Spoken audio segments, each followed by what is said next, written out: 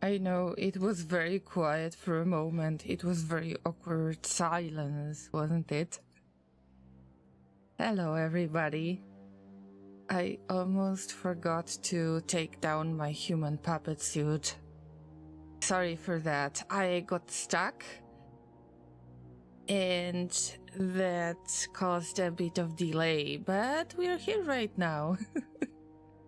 Thank you everyone for waiting for today's stream, especially the pre-stream hype team. You are amazing, guys. And I don't know if I mentioned that enough, but every time when I see you before going live, you are making my day already. You are making this stream amazing experience before it even starts. And I would like to thank you for that, guys. Yes, there are 2 streams in 1 week. Thank you so much for joining today. Let me say hello to all of the llamas who arrived in the chat so far. And there's so many of you today. Welcome, Blady and Mr. M. And, wait, I don't want to miss anyone. Elite Army, Not Zai, The West Dude, Kellen, Kenny the Pirate, welcome, welcome everybody. I missed you so much. Oh, what's going on? Wait. Oh, and hey, Marine Llama and chat. Concha. Wow, subscribing for 82 months. How is that even possible? Thank you so much for your support, Miguez, and for being extremely patient mod. This is very important too. Thank you. Wear your fancy sunglasses with pride. Let's throw some hype in the chat for Miguel. Let me introduce you, llamas, if there is anyone in Twitch chat right now who is currently a little bit confused about what's going on with Blady and Mr. M. So basically they summoned me. They accidentally summoned me. That's how it works. And I am surprised as well. Basically I am the product of their imagination. But it worked. It really worked. But seriously, sorry for being late. I couldn't take down my human puppet suit as I mentioned before, but hopefully we can resume our adventures in space. So welcome to the Agoraphobic Megabase. Yeah, this one is even more agoraphobic. Of course, I am going to focus mostly on Vulcanus.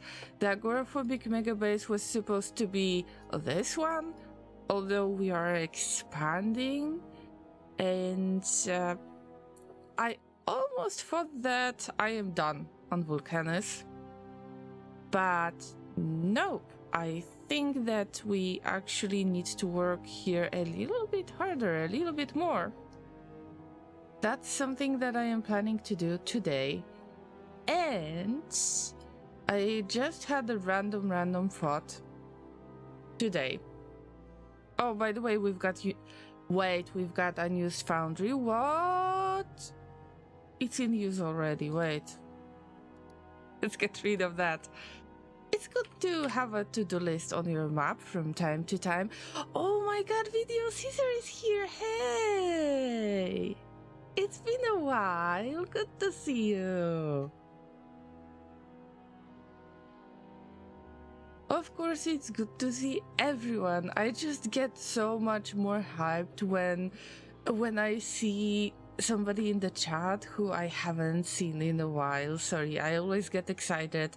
I don't want to jinx it, you know, to jinx your experience. I'm just very happy to see everyone. Wow! What sound does a llama make? What sound does a llama make?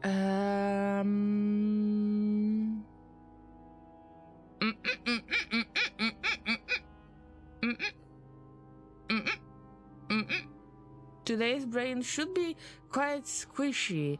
Am I right? Thank you so much for the bits, Kenny. Thank you. I see you still really love Factorio.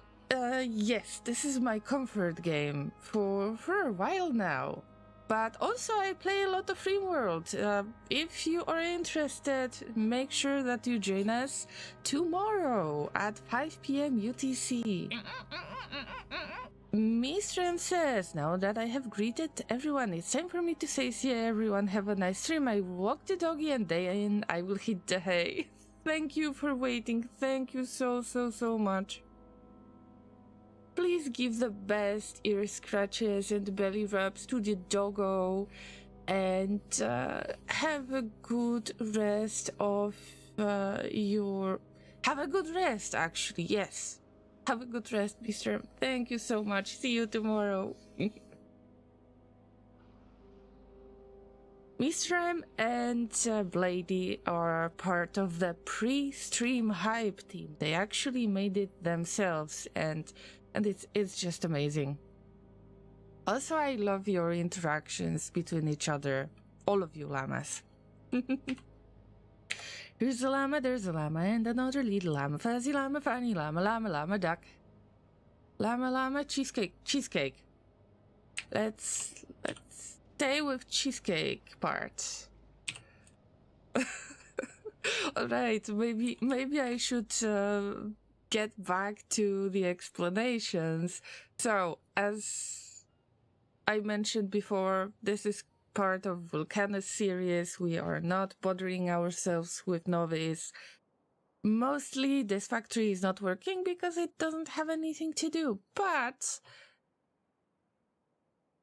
there is nothing that will stop us from doing some mining productivity research. So this is what this planet can actually do. You can see that the scientists are parting a little bit, but still we're limited by the purple science. I mean, it's nothing new.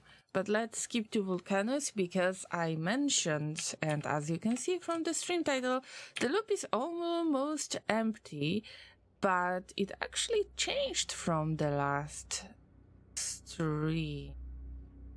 Because we've got quite a few of the blue circuits. Blue circuits are quite rare in my factories. Usually I don't have that many of them.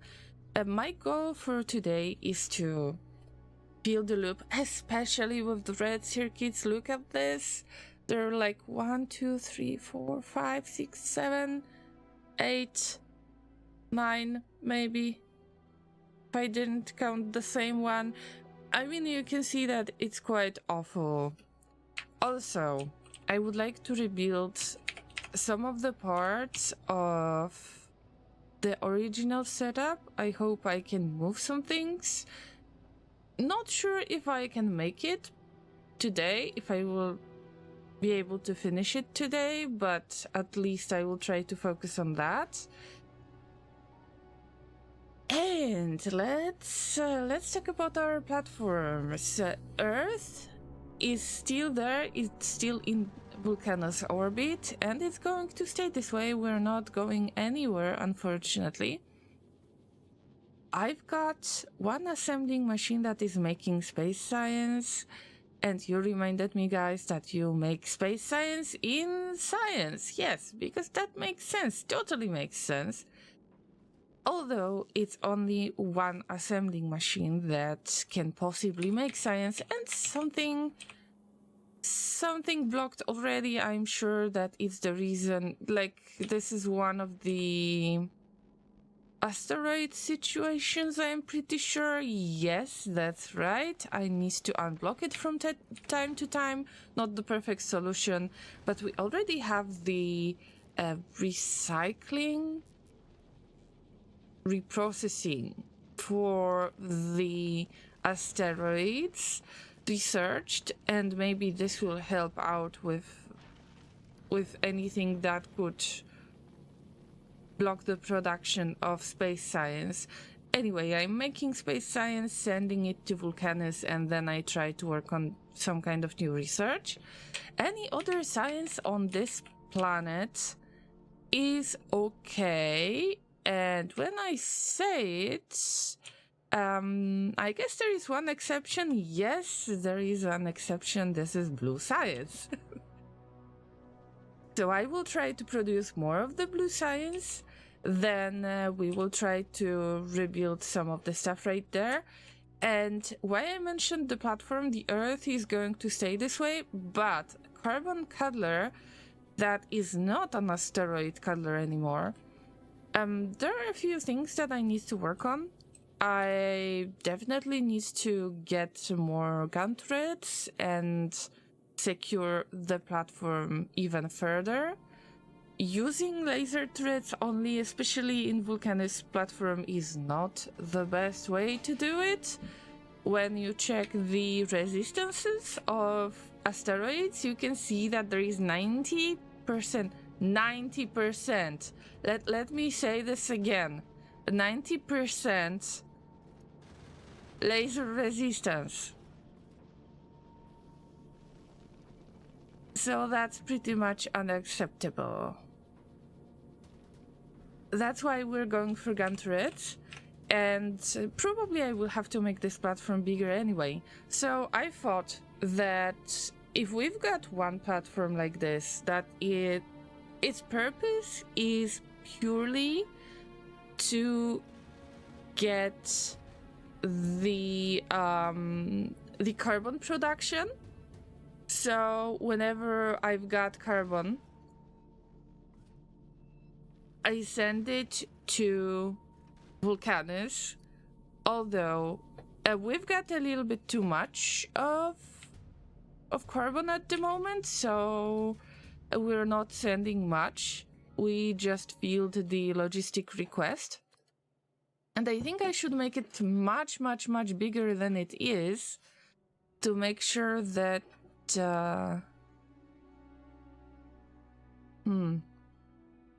let's make it 1K.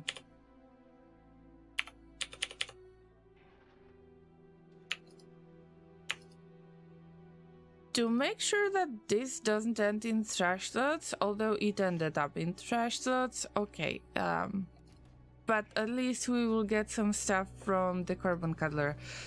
I just had a thought that we should get another space platform that would be exclusively space science. Why should I keep it on Earth? I assume that Earth will stay with us, and this is my go-to platform to use it to get to another planet. So this one would be used for traveling, like Earth taxi, I guess. And yeah, that's the plan for today. We get another platform. This time I will prepare myself much better. So that's the plan. I will try not to make it any longer with the introduction. Thank you so much for showing up today. I'm always worried about the Thursday streams, but you're here, you're amazing, and let's have a fun chat today. So let me catch up. Video Caesar says, Llama cheesecake. Now I want cheesecake. See what I am dealing with? See what I'm dealing with every time. Every time. When somebody mentions food, I get hungry. That's how it works. And you llamas, you have absolutely no excuses? No remorse, I should say. You can torment me with the food conversation, but I can't. I see what you did here, guys. Okay, I just started the production at the foundries. We need to increase the tungsten plate production.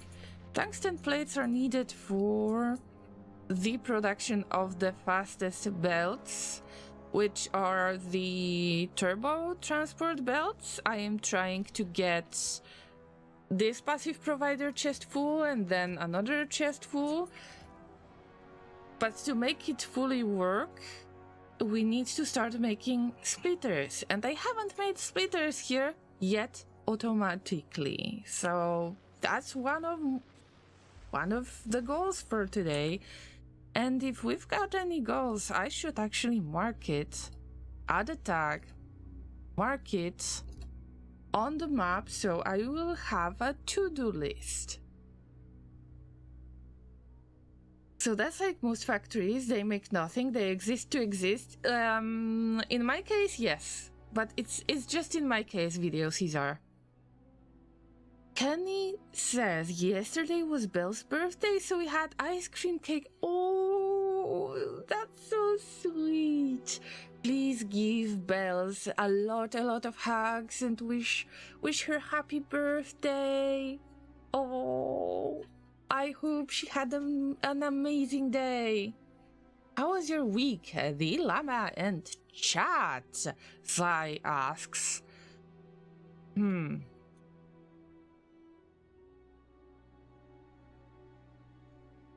My weeks are usually quite boring. I try to verify if I've got all of the highlights. Still got about 100 of videos to download. That has something to do with the, with the Twitch highlights thing. You've got the pins, comments, you've got the pinned post in Twitch chat right now. So I've decided that I won't make highlights on Twitch anymore. I don't know what they are planning, but YouTube seems to be a more viable option for VODs. But of course, I'm going to stream on both platforms, with Twitch as my priority. It's just there are limits on the highlights amount, and 100 hours is like 8 streams maybe in my case, so that doesn't make much sense, as you can tell.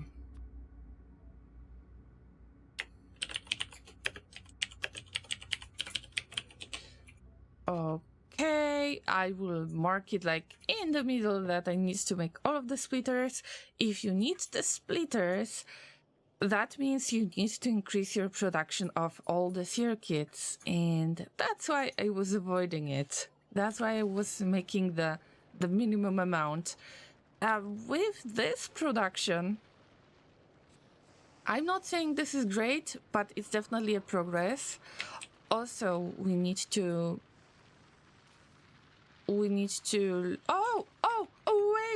wait, before I say anything. Rod, hello! See? He's getting used to the camera. Oh, smile, you're on Twitch and YouTube. Look at them. I know I say this every time, but your segments look really, really good today. Aww. So sweet. Rod is very camera shy, but I think that he is actually getting used to it. Good for you. Do you know how much of the time it took me to get used to streaming? Bro, you're nailing it or numbing it, however you call it. Yeah. Good guy, Rod. Yeah, I mentioned that I should actually look at the mining drills if we drill enough of the resources. It doesn't look good at the moment, but at least we're making more of the tungsten plates. I guess that I will have to use all of that resource and then look for some... Oh, we're at 127k of tungsten ore. I don't want to be rude, but I will be rude. I guess that we will have to visit this guy. I guess they might be called Zod at the moment. Yes, we want to call every demolisher. We want to give them names. We want to call them names, but positive names. Rod is too cute. Yeah, I mean, we shouldn't really murder it. We should make them stay with us forever, just like Todd did, our first lovely, dearly departed demolisher. Yeah. I still remember them. Still remember. Elite Army, let me call you out. So you said that you were here to bunk, and I haven't heard any bunk yet, I guess, so I am calling you out on this.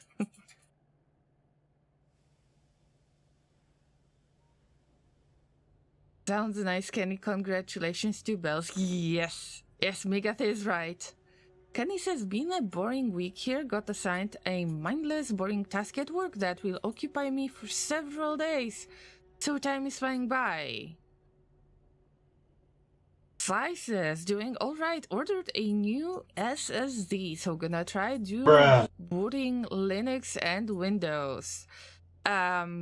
Which OS do you want to be, the main one?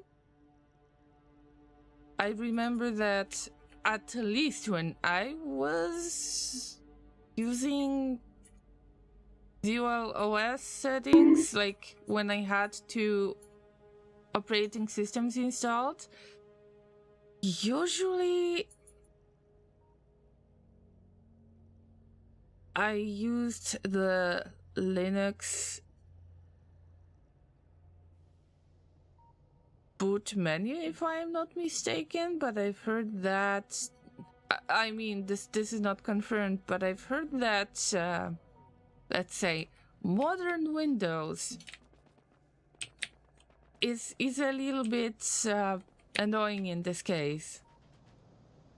Haven't you considered virtual machine instead? I don't know. I mean, it's always nice to know how to set up dual OS, but I think that virtual machine is not a bad option these days.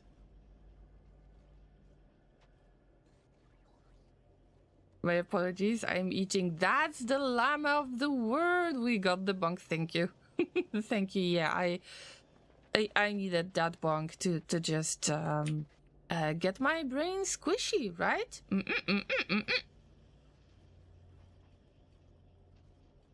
I am just trying to figure out what's the situation. It's not the best, especially with casting. Who would have thought? Am I right? I think that generally it's good to consider not to add more of foundries, but to unload the foundries faster, which means we could really use fast inserters. I am not using fast inserters yet. That's right, because we didn't have that many electronic circuits. That's one of the reasons. I know, not the best thing to do, but we're here to fix it, right? And also I would like to prepare myself to get yet another platform, as I mentioned before. So let's take a look. Should I keep more space platform foundations? Wait, they are free. We are casting all of the steel plates and copper cables, so let's unlock it and worry about it later. Oh, you've got a virtual machine server already, Zai. Okay, so forget I asked this question. Alright, so you have asked how have I been. I can't speak for Laser, but I can just say that my life is quite boring. But still, we are trying to find a nice place to rent. And I think I've got the chance to get the job interview. Actually, it's not necessarily my target, but it's better to apply than to just stay unemployed. And maybe there would be a chance to just get to another team. So I wouldn't say that I am extremely excited. I just hope that I've managed to handle things that I was supposed to work on mentally, and that I will be ready to just get back to work, because that really affects me in everyday life. But I am happy about it, that there is some kind of chance. Not the perfect one, but there is a chance. And I need to use it. So there's that. Also looking for a place. Yeah, we were supposed to rent another place. I mean, we would like to get a little bit more of the space. And we're looking for that, you know, that perfect place to rent. And it's not going well.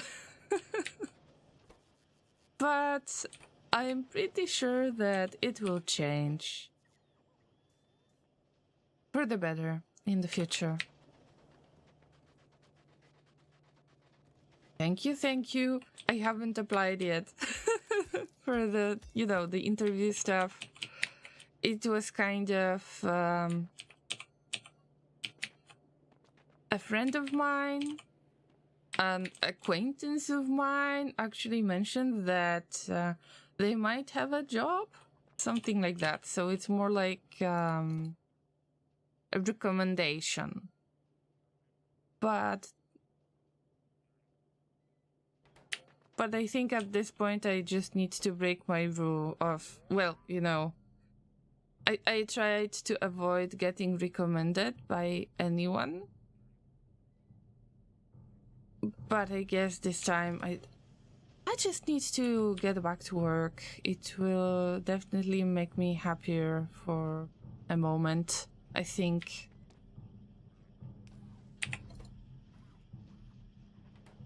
Alright, llamas, we need to use those inserters. These are used to make science, but I want to make them into fast inserters. And I'm not sure, but I might have most of the stuff prepared right there, especially with electronic circuits. This is exclusive production, so we want, at least I am not expecting any delays with that. So I think that this is really nice spot to make fast inserters. Wait for it. This reminds me that I need assembling machines too. Yeah, we're not making any assembling machines. Happy lurking side, thank you so much for being here. Time to hit the hay.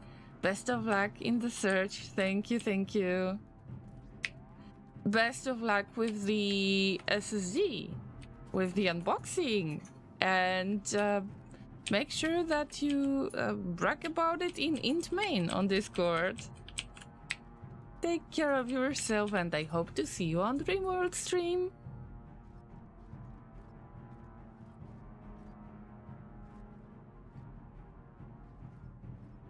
Fingers crossed everything goes well.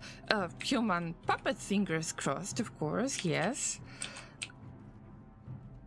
I mean, I hope so. I try not to get hyped too much. The job that I had was something that I really enjoyed. And if you remember those times, I said that I love my job, that it's awesome.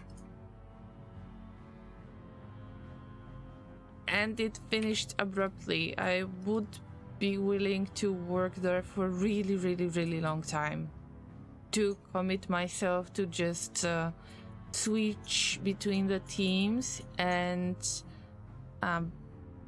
get more of the experience in this field of expertise between different teams. That would be very useful and would give me the chance to, well, to grow as an employee. But yeah, but things went wrong, and here we go.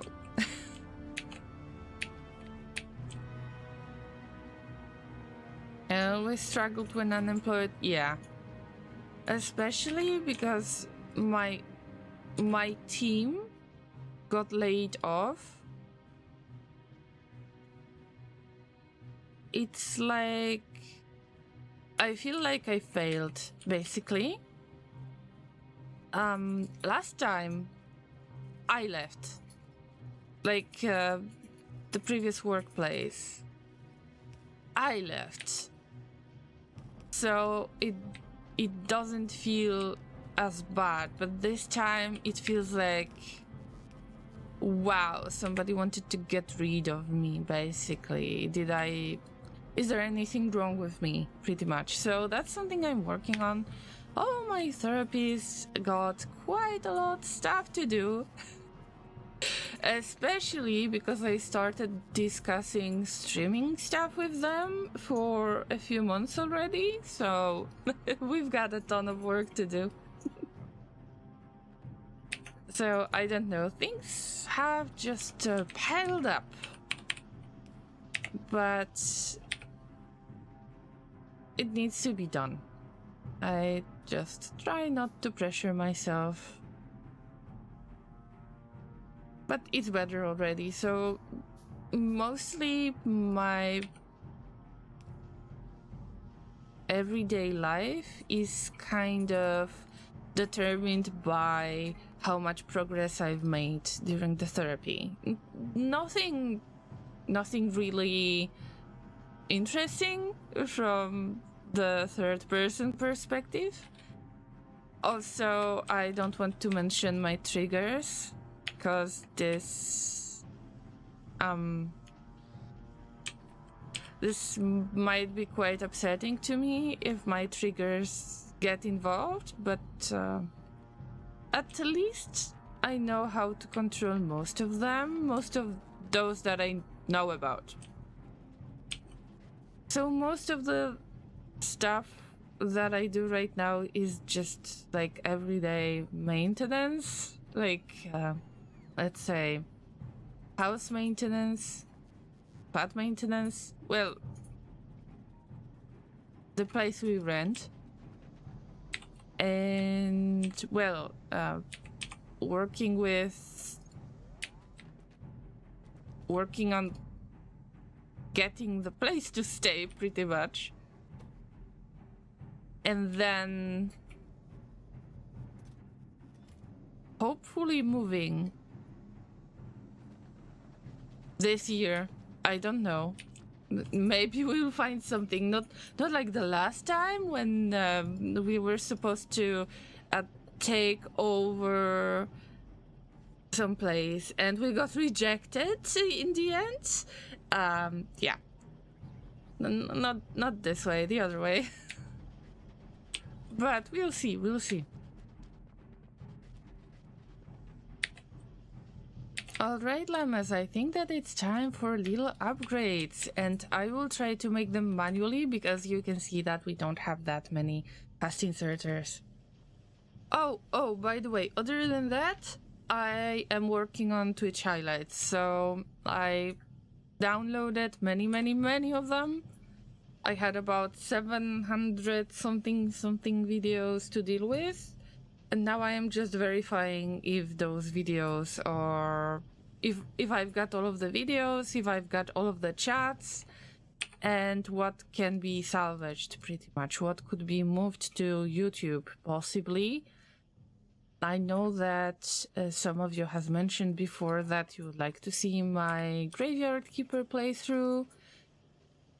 At least this one is complete, if I am not mistaken. I'm not sure about other stuff. I have missed quite a few of highlights. Kellan says, I always struggled when unemployed. Should have just stayed in the fields with the other llamas. Oh, the curse. The curse of becoming a sentient llama that wants to live like humans. Am I right? This is weird.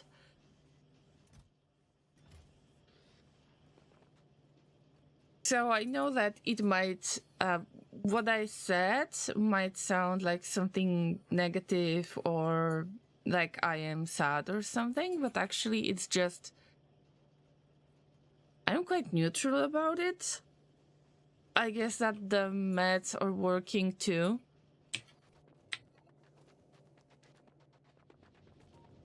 So many things are quite neutral to me, unless this is some kind of trigger. Then if it's something very, very sudden, I might struggle a little bit. But it's much better than it was before, and this is something to be happy about. Yeah, I think the life was supposed to be this way. So I could have a chance to work on the stuff that I was supposed to work on. And that's how I perceive it at the moment. Yeah, things are getting better, I think. So, enough of my random ramblings. We're here to chill, we're here to have a good time, right? Is there anybody else who would like to share? What was your week like?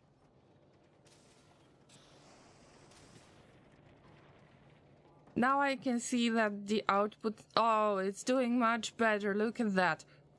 Although, I still need to keep in mind that one belt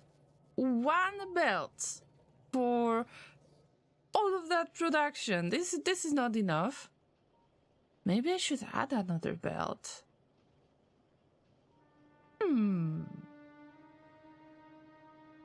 What if I would add another belt as a buffer belt? That would be amazing, but I am not sure if I've got enough space.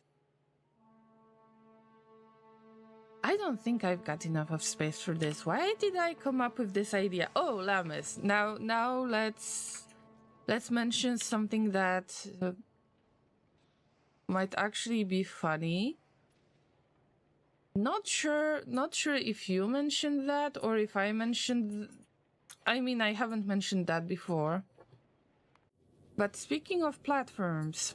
Oh, look at that medium asteroid! That is not going to hit us. Alright, we don't need the oxide ones anyway. Bye-bye.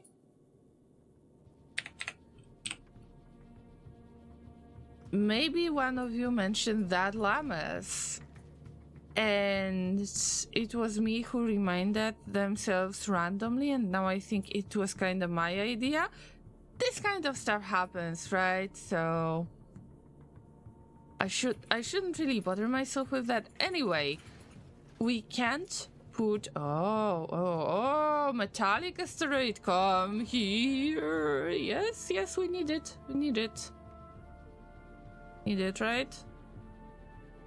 We can always get more to make the ammunition.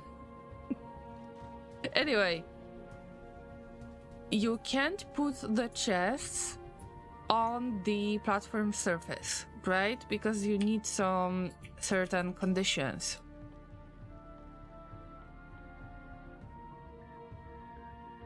So there needs to be some kind of higher gravity requirement, so it needs to be on a planet, not on the platform. But when I think of it, somehow transport belts can just move stuff around like firearm magazines that are much smaller than the chests, but they can be moved around on belts, like on the outside, on the platform in space, and that's okay. I know that it's the way to simplify the game. But still, when I think of it, I wish I could have a chest or two. But probably it's supposed to be made so you need to use your platform hub a little bit more, that you need to come up with some creative ideas if you don't want to use logic, basically. And we're here to avoid using logic. By the way, something happened right there. Look, we got enough carbon And we've got enough iron ore. At the moment, we're using just a little bit of carbon. I hope that this is going to change. I've made this little system that you can see right there. So basically, asteroid collectors are connected with each other. All of them are connected to this loop. They put asteroids on this spot, and all of the asteroids that are not carbonic, they get stuck in this loop. And we've got the asteroid reprocessing recipes set right there, because basically we need to get mostly carbonic asteroids. Any other one, we just want to reprocess it and give it a chance to become carbonic one. And then everything ends up at the space platform hub, where it's getting extracted. Like it's in my buffer. We get it into a crusher. The crusher is making carbon out of it. If there are more asteroids in production, then, you know, I just try to exchange the carbonic chunks so it doesn't get stuck. Then we send it back and we put all of that carbon onto the rocket. It automatically ends up on Vulcanus. It's being sent automatically, but right now we just have enough, and I should definitely have a buffer right there. So that's how it works, and I actually think about making something similar with the assembling machines that will make all of the science, but on platform. That wouldn't move anywhere, so it stays in the orbit of Vulcanus, let's say, and it just makes the science. Or maybe I could move it around later. But basically Earth, I want for Earth to be used for mostly for traveling. And this platform is seriously struggling with the energy, because mostly I wanted to rely on laser turrets, which proves that yeah, that was my first adventure and maybe I shouldn't do it this way. Okay, enough talking. I'm sorry, llamas. We should actually make stuff work. The production is not extremely... oh, okay. Forget I said that. The production is okay. East. Let's try to make the upgrade planner. So my priority was to just get fast inserters right there. Of course, getting bulk inserters would be awesome, but we need advanced circuits as well, and advanced circuits are the ones that I struggle with the most. The production is extremely low, but if we possibly fill the blue circuits loop, then we won't use it anymore. Like, we won't use the red circuits or green circuits to make the blue ones, so that should save us a little bit of production. Yeah. But maybe at the moment, let's see what's the situation with our production. We are hitting around 68 megawatts, if I see correctly, out of 82 megawatts of power available. I think this is not enough to make a massive upgrade for fast inserters. Also, not every production needs it, but I just want to make it the mandatory type of inserter. Is it worth it to learn circuits, llamas? I mean, like the logic circuits in Factorio? I mean, well, yes, you can control your production much more. So you can rely on it when something would supposedly go wrong in other conditions. Your logic setup is going to make sure that the problems you predicted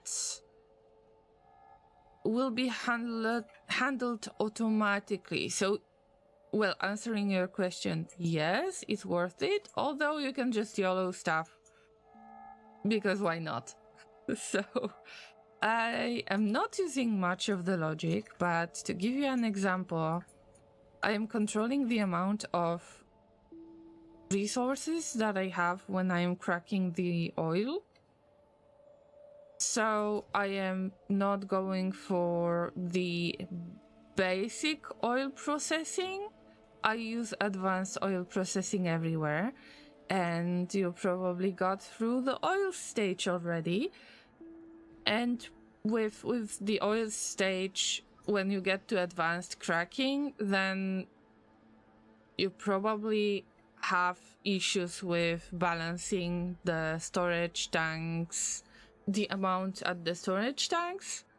So usually, at least in my case, I was lacking petroleum gas, but I always had a lot of heavy oil. But if you fill your tanks with heavy oil, then you can't really make any of petroleum gas because your tanks are already full, and it ends up becoming a mess, right? So I've got those two deciders. I believe that these are only two deciders that I have. I connected it to the storage tanks. Basically, I try to handle most of it on this stage because I am using heavy oil for other things as well. Like, I am cracking it to light oil. Also, I make the lubricant. That's why I never really had to worry about heavy oil. Although, with the balance between light oil and petroleum gas, it's a matter of checking how much of light oil do I have. And wait, this is connected. So basically it's checking how much of the oil do I have, and if I've got a bit too much of light oil than I expect and way too little of petroleum gas that I expect. See, this is where I'm monitoring how much of the light oil do I have. So if I exceed some amount, then I turn on this pump. And this pump is controlling basically the cracking light oil to petroleum gas. And then this petroleum gas can be used for a bunch of different things, either making the sulfur or making solid fuel. I just try to use it for other stuff. Then I am not sure about... Yeah, and it's quite similar with petroleum gas. I mean, we need to send I'm setting the output signal with value of 1 to the pump. But for the pump to be unlocked, to turn it on pretty much, we need to get number 2. So it needs to the outputs that we get from both of those decider combinators are supposed to be a constant number. So when it reaches 2, then this pump is going to be turned on and it opens the path to all of the oil cracking and other stuff that I mentioned. So, we've got two conditions. One of them is we need to have more than 200k of light oil in storage tanks in this buffer, but also we need to have less than 75k. Wait.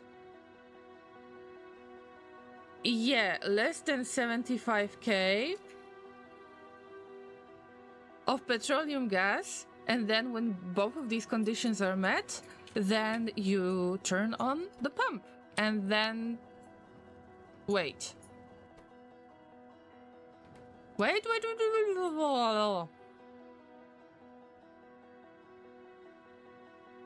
Yes, that's right. So we open the pump, we turn it on, and then we produce some more petroleum gas to support other production. And all of it is connected, by the way, so if we got the regular amount of petroleum gas, then it is getting pumped into the solid fuel production as well, although this solid production is not mandatory.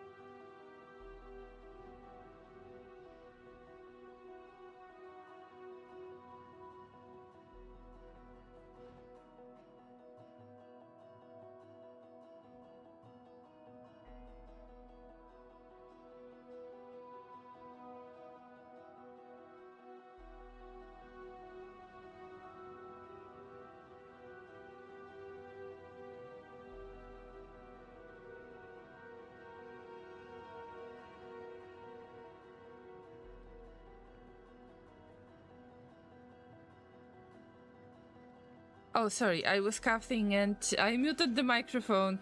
I mean, yes. You have seen it, right? I am producing most of the solid fuel, and some of it is rocket fuel, but only some of this stuff, not all of it. I'm trying to just mix it in. But yeah, I could actually make it into this kind of production and leave all of the Barbie dolls alone without them being threatened or anything. It's scary to say such things since Barbie movie was released. I had a running joke that no Barbie dolls have been harmed during the making of this stream, but right now, after the movie got released, it's really difficult to discuss that. Anyway, let's get back to Vulcanus. I have lost my train of thought. Actually, I could use a train here, just for fun. But let's try to focus. I mean, I have to try to focus on the upgrade planner. And I would like to upgrade just certain things, only regular yellow inserters to fast inserters. I don't want... Well, I'm setting this because I know that I've got some bulk inserters. And it shouldn't really downgrade, I think, but it's better to keep it like this.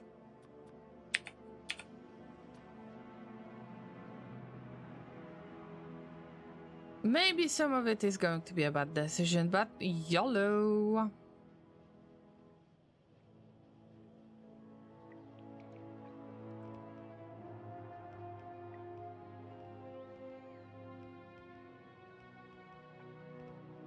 There shouldn't be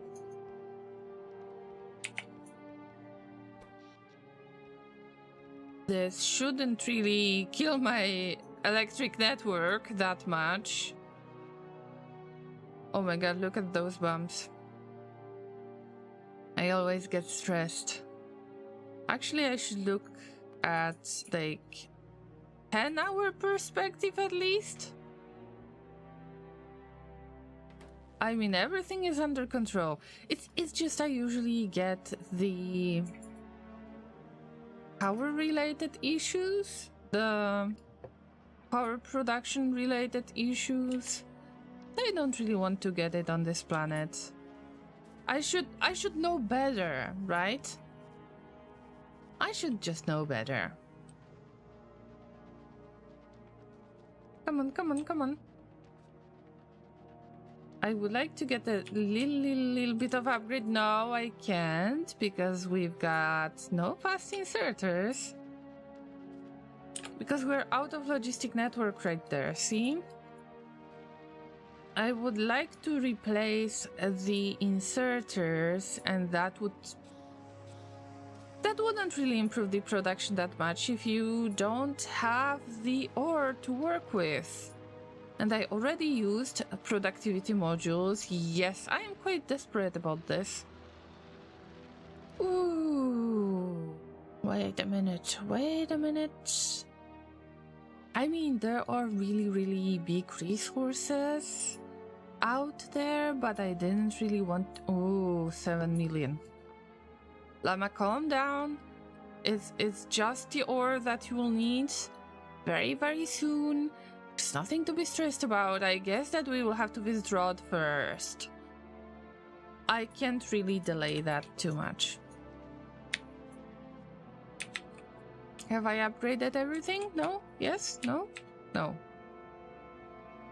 Probably not, but at least my little bot had something to do at once. By the way, are we in the logistic network right there? Yes. So the lazy bot bots could actually do something.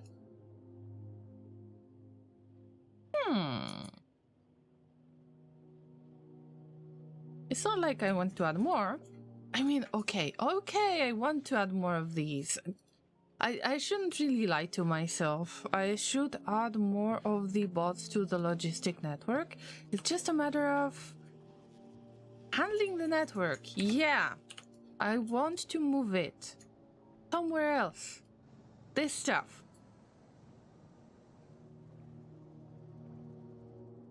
Because this is a really bad spot. Our production, our energy production is based on steam. Steam is generated by using calcite and sulfuric acid. So it's not like we're tied to sulfuric acid. We can just move it somewhere else. What about getting rid of all of these cliffs right there? Oh, wait, look, this might be a good idea. There is sulfuric acid yield right there. Most of it is free. I could use it. It's a little bit away from my main base. If I would get rid of all of these cliffs, then this is some really good place to put the steam turbines. I think we should do it this way. Also, I've got automatic steam turbine production. Not big, I tried to limit it. I'm not sure about the production of cliff explosives. Unfortunately, we've got no explosives. I mean, I had these. It's just a matter of... It's just a matter of logistic requests that I never made. I'm pretty sure we had the explosives production. Yes, we do have explosive production. It's a matter of getting coal. Oh, so there are going to be two places where I am supposed to use coal. Somehow I missed it. I completely missed it. But we can fix that. First, let's do a really quick upgrade. Come on, little guys, come on.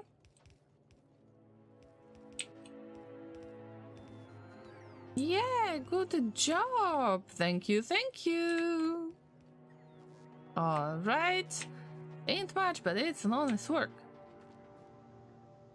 What's the situation like in here? Oh, yes. I want to get as many of belts as I can. You know, anything green belts related. And then I want to export it to Novice and I want to upgrade everything. But this is not enough. I still struggle with the... Well, mostly it's a matter of logistic network in this case. There are many places which cannot be reached by my logistic bots. And that's why some of those places still have some upgrade planners set. But it didn't get replaced pretty much. Just because of my mistake when planning logistic network. Actually, I was not planning that logistic network.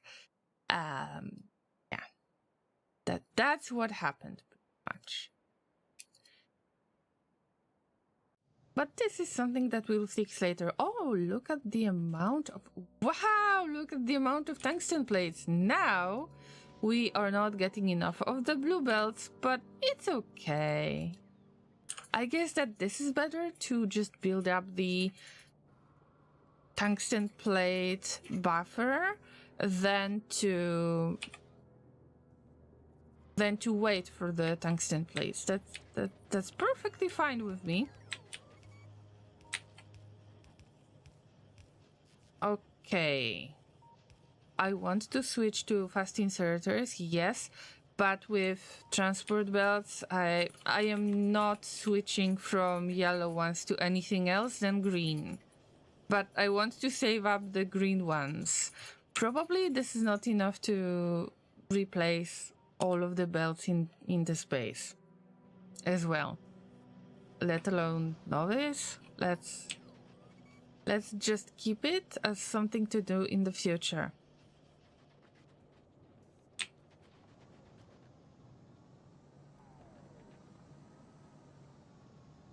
I know that generally my bots are quite busy already.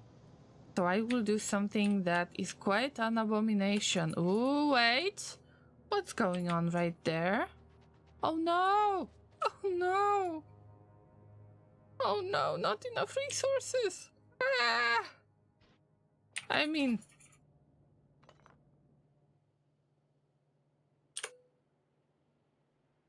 I expected this. It's just... It's always shocking. There is 96 coal out there. Oh my god. Hey, let me mine this.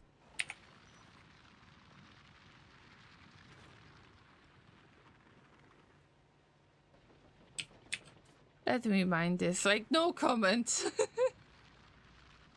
It was just like a random little 96 block. Little block of coal worth 96 units. I mean, let's move on with our lives. I will try to add about 2 of these. Maybe? Wait.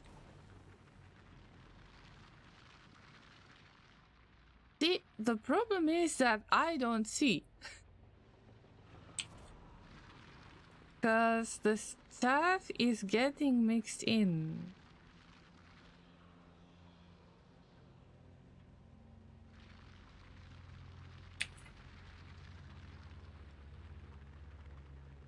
That's why it's hard to tell where to place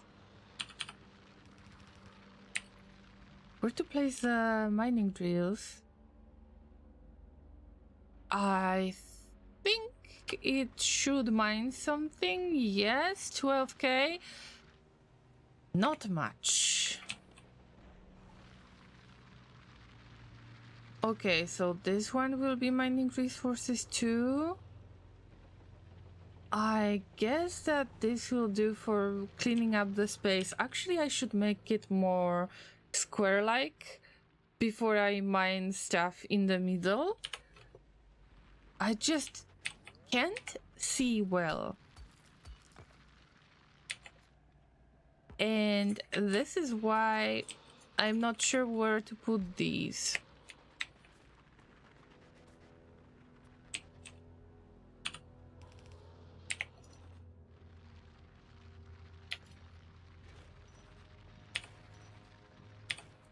Right. Ah, YOLO.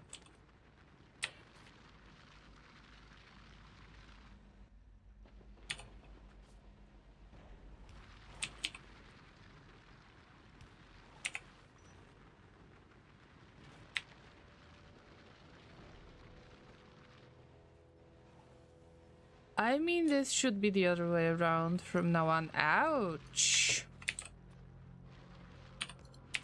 Yep.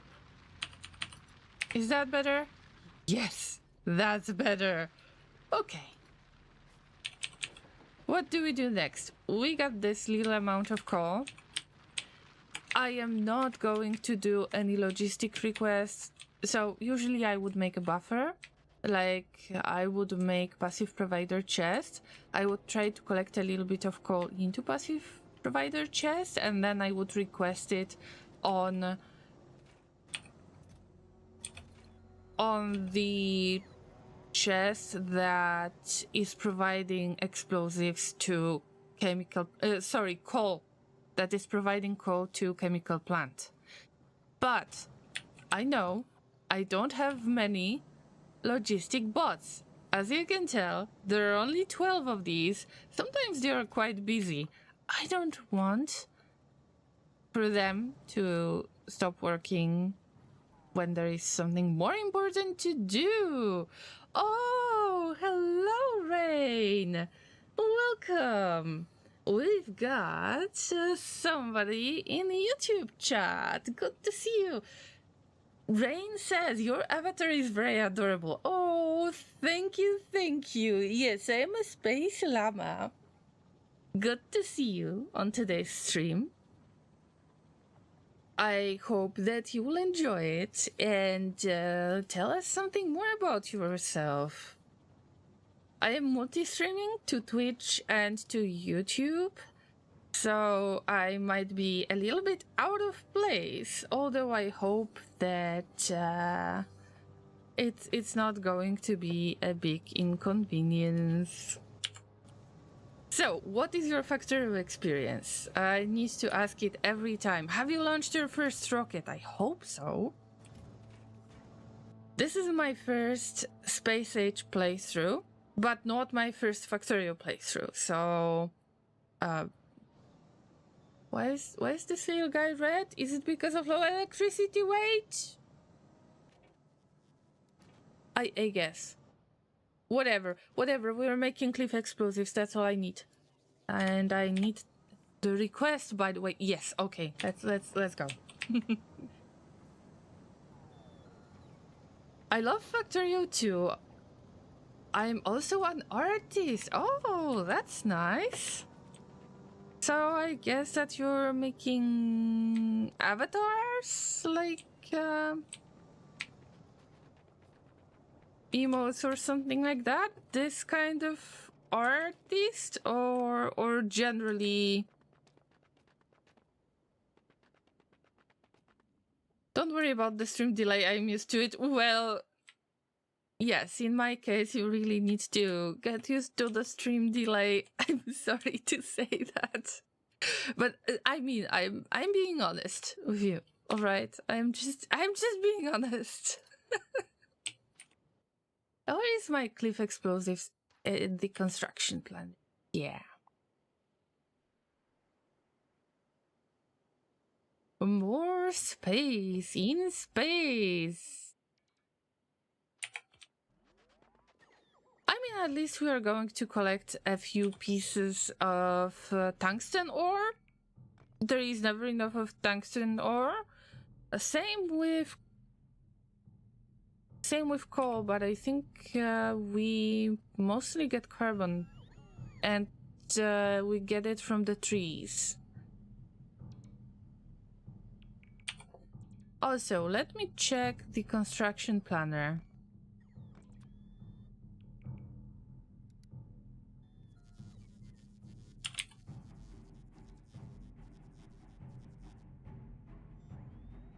Because there is one thing that is missing, I think. Not the demolisher remains. Oh no, no, no.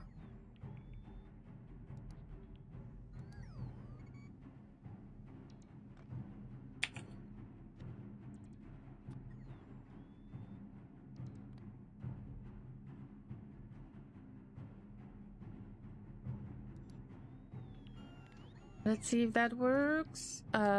Yeah. Yeah.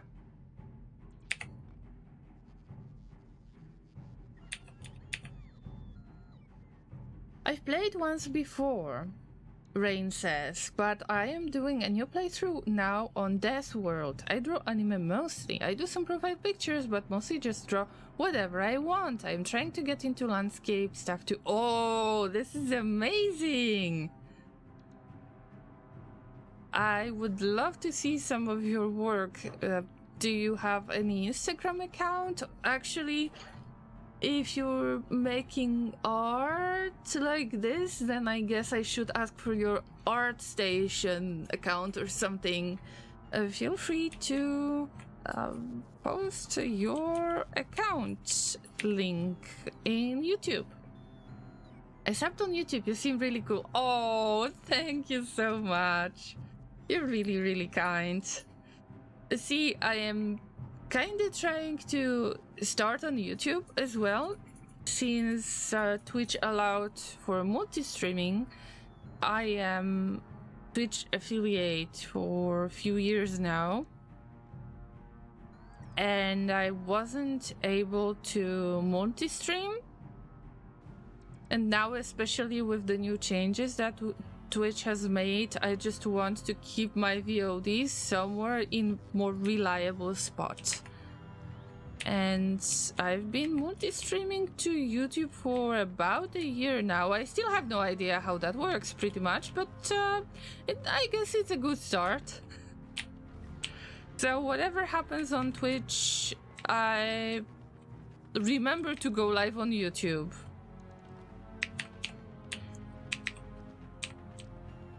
So welcome! We've got a new llama! Guys, we've got a new llama! Put some of the hey commands in the chat. I mean, hey bricks on Twitch. To say hey to our new llama. Alright, are we done with the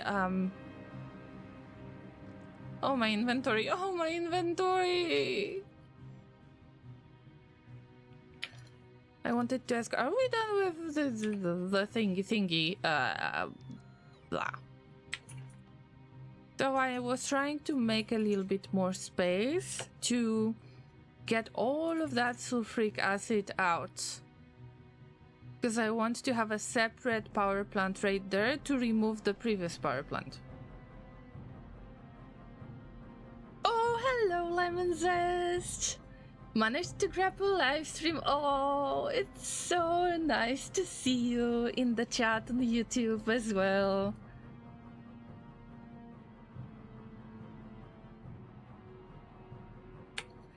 Thank you for catching the stream.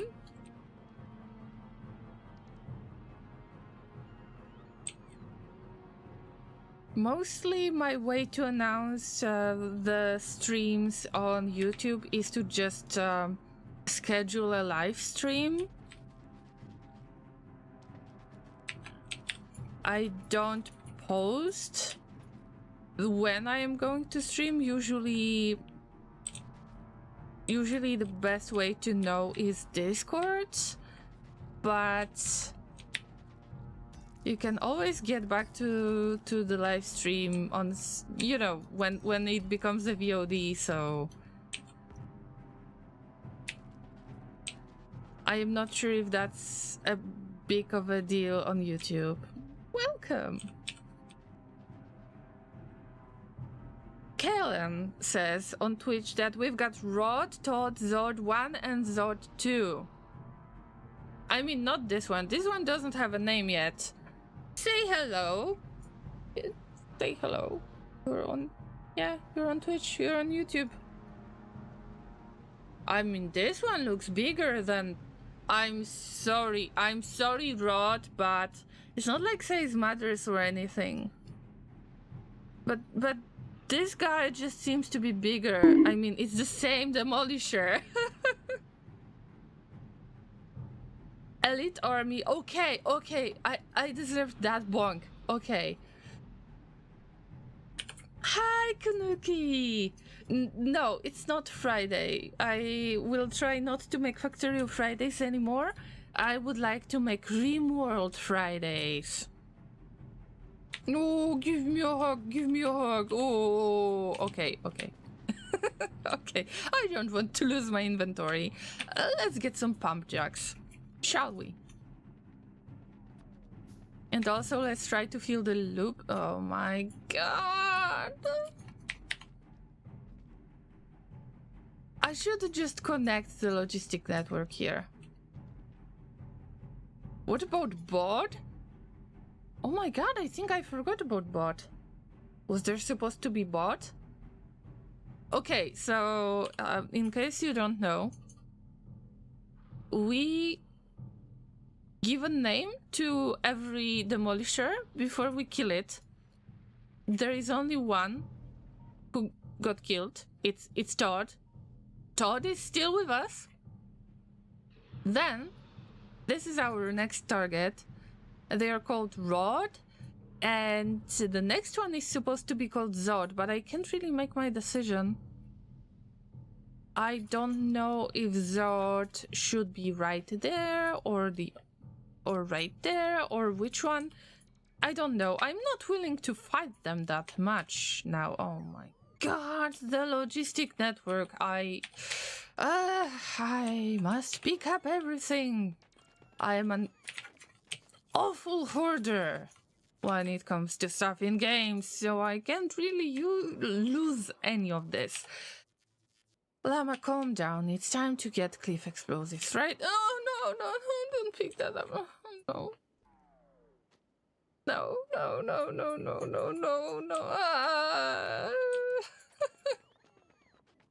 No, you have to chase me before you put stuff in my inventory. I don't know why it sounds really weird.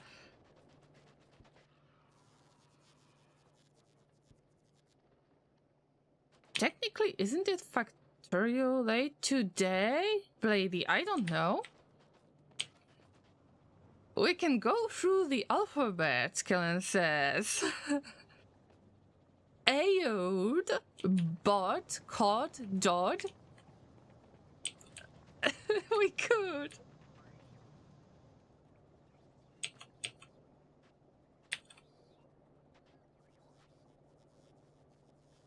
I found your Discord and shared one of my drawings there. Oh, Rain!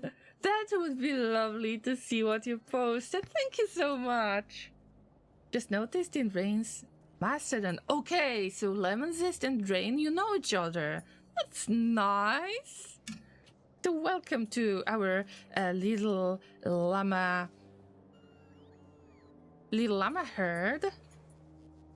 I watch a lot of VODs and live streams on YouTube personally. Oh, it's nice to know. I mean, I am mostly used to Twitch experience myself, so from Twitch streamer perspective, I am aware of the fact that Twitch and YouTube are two different platforms. So I am aware of the fact that Twitch is more for the live experience and YouTube might be a little bit more of the, you know, the video experience, even if it's watching the stream that happened somewhere in the past. So I try to think of both platforms like this. And I am not sure what is the general habit of people who watch the past streams on YouTube. Still kinda new to this platform. Oh, speaking of explosives, our lovely llamas, in this case Blady, they mentioned my experience with explosives. So if you're here, you need to know that the cliff explosives are probably the only llama-friendly explosives. Also, I can get distracted quite fast, so give me a moment when it happens. Factorio is my comfort game, mostly. Since I stopped painting miniatures, because I did stream miniature painting. I still need to get back to that, but my back says big no. So it will have to wait.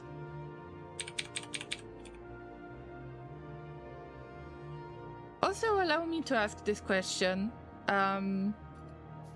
So, if you noticed in Rain's Mastodon account, like, what have you noticed, the picture or the post that they are watching somebody? I just wanted to ask the question. Speaking of Rimworld, let me say this. My dearest mod, one of my first mods on my Twitch channel, recommended me Rimworld many years ago. Back then we had a conversation regarding some organ harvesting stuff, and I was quite shocked. For many years I've been shocked and wondering, how is that even possible to play a game like this? Fast forward to last year, when Rimworld Anomaly was released, so the DLC for Rimworld, I started playing it. And I've got over 1k hours in Factorio. During, I don't know, the past 5 years or so. I don't play Factorio that much. I play it once a week. It's like comfort game. With Rimworld, I have hit over 1,300 hours in a year or something.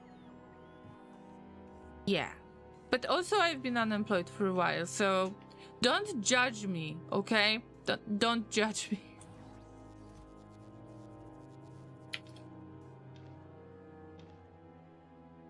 So I have fallen into the Rimworld obsession, in a way, not gonna lie. And I have loved it ever since. Also, we've got Twitch integration that allows the dear llamas to control some of the events that are going on in my game. And of course, you are getting the names in the game, and then it makes really awkward situations when a pawn dies in Rimworld. Then the interactions when I want to greet somebody might get awkward at times. But we live for this, am I right? We live for those moments. I'm trying to get rid of the excess stuff right now, so I will have a little bit of time to catch up with the chat.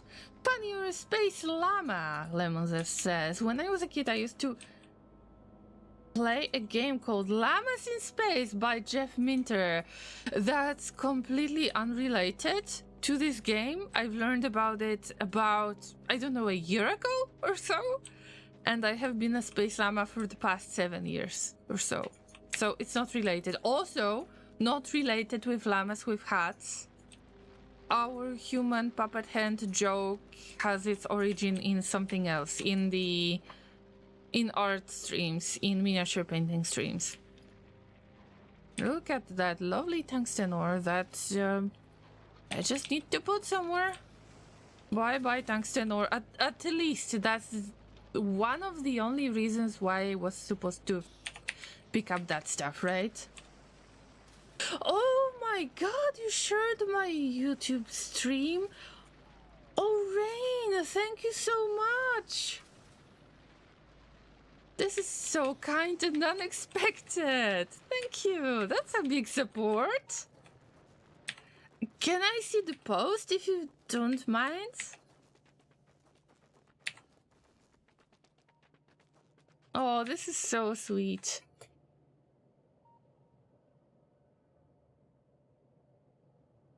Organized chaos. I also have blown myself up with my own hand grenades. Yeah, in Factorio, yeah, it's possible. Also, it's possible to destroy your chests. Yeah, I stopped feeding the chests manually with the grenades like a long time ago.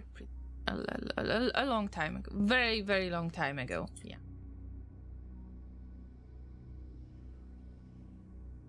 I will drop a link to your Discord. YouTube will delete links from the chat. Are you sure? I think that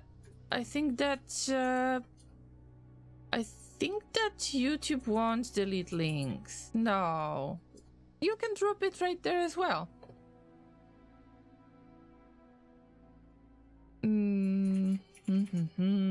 I lost my train of thoughts. This happens many times, so be patient with me. Judgment-free zone. Factorio is supposed to be a spaghetti. I just want to eyeball everything, yellow it. This is the funniest part. You know what's fun? When you have to get back to fix it. Something happens. There is some kind of problem. You have to fix it. And then you start thinking, okay, why did I come up with this idea in the first place? Yeah. That's the best part. That's the funniest part.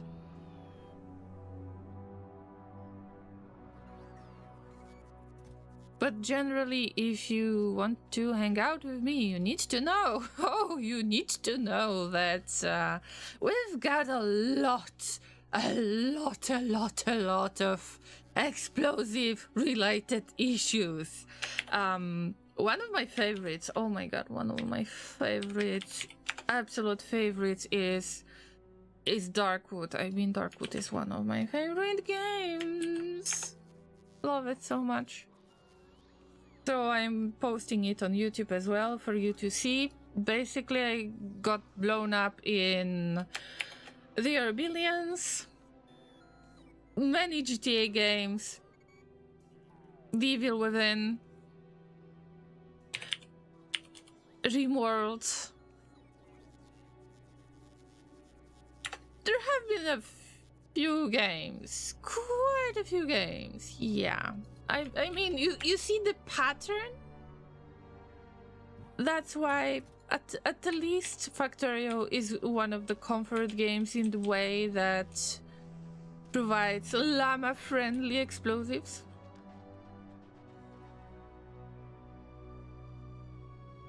We don't have enough cliff explosives, but that's okay.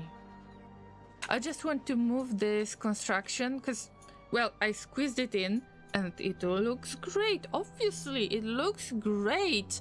But when I want to expand, it don't make much sense anymore, right? So I wanted to make pump jacks, but to make pump jacks, I need to get more electronic circuits. And guess what I'm missing? Yes, I need more electronic circuits before I do anything else. But in order to squeeze in another production of electronic circuits, ouch. I mean, that hurts. That hurts.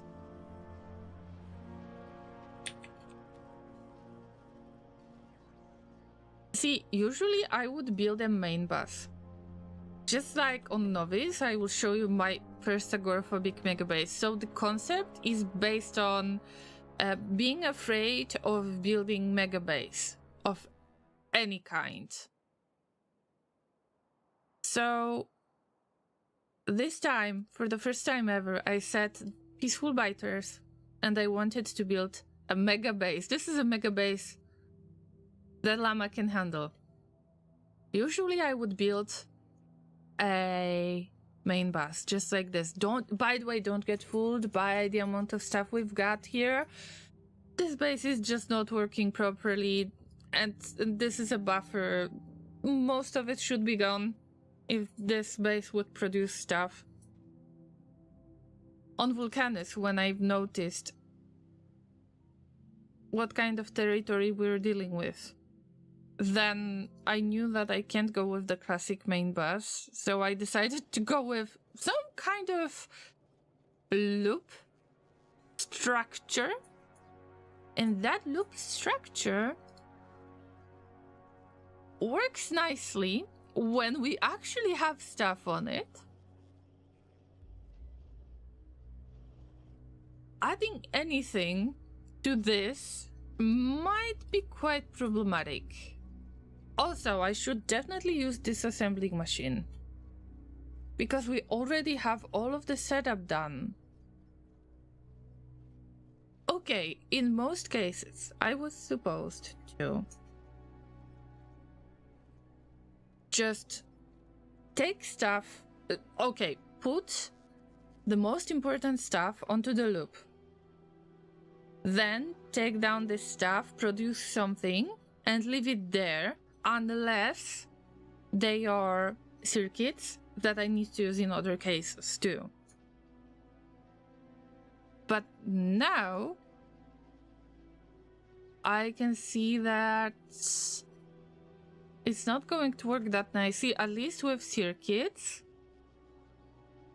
Many of assembling machines have their own production, so you can see that many of the things are being produced multiple times, just to make sure that I don't have to add anything to the loop, that I won't add any more loop or anything like that. But it creates other issues. And maybe I should break my rule in a way.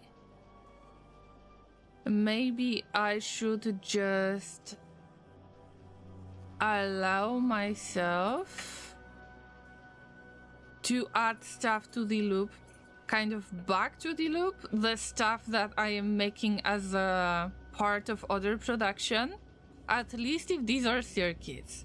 So the more spaghetti is coming, but we definitely need more of the green circuits. Where do we have green circuits production? I guess that it's only this one that adds stuff to the loop, like this is the main production. Jesus, this is the main production of green circuits, and I am supposed to be surprised. Why am I not making enough, right? It was bare minimum, because I started from scratch right there. Like, I didn't want to bring anything from the space platform when I reached this spot.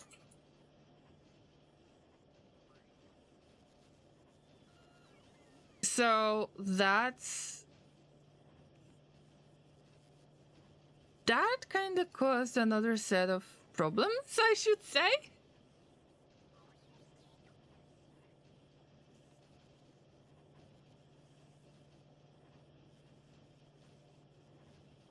But now, because I don't have enough of these circuits, I guess that we will use this production.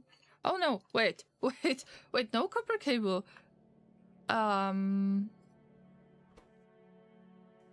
Wait, what? No, oh yeah, because our output is full. Oh, I'm already getting distracted and stressed. It's okay.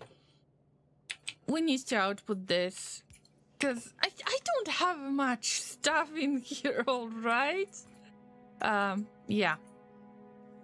I mean, the Llama from the future will worry about this. But the Llama from the past didn't consider spaghetting this in. Ow. Ouch, ouch. Okay. we will do something like this. Don't try it at home, like don't try it on your main planet, whatever you call it. Don't, just be careful. Just be careful. That's a future me problem. That's right, Rain. That's exactly what I do. And then the llama from the future is kind of judging the llama from the past. What was I thinking when I did this? But isn't that part of the fun, to fix stuff later? That something stops working and then you want to rebuild stuff? This is why I like Factorio. And then trains. I mean, of course, trains. Trains remind me of GTA 2 trains.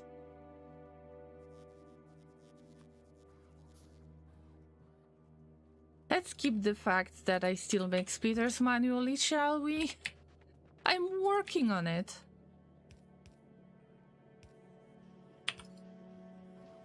I mean, that looks awful, but this will do. This will do.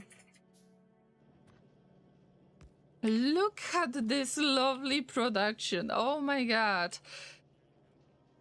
This, all of this will disappear in seconds. I'm pretty sure of that. But the factory must grow, as everyone said. But this will increase the production of red circuit. Right? It should increase production of red circuits.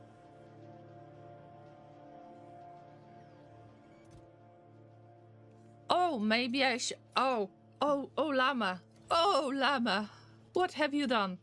So, I mentioned that I wanted to start from scratch. So, when I got here, I used Earth to get to Vulcanus orbit.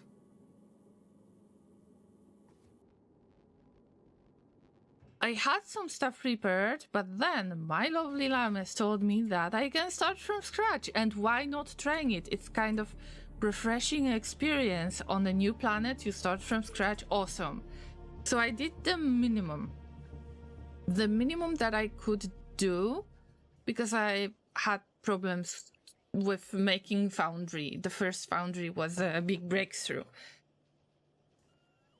And I set a lot of limits on production, just like the one that I already removed. So I need to verify most of the limits that I put on chests. Maybe that's why we're not getting as many electronic circuits as I wanted. Yes. Yeah, I guess so. Also, from now on, it would be a really, really good plan if I could... Well, okay, I haven't noticed that. Wait for it. Actually, the red circuit production relies on the green circuit production. And if we cannot output it right there, then we just output it right there to the loop. So I have to keep it this way. But look, at the least we've got more of green circuits. Just keep on making those, yes. I start thinking about some kind of mirrored version of this production to just squeeze it in and add additional production. I should have something very similar to the stuff that I've got on Novice. Oh, by the way, I set some limits. It was kind of a challenge when I started this base. So this Agoraphobic Megabase was started before the DLC got released. And then when the DLC got released, I had two options. One of them was to either get some blueprints from this base or to add the DLC on top. And I am really happy that I could just add the DLC on top.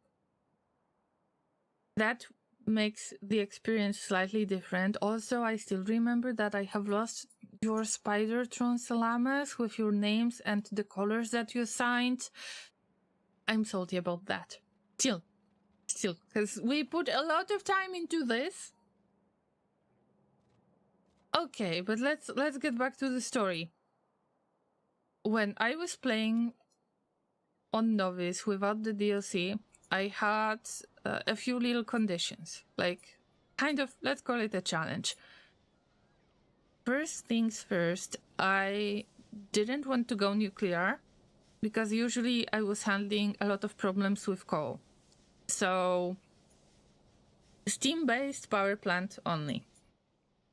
Also, I was not allowed to use any blueprints other than the stuff that I have made myself on this map.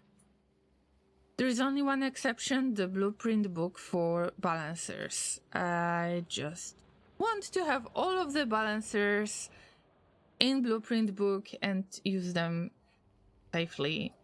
I couldn't care less about remembering the balancers.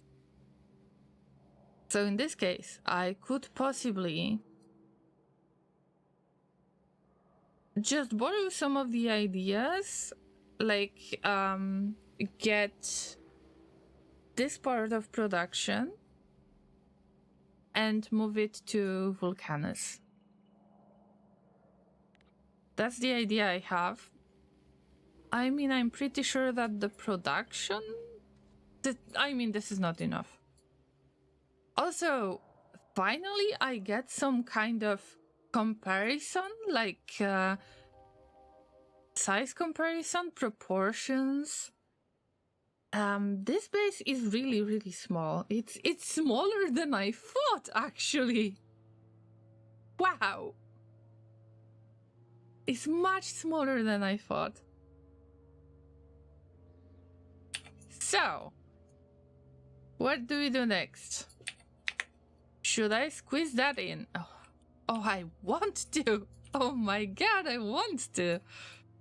But this would definitely kill the production. Maybe if I would get, like, about 30% of this. Let's say that... Okay, I already got this blueprint. We can just paste it in the inventory. At least that works.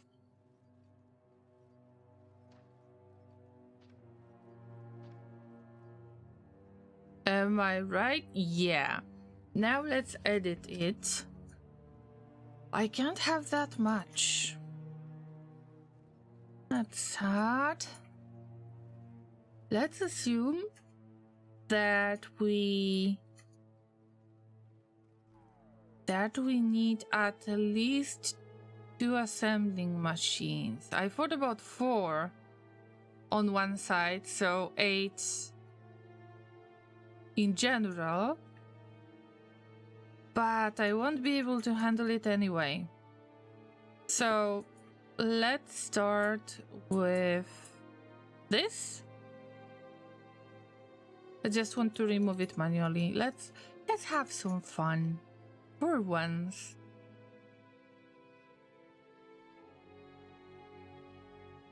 It's not like it's endless suffering. Of course it's not. Dreamworld is supposed to be the endless suffering, am I right? And this is our comfort zone.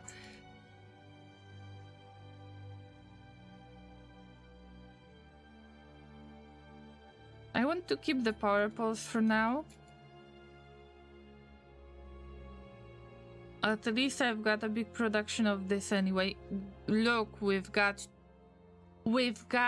2 regular inserters in the original build. I mean, how messed up is that?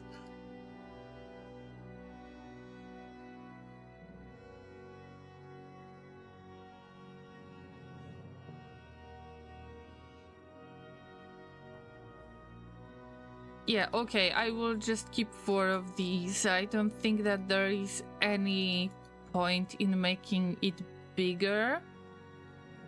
Unfortunately.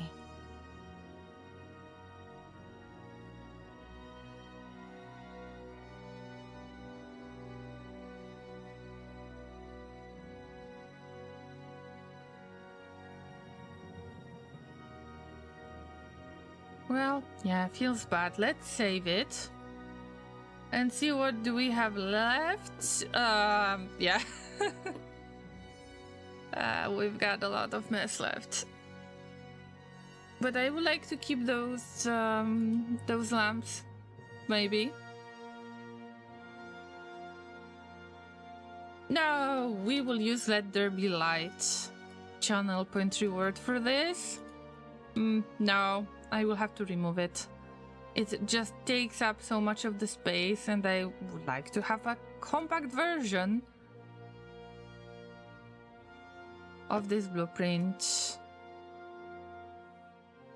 I never thought about cheap version. Like, by cheap version, I mean, I can't really allow myself to produce that much right now because I am on another planet. I always thought about Novice. I always kept Novice in mind. Well, yeah, I will just throw in this big production, copy and paste it if I need it, but I will need to get more, right? And in this case, I actually need to be more compact. I start to think that the Agoraphobic Megabase concept has really changed. I was supposed to build less dense. I was supposed to get out of my comfort zone and so on. Meanwhile,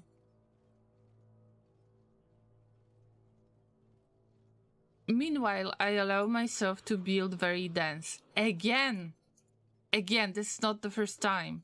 I was supposed to avoid this. Rain says, I do stuff like that all the time. Sometimes I turn the inserter arms by accident and forget about it for hours. Oh yes, that's like classic Vector, yo. Or you are wondering, hey, why I got no production right there? It turns out that there is something missing, and that missing part is inserter. Because you have put a blueprint and this is a ghost, it's not the real inserter. I don't necessarily see the difference between inserter that is a ghost and the one that is placed. I have made this mistake many times. Well, guys, I think that there is something happening with my throat. I didn't drink water for the past 2 hours, apparently. Maybe I should take a short break and stretch, by the way. My back is getting better lately. Like, the last 2 weeks have been okay. And I would like for the massage effects to still work pretty much. So I need to stretch much more. Especially the blue ones. Oh no.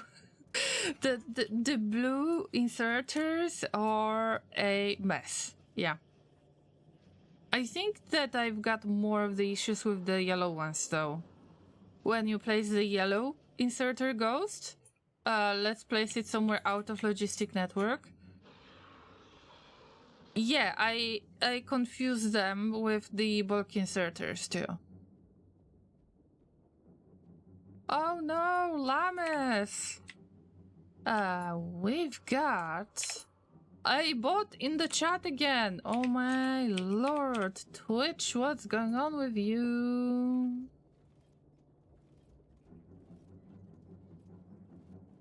Boink! Llamas, I believe that I haven't... No, sorry. I think that I permanently banned only one user ever on Twitch. Like, ever. And there have been several warnings before that.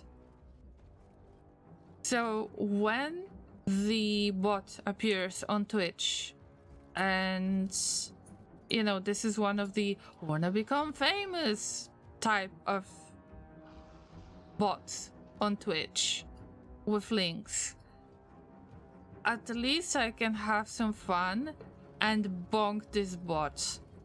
Because I don't get a lot of opportunities to do this, and thank Lord I don't have to deal with a lot of bonks anywhere. Yeah. Llamas, I guess that I will leave you with this. Let's enjoy the view. The blue circuit amount, it will get used in seconds, I can imagine, when I start producing the splitters. I guess that the blue circuits are needed for... Yes, they are needed for turbo splitters, yes. And I planned to switch from yellow to green instantly on Vulcanus. But even if I need only the blue ones, then I need advanced circuits, so... So today I mostly handle circuits. I mean, that's very surprising, isn't it? That's what I mostly do, I guess, in Factorio. Alright, Llamas. Let's have a break. By the way, I will run the ads, 3 minutes of ads on Twitch. Don't watch them, they are boring. It's only to get rid of pre-roll ads in case of somebody joining the channel, so they don't have to deal with them. And you Llamas, yes, you, I'm talking to you guys, you need to stretch too, and you need to get some snacks and get water to stay hydrated, and hug somebody that you love, and I will see you in about 5 minutes. Yeah, so stretch. See you very, very, very soon.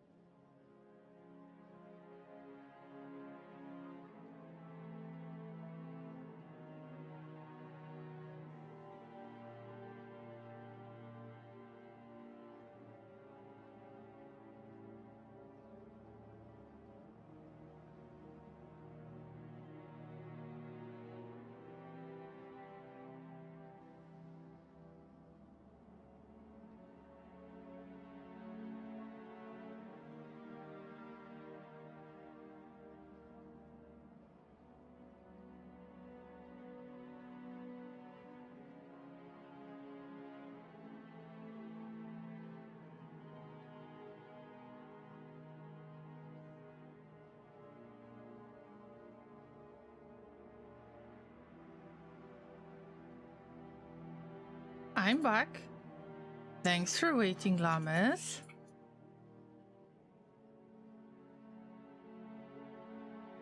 Oh well. Kevin says I'm back. Did something blow up? No. Nothing blew up. Nothing fun on today's stream. There are no explosions, like uncontrolled explosions, I mean. Then, it's meh. There have been a few of the controlled explosions with cliff explosives, but that's boring. Only my heart. What happened to you, Elite Army? What does it mean that your heart blew up? I mean, is it positive or is it negative?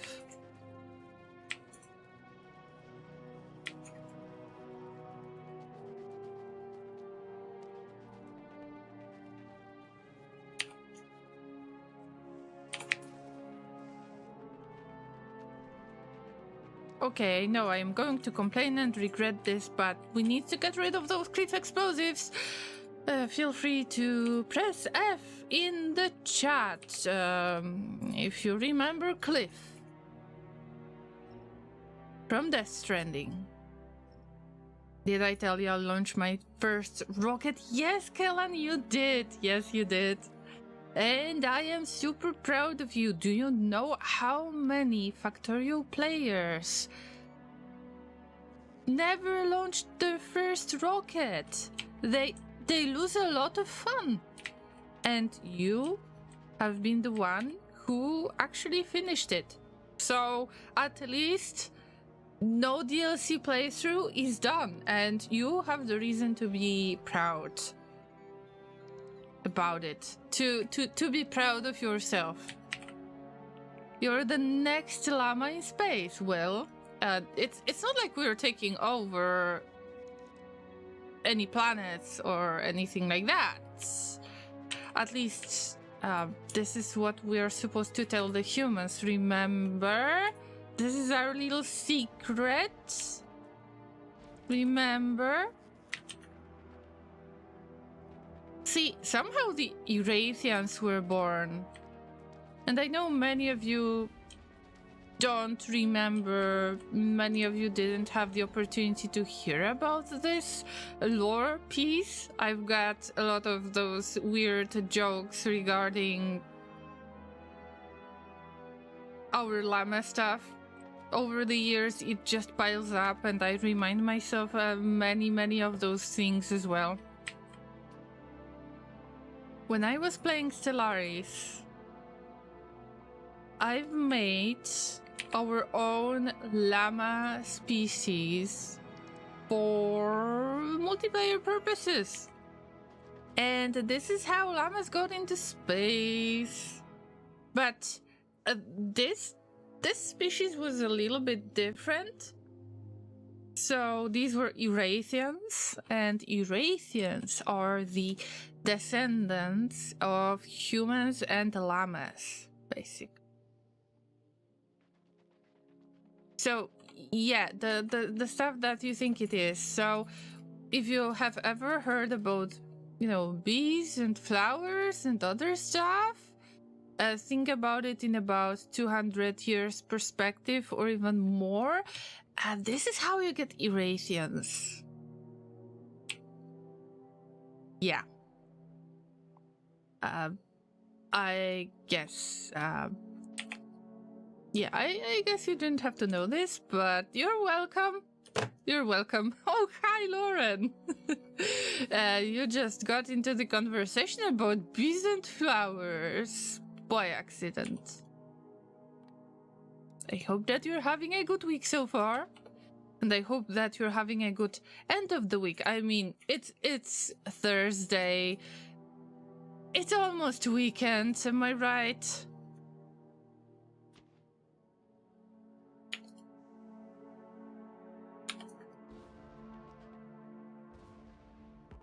How is your modding? I hope that you are getting some more progress. I have seen your post on my Discord with an update for one of the mods.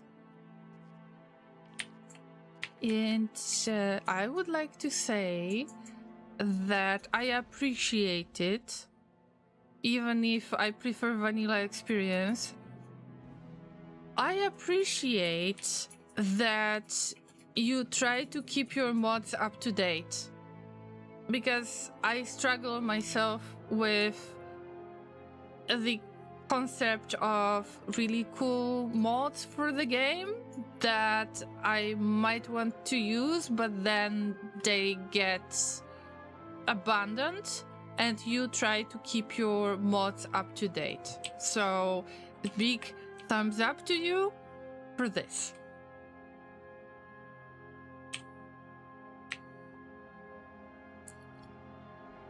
This week has been one of mental haze, to be honest. Is it related to work or some personal stuff, if you don't mind me asking, of course?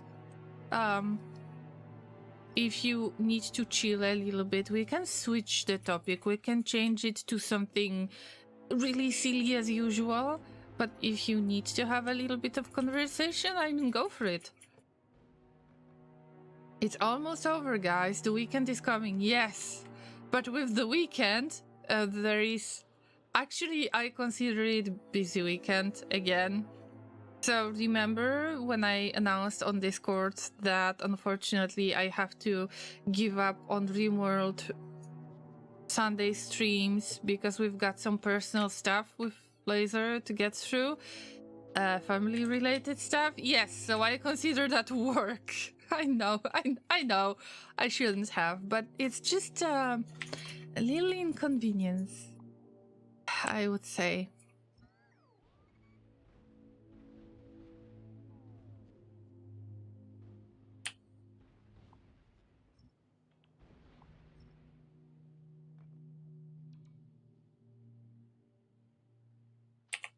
So I try to keep the general weekend hype approach, but then when I think of it, it's like, we will have stuff to do with Laser during the weekend again.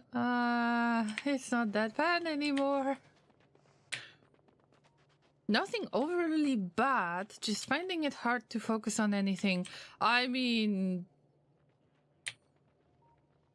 we kinda know each other for a while already, Lauren, so you're in the right place. Oh my god, you're in the right place. So feel free to just chill here, unwind, if you wouldn't mind trying to give any advice or at least a suggestion. Don't push yourself too much. Don't bother yourself. Don't feel guilty about it that you can't focus, because it's not helping. The best thing that we can do is to try to not push ourselves too much with this, and just focus on the future, that it's going to get better. Gotta hurry up and get married already. No comment. No comment, Kellen. It was Kenny who started all of this. Basically, I've been engaged with Laser for a few years now. And for some reason, I don't know why, I don't know what was the idea behind it,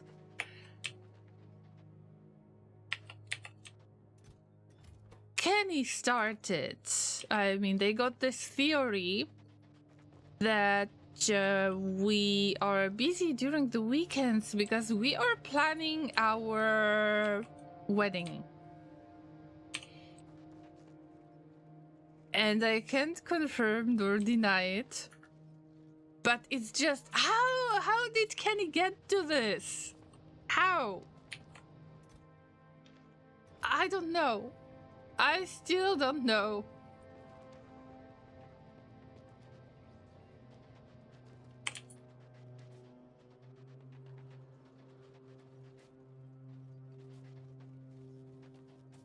I thought that there would be... I mean, I had no idea that you're going to perceive it this way. Because if you have been hanging out with me, with us for a long time, you probably know that mostly my family has got like a big history of happy little accidents that end up at hospital with some kind of surgery or possible life-threatening experience, which means, I don't know, internal organs malfunction or something like that. So I thought that like it's not a huge news. Like it's the usual thing, I could say, running in my family. There have been some cases with Laser as well, like with Laser's family as well, when we were helping somebody after the surgery. And I need to admit that in some cases, like both sides of our families, like people can be stubborn at times, especially if they get slightly older. Then yeah, they might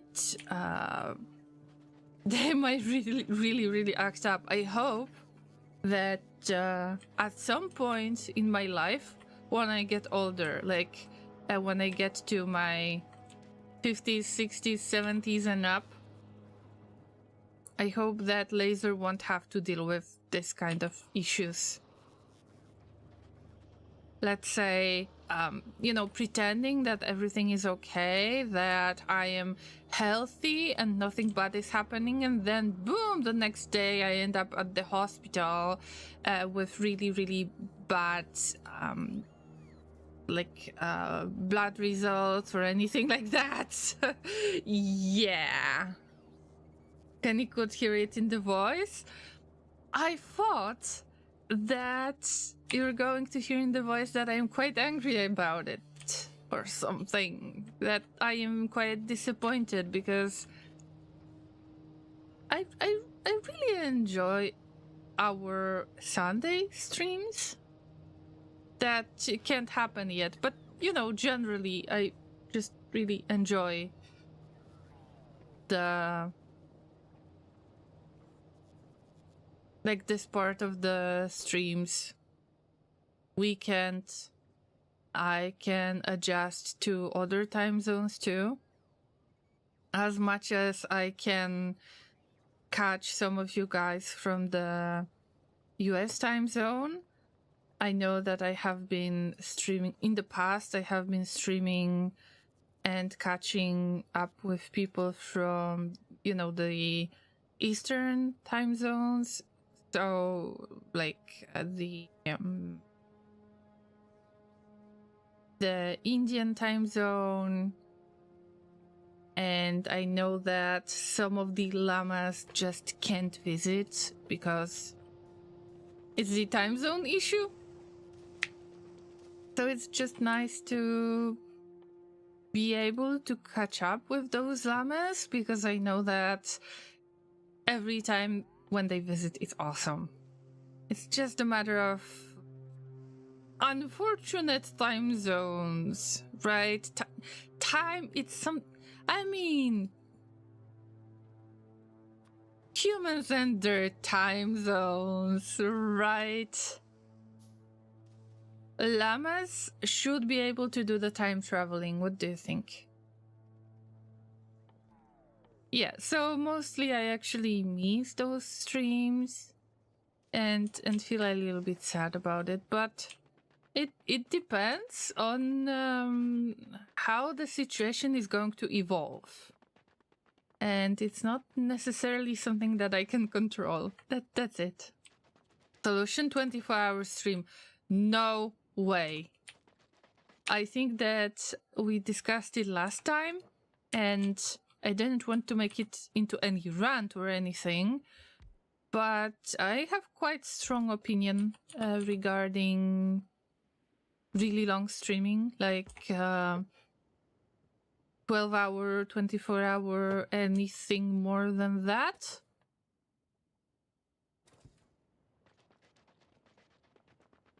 Because I happened to have 12-hour stream, 14-hour stream, just like that. I just need to get the right game, like Frostpunk. I am at a point in time in highlights, Twitch highlights verification, where I see 11-hour Frostpunk stream that I've made accidentally. I just had a lot of fun. And this is not healthy. If you're a streamer or if you're planning to stream, never do something like that. It's not healthy for you. Just to make it 12 2-hour streams per day. Well, Kanuki, you always have great ideas.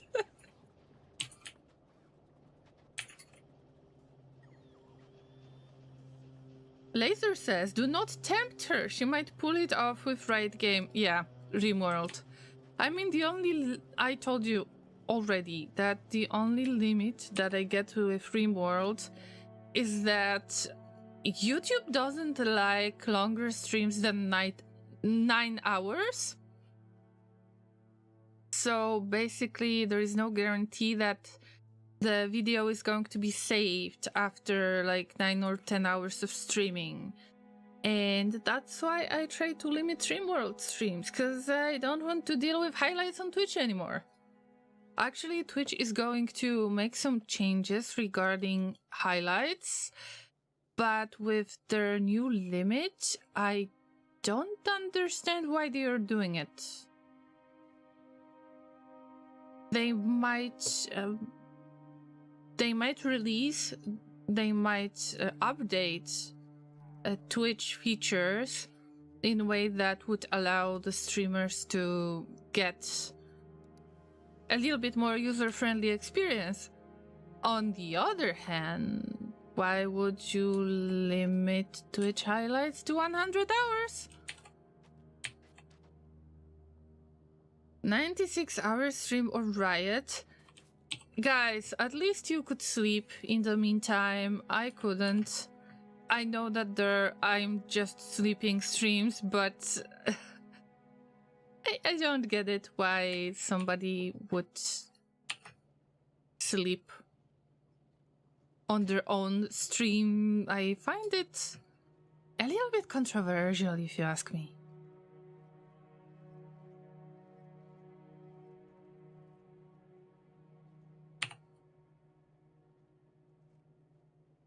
Guys, I really try to squeeze in additional production of the green circuits. I know this is a bad idea. I know, and I'm still planning to do it. Sleeping streams are weird. I know, right? I mean, probably most of the streamers have their microphones muted.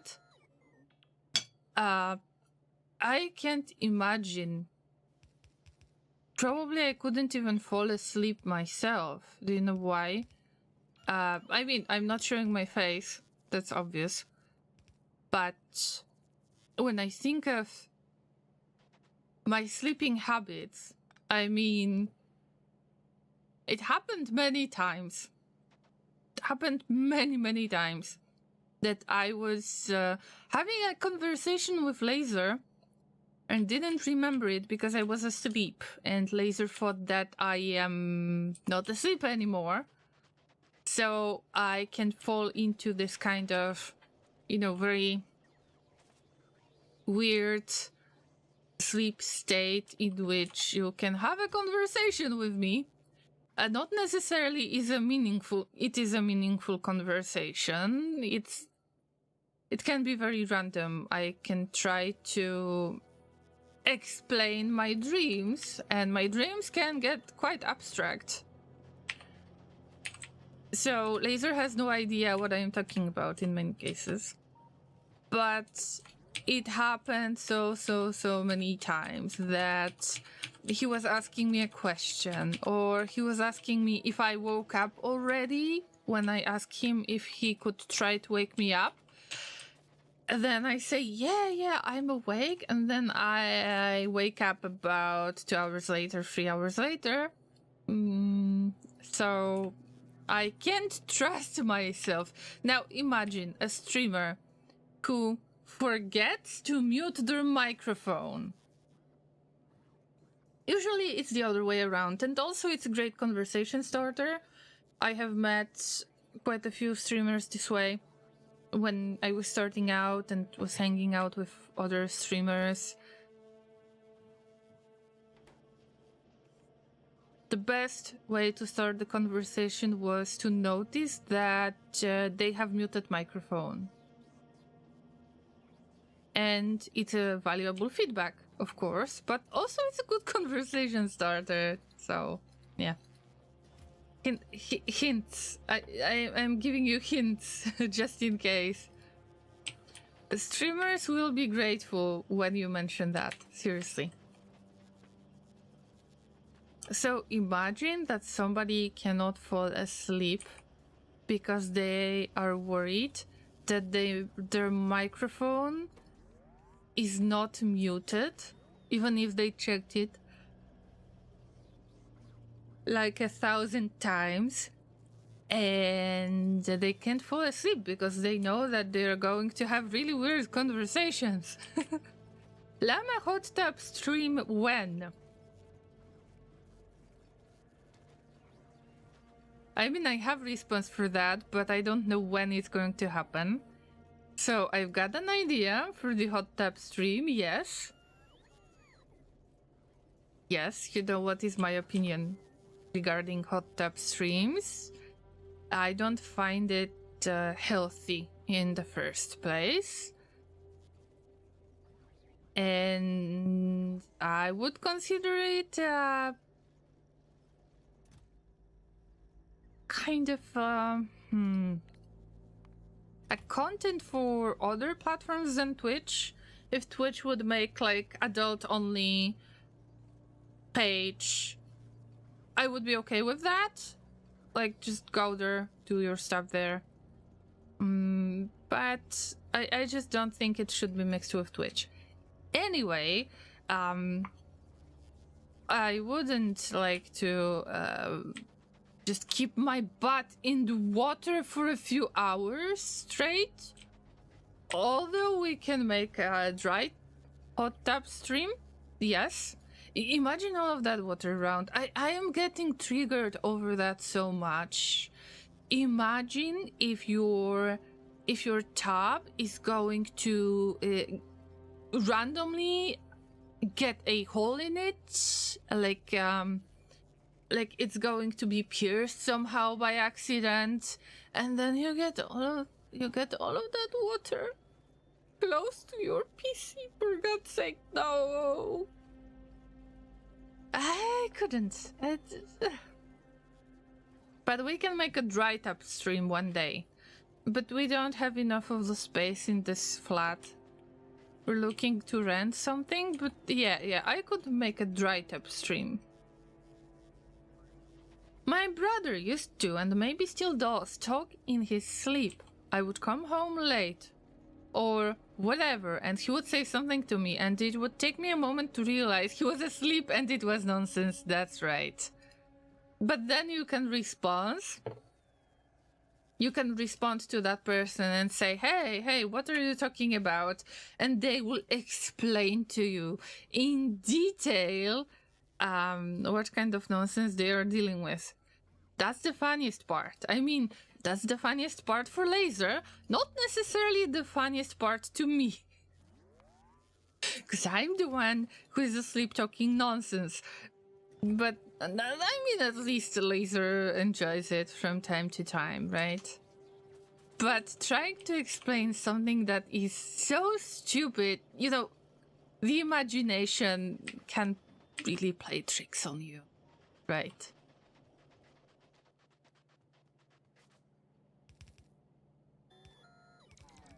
Like, his sentences made grammatical sense, but they meant nothing. Yes, I know. I get very excited? No. I mean, I'm quite emotional about my dreams in a way when I talk in my sleep. Then when Laser happens to hear it and respond to me, because he might not be sure if I'm asleep or not, then we start having this weird conversation, as I mentioned before, the one that I don't necessarily remember later. And I'm always trying to explain in details what am I dealing with. But I am so asleep that I forget to finish the sentence. It happened a few times. Or I tried to explain why am I trying to... Okay, let's give some absolutely abstract, strange stuff that I didn't deal with lately, and I'm not sure if I have seen it in my dreams ever. Let's say I have seen a flying snake in my dream, and I was trying to explain it to Laser that I have seen a flying snake, and I would like to avoid it. Laser would be like, but snakes can't... snakes don't really have wings. And I would say, no, I have seen one. You haven't seen one? Oh, I need to show you. And then I fall asleep. Poor Laser. I bet that if there are people who are in relationship that talk in their sleep, like both of them, they could have really, really interesting conversations, having no idea about it.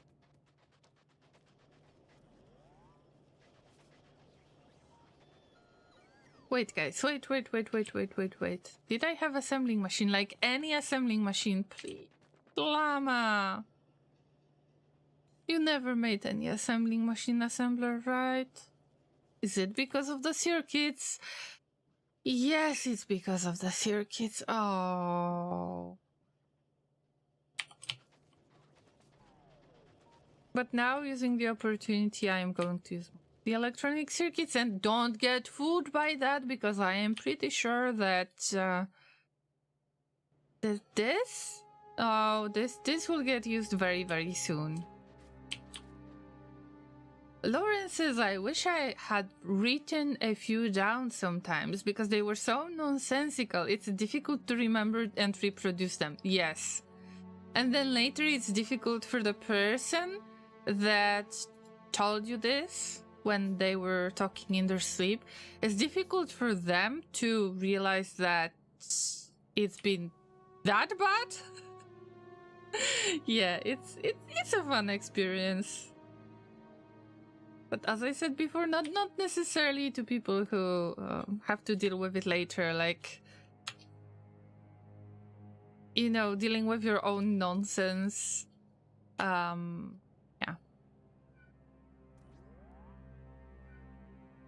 I always forget. Guys, I always forget this. Jesus, I wanted to downgrade, not to upgrade.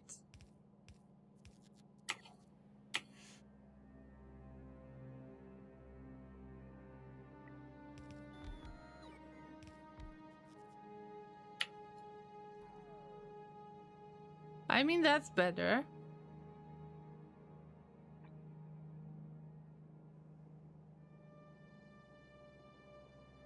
This needs to be yellow.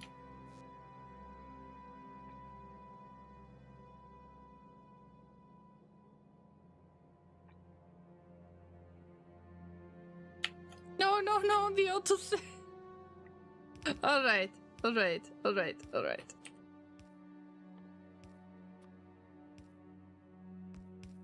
We're not using green belts yet. It wouldn't change anything, guys, because we've got regular yellow belts right there, so there is absolutely no reason to, well, upgrade something that we'll have to adjust to the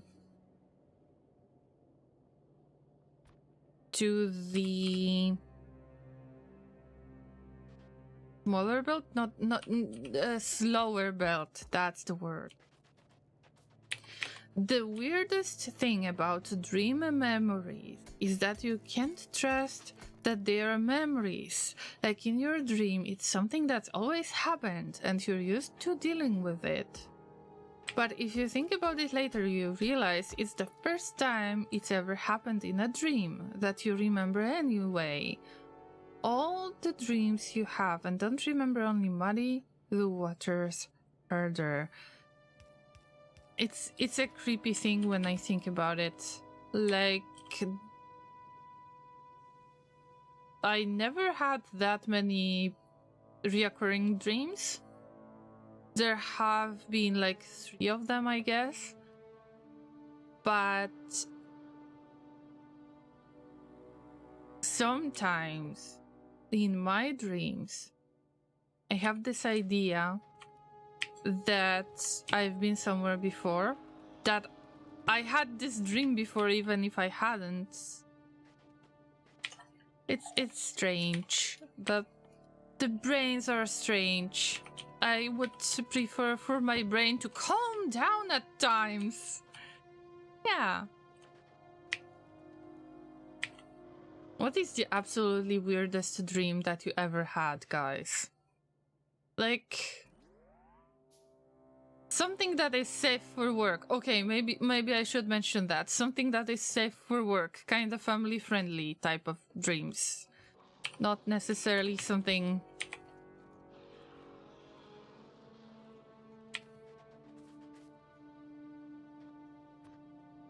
something that could be controversial.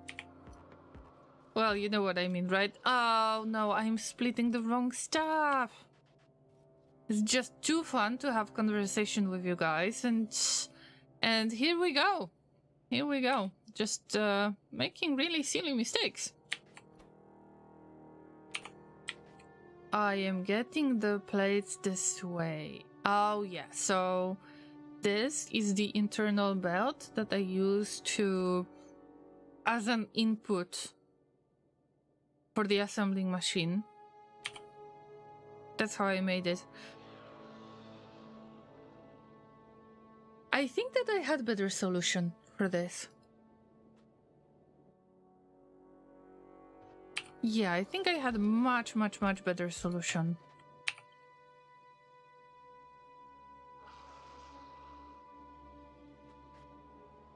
Also, I can hear somebody.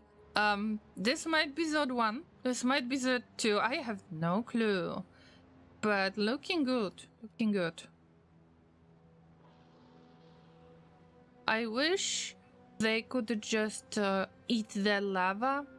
Or at least most of the lava. That they couldn't destroy only a certain size of lava, but they could get through giant lava pools, and I wouldn't have to rely on the shattered planet to be able to get that last technology, the last one that would allow me to landfill the lava. The lava ponds, the lava pools, whatever you call it. It's... Wait, who mentioned hot tap stream? Lauren mentioned hot tap stream. Wait for it, bro. Wait for it. Look. Look, where is my hot tub? Here we go. This is your hot tub stream. See? You request, guys, I deliver.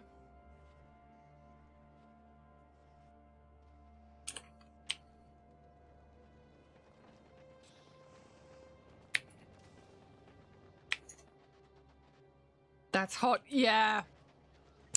That was quite hot. Yeah. Love it. Love the pan. Oh dear, oh dear, oh dear. Where were we? I'm sorry, I am out of place. My brain is out of place. I am just so sleepy these days for no reason. I guess that it might have something to do with the amount of stuff that I need to deal with, but nothing really serious. But usually I react this way with being very sleepy in general. That's weird, but that's how my body works, pretty much.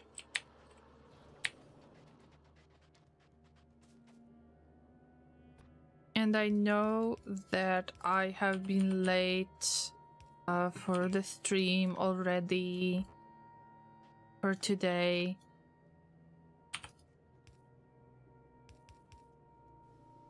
I just sleep a lot Word lately. of our community's acclaim spreads.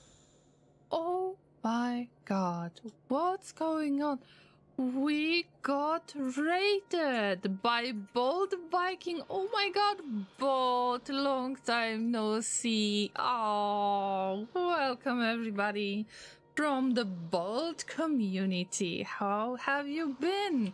Welcome to my little Agoraphobic Megabase. We are visiting Vulcanus today. Silent Storm, welcome everybody else from the Viking community. If you don't know me, my name is Lorraine and I'm a variety streamer that mostly enjoys survival strategy games. So if you ever wanted to see llamas struggling with Darkest Dungeon or the Arabillions or Frostpunk or any other game like this, you're in the right place. Also, we've got RimWorld stream tomorrow, so you are invited to join. Of course, this is your own decision, and I am not responsible for any consequences. I'm getting the CC faster than the stream itself. Yes, that's right, Viking, because this is the future. The future is now, old Llama. There is some delay to the stream because of the multi-streaming, but I mean, I will sort it out at some point. I will. Trust me, not today. I hope that you had a good stream. Llamas, make sure that you follow Bold Viking. Wait, I will post your link to Twitch on YouTube as well. Guys, Bold Viking is a member of Red Circuit stream team. And we have known each other for quite a while now. He's being extremely... How to say this? I mean... I always had a feeling that Bold Viking can take any playthrough to the extreme. Like 2 Pyanodons playthroughs, for example. And now the GregTech Minecraft playthrough. I'm sure that you're going to find their stream interesting, and they are a trusty streamer.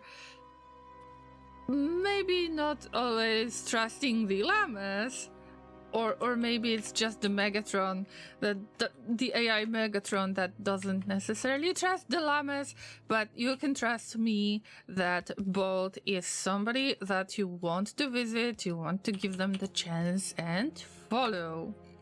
So make sure you do that if you haven't done that yet. That is fine. Though getting the CC faster is kind of weird, I know. The CC stuff is, well, there are many secrets to the CC that not all of the llamas know. That's right. Thank you for raiding me, Bold. Were you playing Minecraft today? Again?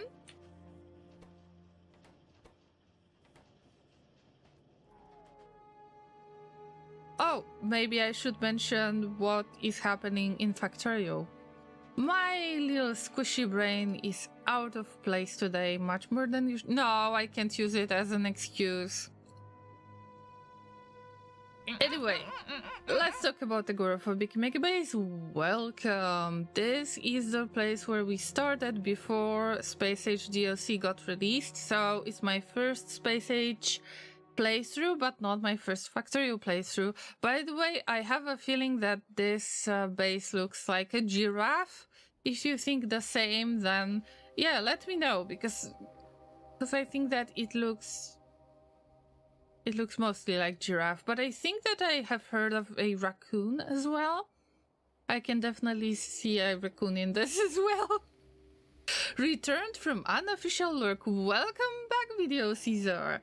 Of course I have a squishy brain. I try to keep a squishy brain, otherwise zombies would eat it. So yeah, you need to keep your brain fresh and squishy.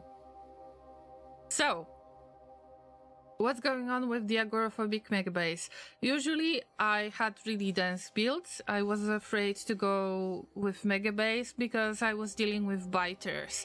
So for the first time I decided to disable the biters. I mean, they are still there, but they are not expanding, they are not aggressive.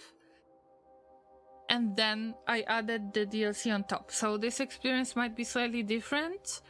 Probably there is map generation difference or something like that. Also, I have lost my Spidertrons with all of the lovely llama names.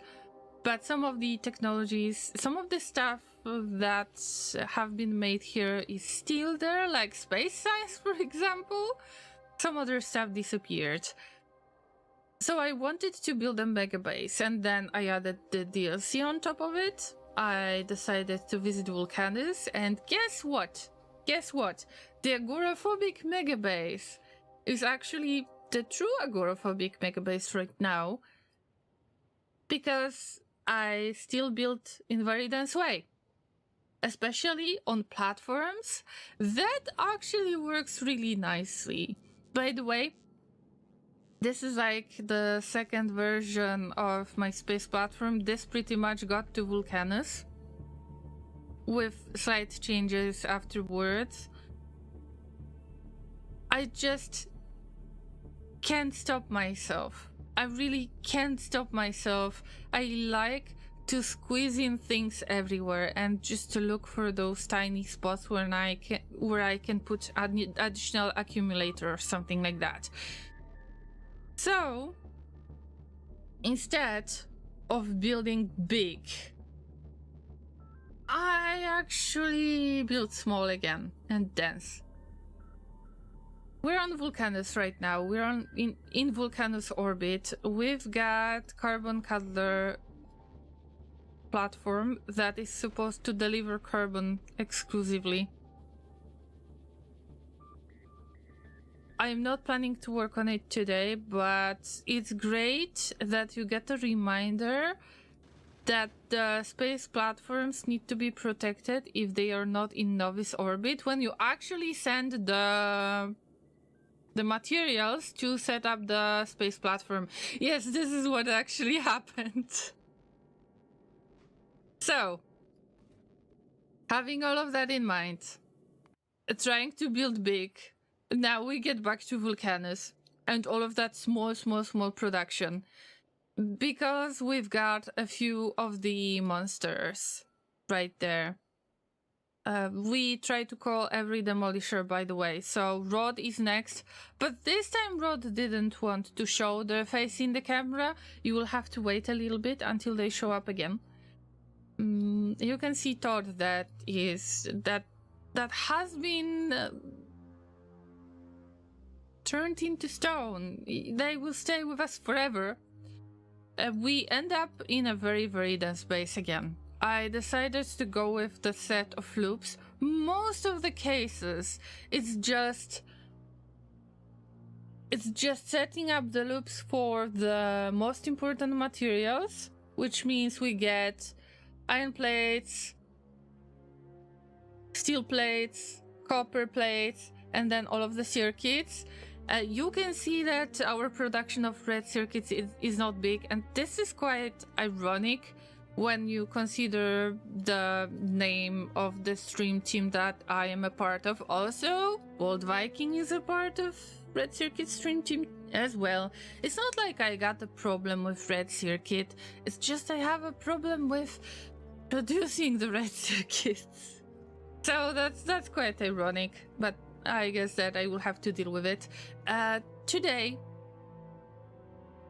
I am trying to increase the production of any circuits pretty much, and I am trying to get the set of splitters, because the plan is to get the green stuff done with splitters. I'm not making splitters automatically yet, because that would require circuits. And what's wrong with circuits? I mean, we didn't have that much of the green circuits at the beginning of today's stream, trust me. And Bolt says that today was Factorio stream. We're still on our diagonal ribbon world. Oh guys, you need to see this. Word of our community's it's so acclaim crazy. spreads. It's so crazy. I have thought of it so many times. What if we could use diagonal transport belts and other stuff like this? And actually, Bold Viking is doing it. I told you that they can get any playthrough. They can take any playthrough to the extreme. And if this isn't one of the reasons to follow them, then I don't know how should I convince you. You should be convinced already. And in the meantime, we got a lovely visit from the proverbial inn. Oh, hello there. Conage Twitch, welcome.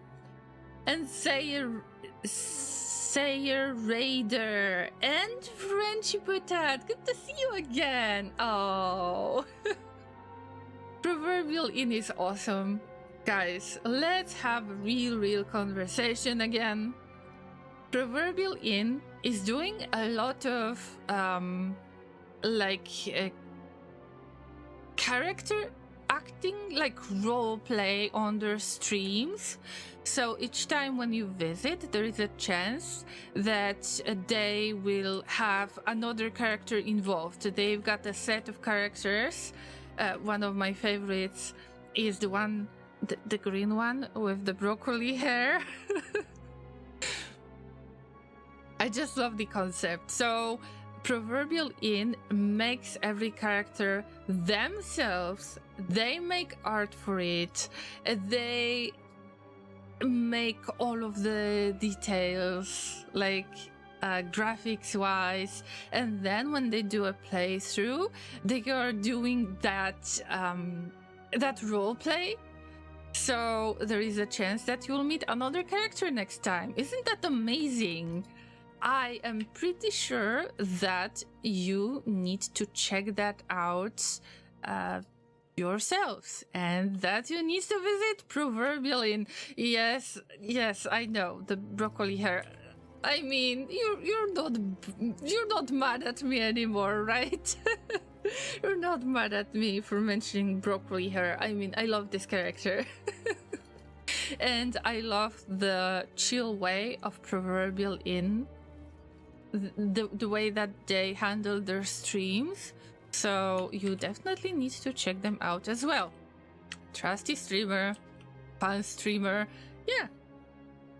I've been very lucky today to get a visit from two really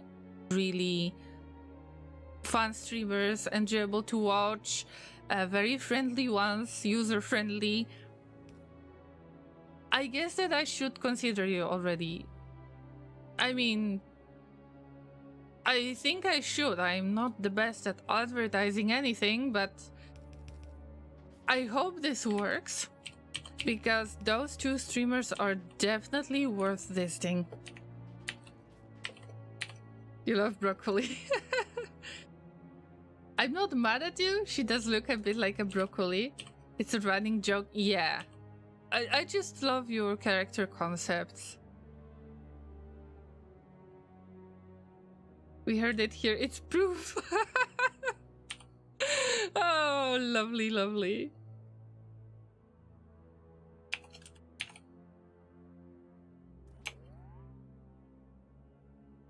Thank you for your visit, guys. What have you been playing today? What were you doing today, Proverbial? Sorry, I completely forgot to ask. We're here to steal your drinks. Okay, as far as you can handle drinking liquids in space. I think I forgot to get the last bottle of water from Novice. Oh wow, I'm not prepared. I was supposed to make you a tea or coffee or something, and now we got no water. We don't even have enough of supplies. on Vulcanus as a planet to handle basic production, let alone trying to get any water. Oh. I mean, you can steal anything if it's not there, right? So can steal the drinks. We got no drinks. But you tried your best. It's just I was not prepared for your little surprise, guys. Yeah, my brain might not be very squishy today. So I am getting very distracted. Let me introduce myself once again. My name is Rin. I am a talking llama and a variety streamer that enjoys extremely random conversations. So if you expect an actual gameplay during the Factorio stream, then, well, I might disappoint you. But if you're here for the silly conversations, for let's say, for a little bit of abstract sense of humor, then you're in the right place. Also, if you believe that you don't need to be a skilled player in order to play and finish games, then you're in the right place as well. So make yourself comfortable. If any of you need to lurk a little bit, feel free to do so. My lovely streamers who have raided me today, make sure that you stretch and make sure that you get some water after the stream. You're probably quite tired, so I understand if you need to lurk. And thank you for trusting me with your communities. It is a lovely, lovely surprise. Frenchy Patat loves silly conversations. Well, yeah, you have been visiting for a while already. I remember Frenchy Patat. So, before you raided, we had another raid from Bold Viking that you probably know already. And they have been playing Factorio, like crazy diagonal Factorio that you definitely need to see. But before that, before those raids from you guys, we had conversations regarding the dreams. To be specific,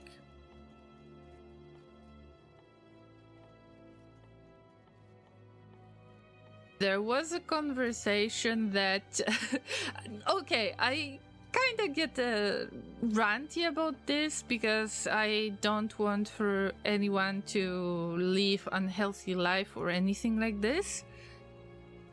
I don't like the concept of 12-hour streams, 14-hour streams, 24-hour streams because it's plain unhealthy. And I happened to make accidental 14-hour streams, 11-hour streams. Just give me the right game and I will do it. So I had 14-hour Stellaris stream. I had 11-hour Rosebank stream. And that's a very unhealthy thing to do. That's why I think that it's just worth mentioning that we shouldn't make it a standard that the streamers should do this to themselves. Because you can't really catch up with the sleep. Even if there is I'm just sleeping category on Twitch that people started to use, the conversation got into talking in your sleep. Who is talking in their sleep? What was your weirdest dream ever. But please keep it, family friendly, user friendly, just in case. I don't want to deal with terms of service of Twitch platform or YouTube platform. By the way, I'm multi-streaming this. So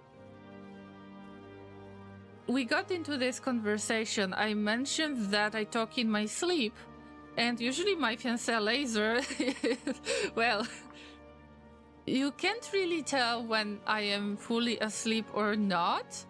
And the nonsense that Laser has been dealing with many times when I was talking in my sleep, it's crazy. So we were just exploring the topic, and you are welcome to join us with this strange conversation. In the meantime, I am trying to increase the production, so don't mind me just doing random stuff. I might be idling a lot in Factorio, but it's a matter of the focus issues that I get at times. Bad times. How does it run on your PC, by the way, when you're further in the game? Alright, Frenchy Patat, let me respond to this. Actually, I am trying to go with Megabase, but this is still quite standard normal base.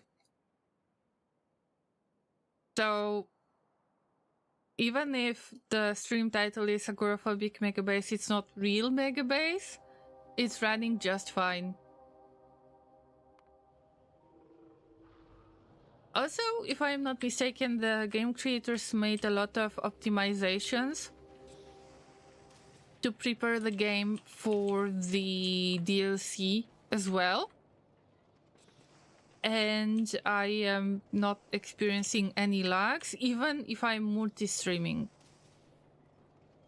So, looks good to me. And my PC is about 4 years old, I believe. Hard to tell. I believe it's about 4 years old. Proverbial In says I could probably play some games for more than 10 hours in a row, but I would have to be out of character. Long streams are very draining. Yes, they are. Yes, they are, even if you're not making any roleplay. And I can imagine that for you, it's even more draining because you've got all of these characters to handle. You need to remember with their personalities, their accent, and other things like that. So it's even more draining. That's why, guys, that's why I need to visit Proverbial In. See? I say weird sentences that make no sense and then forget. I mean, welcome to my world. Needs to take the corner out of the file. Stuff like that. I think I mumbled something about needing a walkthrough once, a long time ago, over and over, when asked by someone who was awake. A walkthrough for what game? Don't know. I mean... Yes! What's the best part of talking in your sleep is when somebody asks you a question, you are kind of invested in explaining it, right? Why is it so important? Of course, it doesn't make any sense, but it seems to be so important to you at the moment. And then if you happen to remember your dream afterwards, if you happen to remember that conversation, then it's quite weird, isn't it? We just have this kind of automatic conversation with Laser when I had conversation with him in my sleep.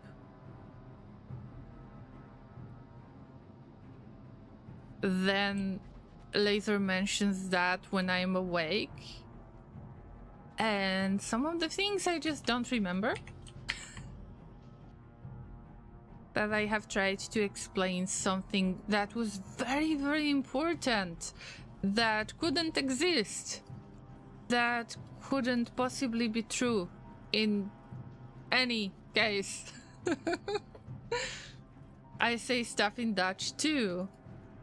My poor husband only understands partly. Oh, I mean, this is the opportunity for them to learn, but they need to keep in mind that you're talking nonsense.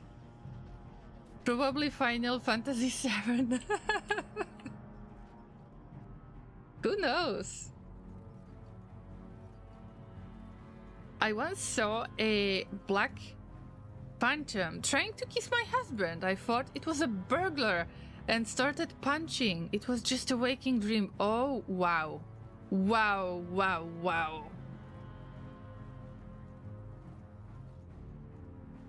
Hypno-pumping hallucination. I was waking up but still dreaming. Wow, but did you actually wake up and started walking and wanted to attack that, you know, kind of shadow phantom ghost thing and it didn't exist? I hope that your husband is fine, like they didn't experience any harm or anything like that. By accident, of course.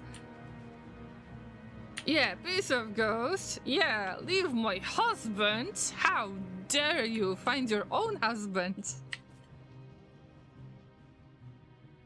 That's right.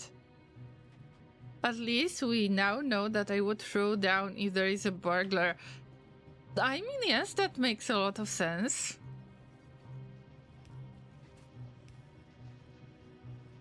I have noticed myself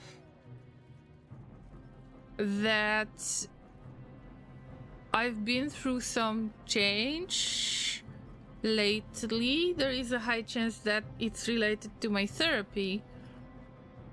In many cases, when I was dreaming about something, I was escaping stuff. Like let's say the zombies are chasing me, so I try to escape. But lately, when I get into conflict situations, in dreams of course, then I start defending myself. I guess that you can change that, but I think that it's easier to change it to positive response, like positive as defending yourself, than to negative response as in, you know, escaping the situation. The ghost came through the door, bent over my husband, and I started yelling and punched the air where it was. Husband was shocked awake. Luckily, I didn't hit him by punching the air. Oof. So the husband is safe, but the ghost? They got the nerve. I mean, no surprise that you were angry about this situation. I mean, come on. Please stop hitting on Frenchy Patat's husband. I mean, this needs to become clear to all of the ghosts. Maybe you need to have some kind of message that is hanging above your bed that is addressed to all of the ghosts, that they should leave your husband and find some other ghost husband somewhere else. But damn, I would be scared as hell. I never experienced something like this. I just had conversations with my fiancé, yes, but nothing else. I know, he's hot, but he's my cutie. That's right. That's right.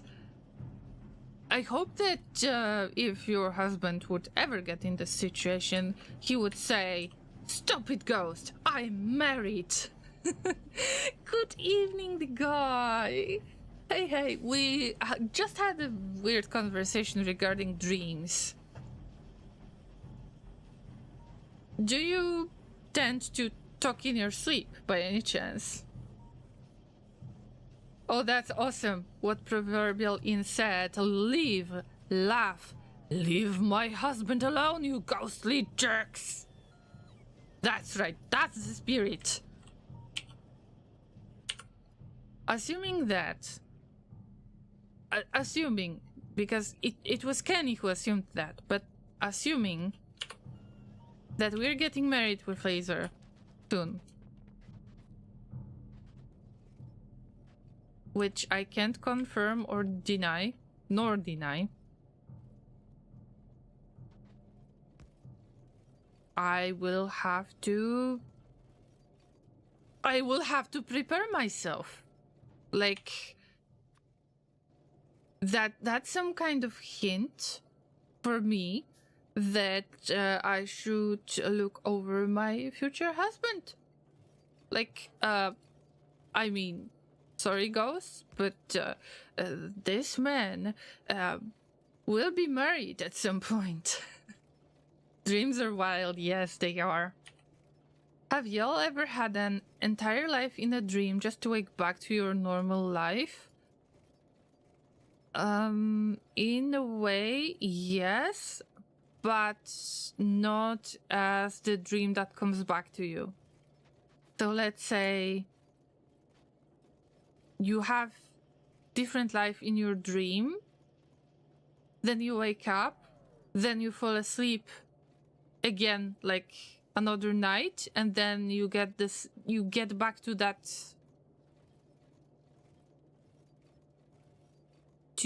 life that was created in your dream. No, it never happened to me like this. But mixing reality with strange situations, oh, many times. Oh my god, many times. I haven't, but I keep going back to different time periods.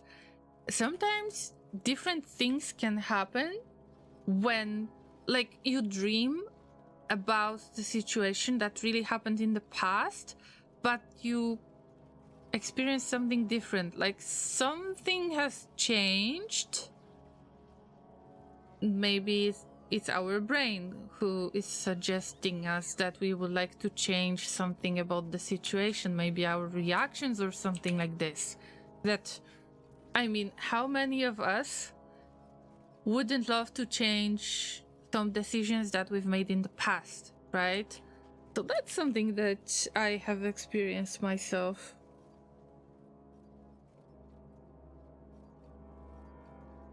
I'm an adult, but I live with my parents and have my kids' room, and my husband lives there too. Yes! Oh my god, yes! Yes! And then I live in France. And I'm also a kid, so I can't have beer, but my husband gets the beer unfair. Yeah. Sometimes I'm back at my parents' house, but I'm at my current age, or I am with an ex, but in my current place. Yes, this is so scary, guys. I didn't know that this is so common. Because I tend to get this kind of dreams as well.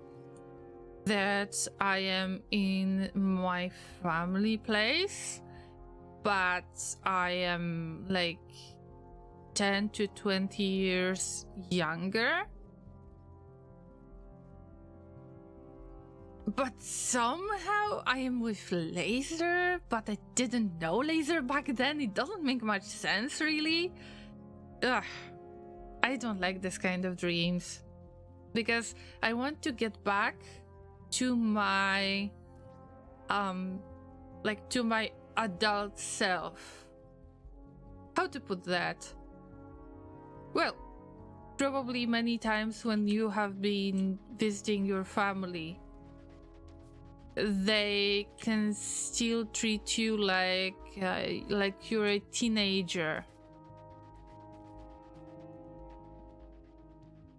Apparently, to some people, it's quite difficult that you are becoming an adult that has their own set of values and beliefs that might be different from the values that you lived with when you lived with your family. Also, okay, I don't want to mention the distance, but we live in another city with Laser. Like, none of our family members lives there. So it is some kind of distance. So every time when we visit some of the family members, they can treat us as as we're still, you know, the teenagers in a way. That's something I really dislike about my family.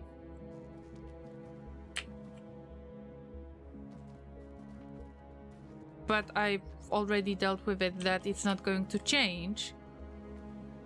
But when I get dreams like that, oh wow, I get so angry.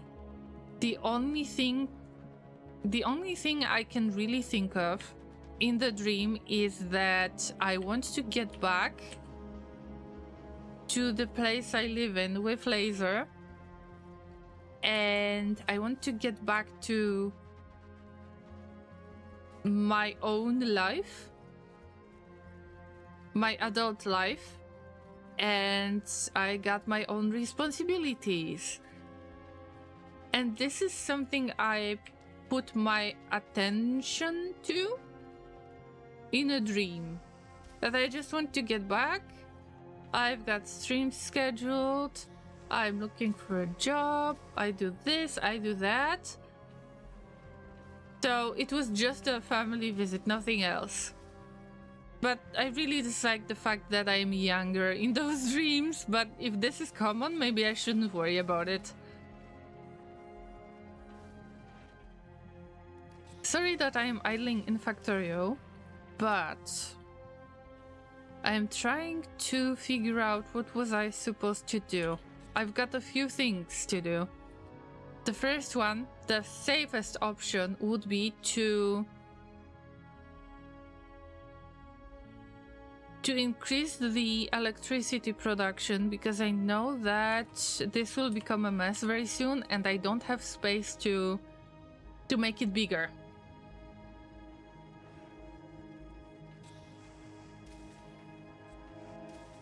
Then I'm an adult when I have to pay taxes. Yeah.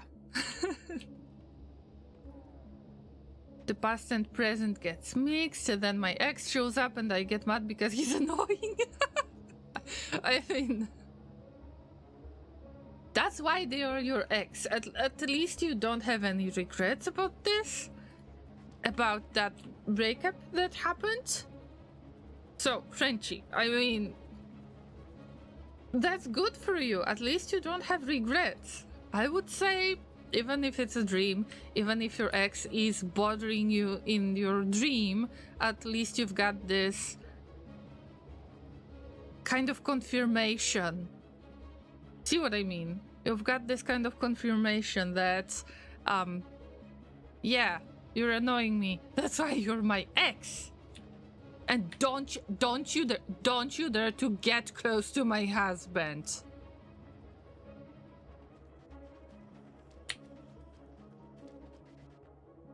Alright, I think that we won't have problems with the green circuits. Now it's time to switch to Factorio for a little bit, but I would love to continue the, you know, the dream-related conversation. Unless we've got something else. I mean, wow, guys, it took some kind of pressure off me. I don't know. I thought that there is something wrong with me. Why do I have those strange dreams when I'm visiting my family, but I'm with Laser, but I'm younger somehow, but Laser is at the same age they are. So strange. So strange. It was way too annoying, always pranking and teasing people. It can be very uncomfortable at times, especially if the pranks are supposed to make people uncomfortable. I guess that the best joke is when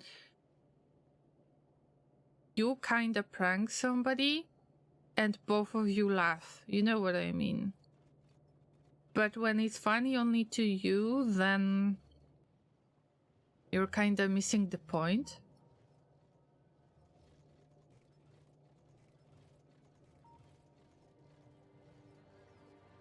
Alex, hi!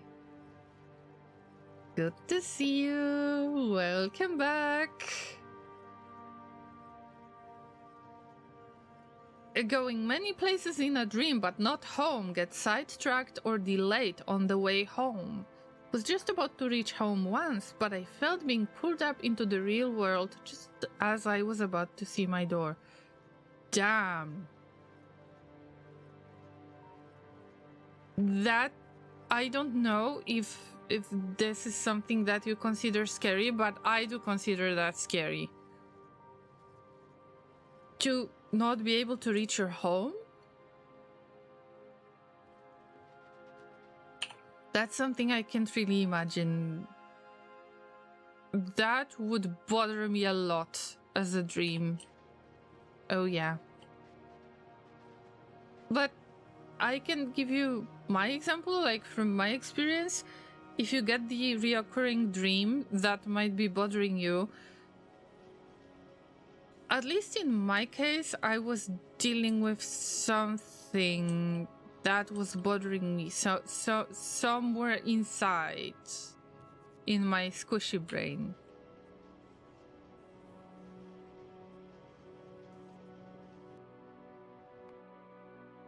But when I have managed to deal with it somehow, and the story how I've dealt with it is a little bit weird, so maybe I will skip that. The point is, when I dealt with this situation that was going on in my life, I had hard time of letting go of something.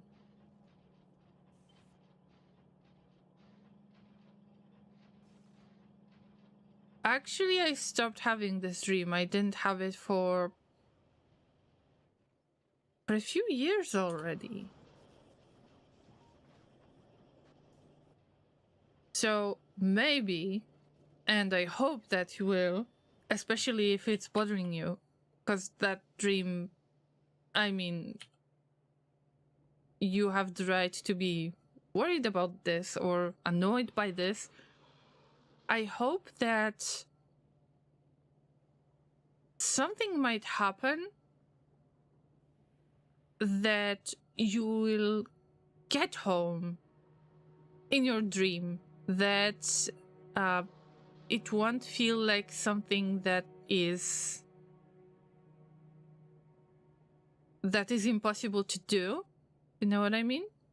I really wish you to find your home again, like to be able to reach it, to be able to enter your home, and that it will end all of that reoccurring dream.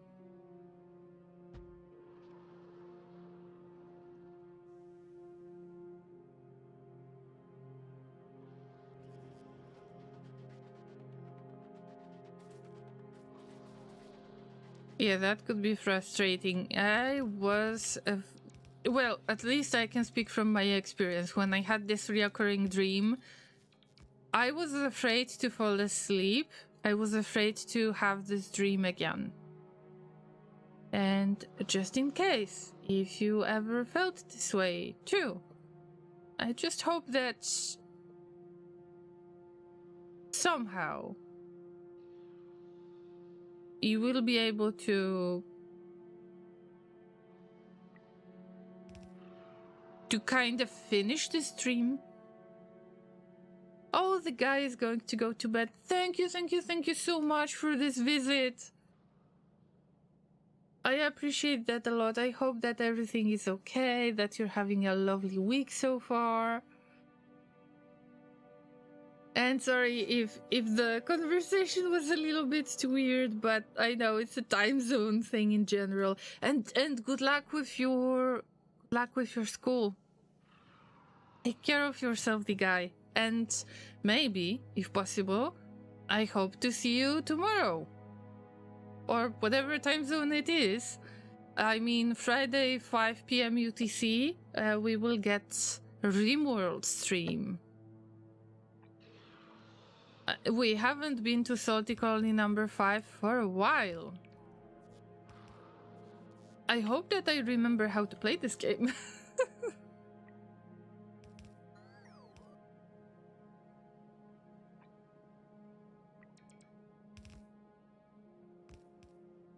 So let me share some hugs in the chat on Twitch. Big hugs to Alex. Big hugs to Frenchy Patat.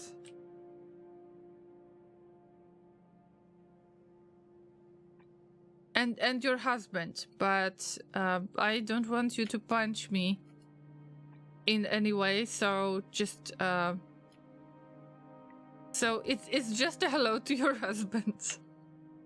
I mean, I would get mad as well if somebody, especially a ghost, would try to reach my lovely laser. Oh, this is serious.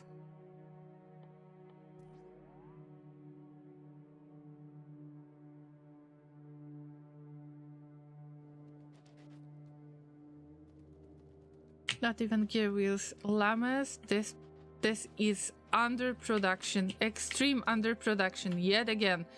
By the way, I am not really planning to put gear wheels on the belt, like on the loop, but I think that I am missing the opportunity, because if I would avoid picking up iron plates, I would save up so much. Oh, wait. Look at that. 1, 2, 3, 4. Let's count. Let's count stuff. At least you will see what I mean by that. 1, 2, 3, 4. Llama can count to 4. 5, 6, 7.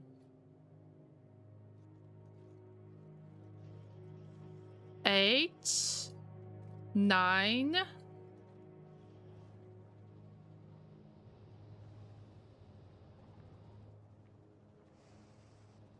We've got at least 9 assembling machines. Oh, 10. Around 10 assembling machines that are producing gear wheels.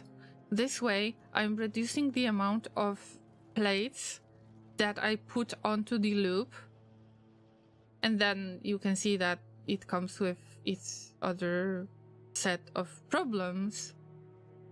If I would actually start casting those, because we're on Vulcanus, you can cast gear wheels, then if I would just take this from the loop, I would save up on space for sure. Also, I would save up on the usage of the plates. And I think that this is how I should approach this. I don't like to put gear wheels on the main bus as well, but in this case I need to use the opportunity because the foundry allows me to do this on this planet, of course, because we need to get access to lava, and Vulcanus is the only place we can do that. Yeah, I should have thought about this earlier. I can squeeze in yet another foundry. Well, back in the day, as I said, I have been starting from scratch on this planet. So when I was starting from scratch, I couldn't really allow myself to build foundries because the amount of resources that I needed to make foundry was quite overwhelming. And I had to... Well, first I had to figure out how to make tungsten carbide. I had to get lubricant, and there was priority to make steel plates, to cast steel plates. So it was quite difficult. When I got the first 2 foundries, everything has changed. Now I can just provide the resources and I can get another foundry, but back then it was difficult. So I think that I should just allow myself to use the opportunity, get 1, maybe 2 foundries, we'll see.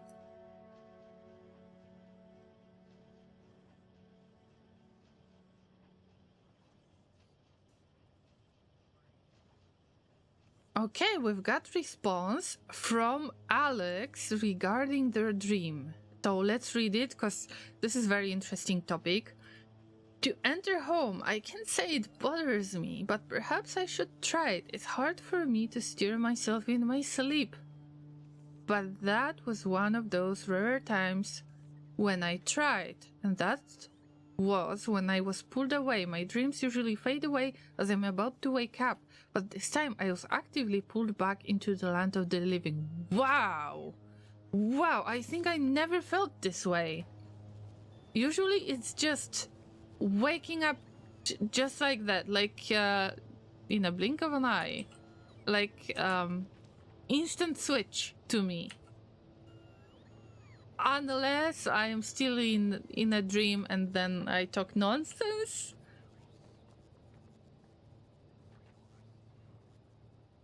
Perhaps it's for the best I wake up home anyway. Probably wouldn't want to see whatever warped idea of home my unconscious brain can come up with. Well, maybe it's worth it to try to convince yourself that you are home already. That you don't have to reach home because you're at home. I don't know. That's definitely something that would creep me out each time. Because I would feel like I can't do something important. That means reaching home. Llama can count to 10. Yes, that happens, yes. Put lava on the bus or make dual bus with molten iron and molten copper.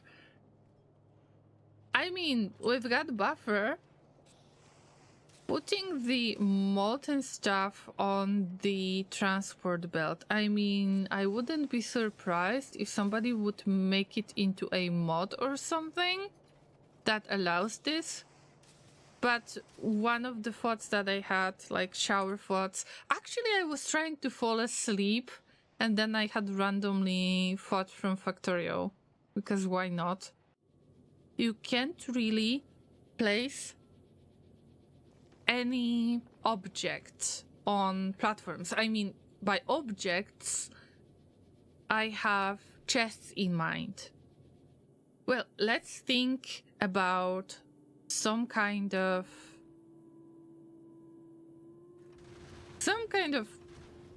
reality-like situation. Okay, you would have to mount it somehow so it's not going to fly away. Anything that you put in the chest, you can't really open the chest because if you got some kind of tools inside and they are small, they would probably, well, escape from the box, right? But you can just place the firearm magazines on the transport belt on space platform, and that's okay. Just like you can put lava in the storage tanks that are made out of metal, like you cast it and then you, well, it's weird, isn't it? Rek redeemed the name in the game. Okay, let's check. I think that I have your name on Novice. I will copy it and paste it on Vulcanus. Yes! I remembered correctly. Long time no see, Rek. If you need to lurk, feel free to lurk. I'm just so happy that you're here. Oh. Llamas, I'm just very sentimental. And I love to get visits from those of you who have followed and maybe we haven't seen each other for a while.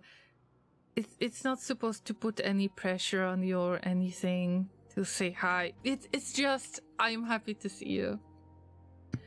Can I get a mod for fluid belts? I mean, I was just joking, but probably somebody has made it into a mod. I am so sure. Okay, we're going to build a Rek's name right there on Vulcanus. Just allow me to get some more belts.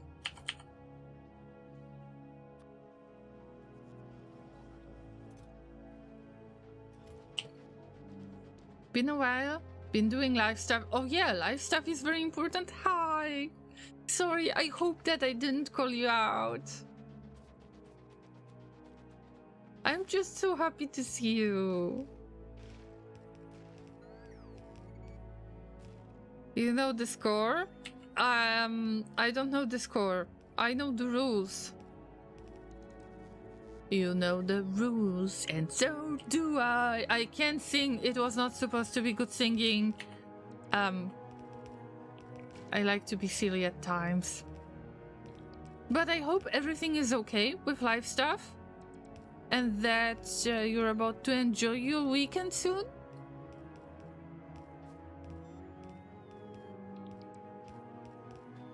But yeah, sometimes life can get in the way and prevent you from just having fun, and that's totally okay. Oh, Welcome home.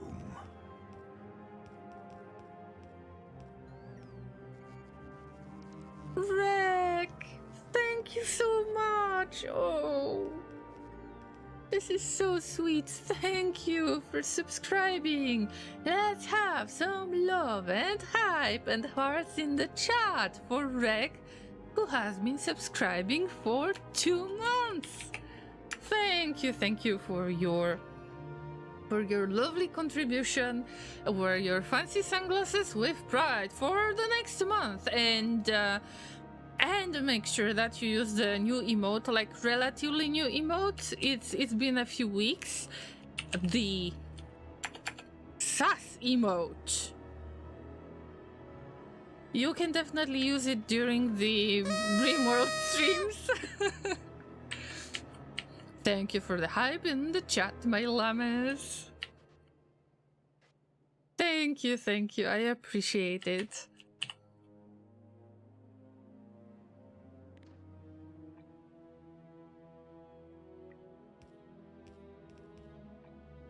Well, now that you have subbed and you have redeemed the name in the game, it's just like a small rule of mine that I try to keep.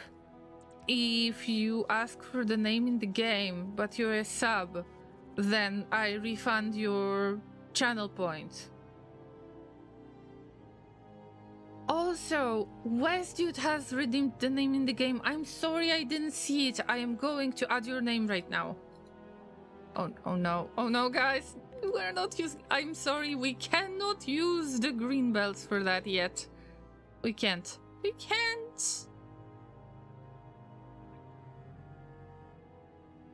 I always mess with those.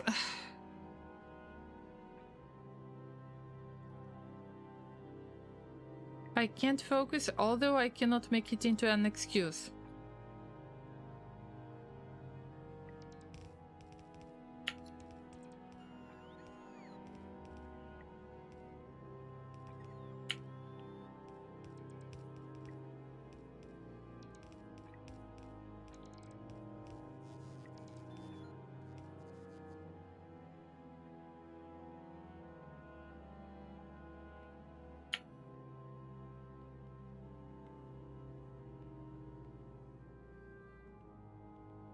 I forgot how to llama.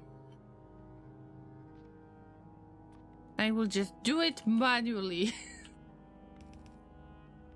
That's right.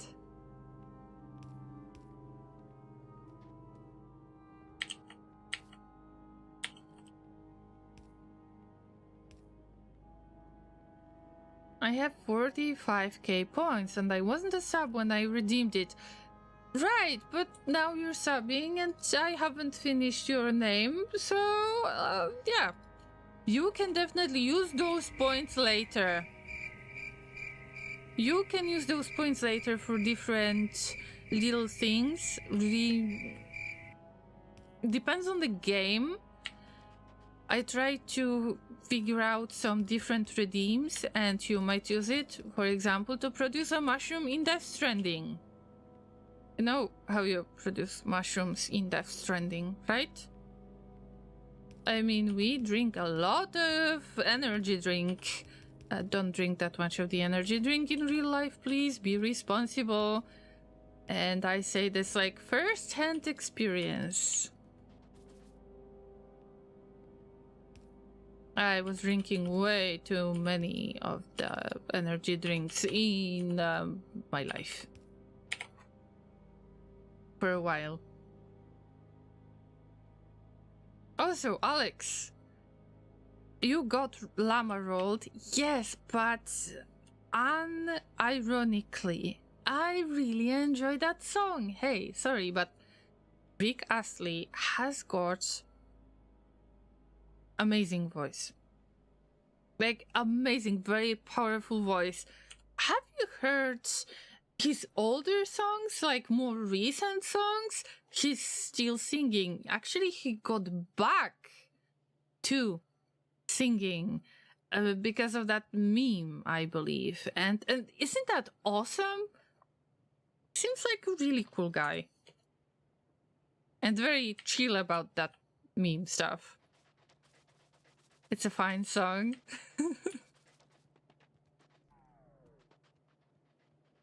I hope you really think so, guys. But yeah, you can get llama rolled at times. Just a little bit. Okay, right now let's check if we've got the Westute. We don't have Westute on the map. Oh, by the way, if I haven't noticed that you have redeemed the name in the game, feel free to poke me and remind me about this. I try to read every message in the chat, but I might miss something at times. There is nothing wrong with the reminders, so I hope that you wouldn't mind. Oh, Westute, your username is going to be long. You know what that means, right? It's either we visit some other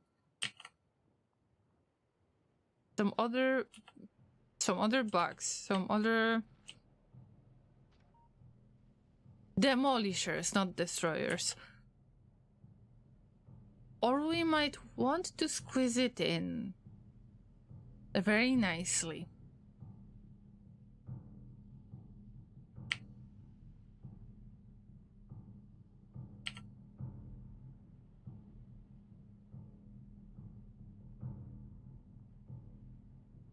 I think I know how to do this. The West... Never mind. Never mind. We can just put the letters down. We can place them down. But of course I am going to use the old letters that I've already made. This is something that is allowed. I'm looking for H. Yep.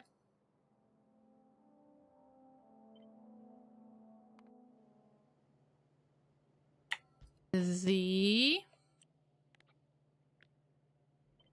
I mean, the dude. Definitely the dude. West.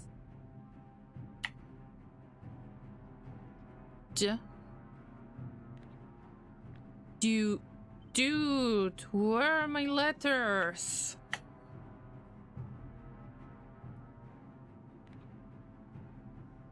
Dude.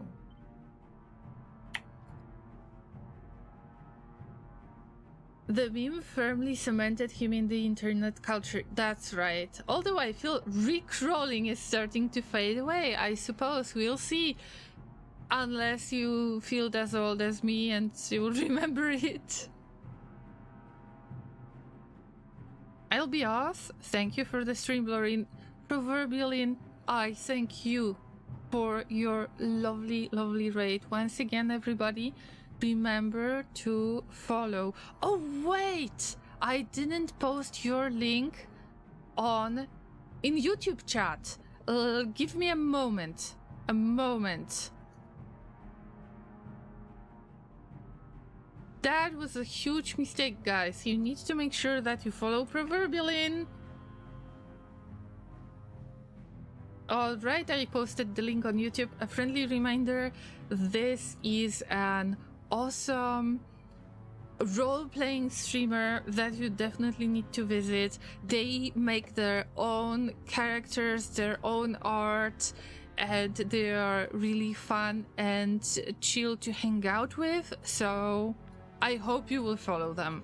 Also, once again, friendly reminder, we had another raid from Bold Viking, who is a member of Red Circuit stream team that can make extreme playthroughs, so make sure that you follow them as well. You need to save the letters as blueprints, Rex says, and I think that you are right, but this is not the first time when I lose some blueprints. That's why I am just rolling with it. Oh no, please, please, the butt puns are coming, no. Thank you, thank you. Thank you, thank you. I'm nice? No, you're breathtaking, proverbially. Take care. Thanks once again for the raid.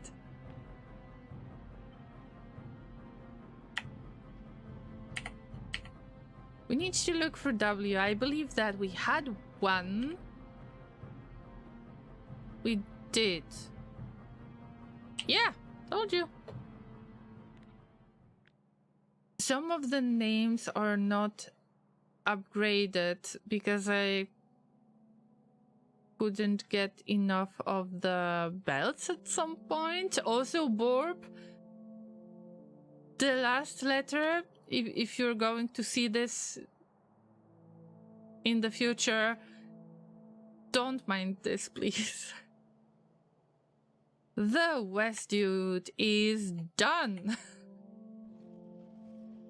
Can I make this awful joke? I'm done with West Dude. In a way, but in a positive way. See? I just placed their name. It's nothing personal. Oh yeah. Oh yeah, more rocks. Oh, stuff is burning. At least it's not exploding. We can accept the burning, not exploding. I can hear the neighbor. Hello. I think we don't know each other yet. Or at least, I rarely had the chance to see you.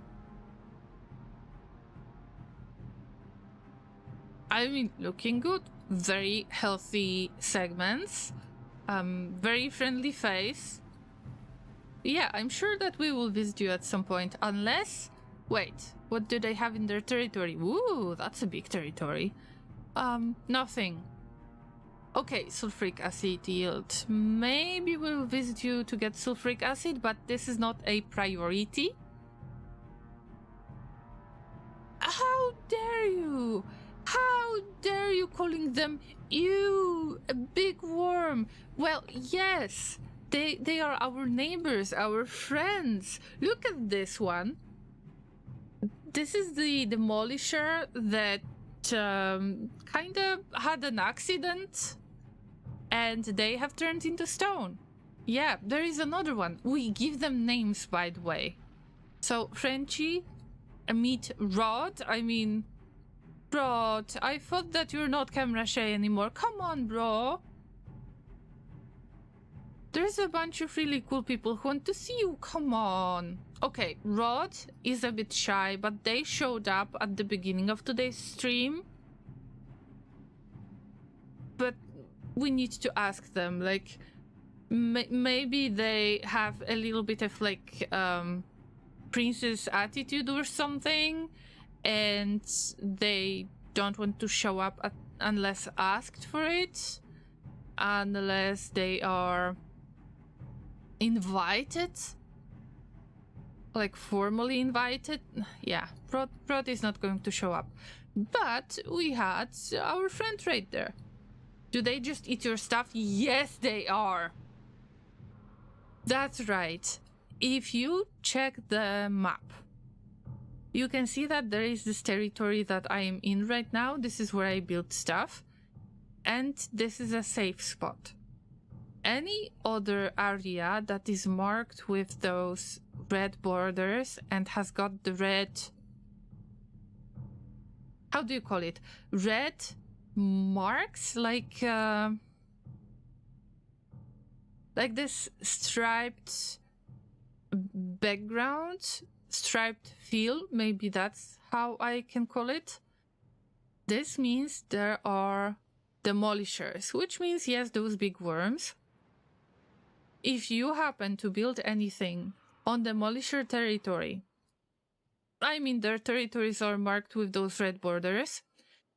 If you happen to kill a demolisher, then you take over their territory, just like it happened with Todd. Todd had really small territory. And if I happen to attack Rod, for example, who didn't show up yet, okay, I see it, Rod. I will remember it. If we happen to attack Rod, then we will take over their territory. So this is how you make sure that you can build safely.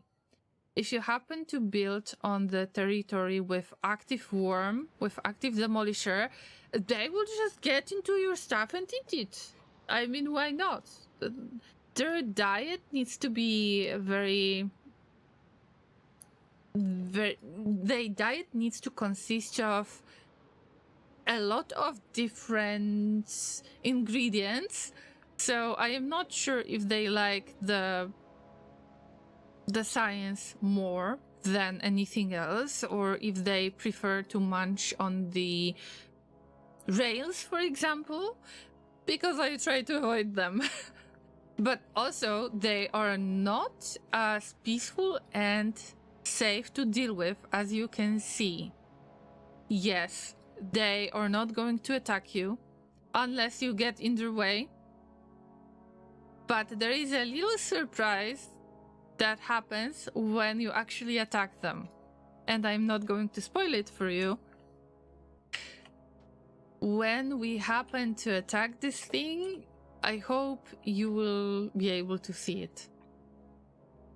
But let's say that it was quite surprising for Llama like me when fighting with Todd for the first time. Yeah. Actually, these are not huge worms yet.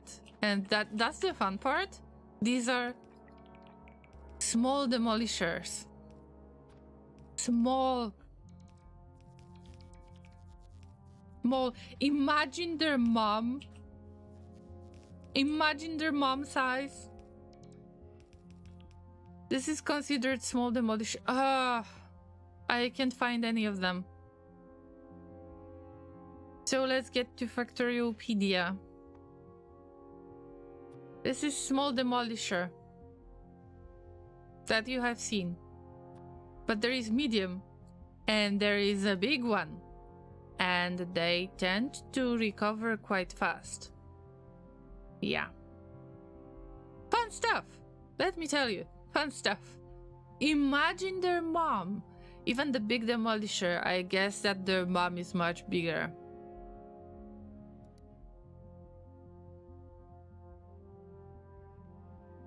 Westdude, you have become a part of Vulcanus. Congratulations, and I'm sorry for the delay.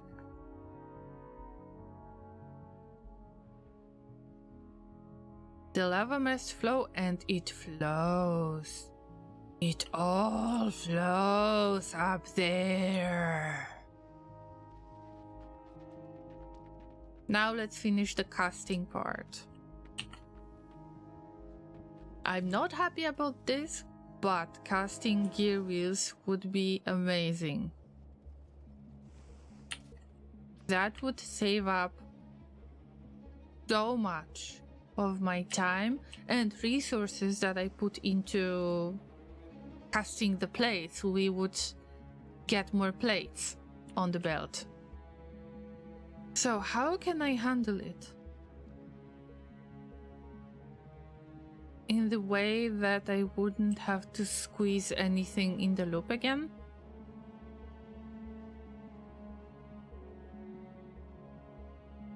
That gets very annoying when I see it. especially in the northern part of the loop. I would say we get in between copper and iron plates. So they are larvae for some huge insects. Unfortunately, no. They are just like that. They have been born this way, and I guess they will stay this way. As far as I'm concerned, there is no other threat on Vulcanus other than those demolishers, although generally a huge feature, like a good feature of the DLC, is that you're getting more of the variety of your enemies depending on the planet that you visit. So on Novice, I'm not sure if I can show you anything. Come on, we're not scanning anything? Oh, almost. Here we go. You get something that looks like a shrimp. And it's called biters. Mostly biters, spitters. This kind of stuff. Quite creepy when you see it for the first time. Then, when you visit Vulcanus, so it's different planet, you get those demolishers. And these guys, okay, actually I can show them to you. The worms are considered something like a turret that attacks you on Novice. And those wriggler thingies or pentapods or whatever you call them, they're available on the planet that we haven't visited yet. If it's on Factoriopedia, I guess that it's not a spoiler, because we cannot see any other threats on other, like from other planets. But yeah, this is something that I need to prepare myself for. Also, why do I think that it looks like fingers? Like, not even a hand, but a set of fingers. It's creepy as hell. And also these guys are really tough to kill, if I'm not mistaken. But we haven't visited this planet yet. I would love to, but I couldn't care less about my weapons, and that's why we are chilling on Vulcanus right now. Oh boy, you know that in real life humans would be all over that, eating them? I don't know. I think it depends on the situation. Like, let's assume that we're not living in 21st century and the times are different and the technology is much worse than today. Let's assume that people were still foraging and they were hunting. I can imagine that they would try to hunt things like that for food. I'm not sure about these days if somebody would be willing to eat monsters like that, because the risk could be too big. Maybe humans would try to make them like farm animals. So you've got cows, you've got the sheep, you've got goats, llamas, alpacas, and then you get the demolisher.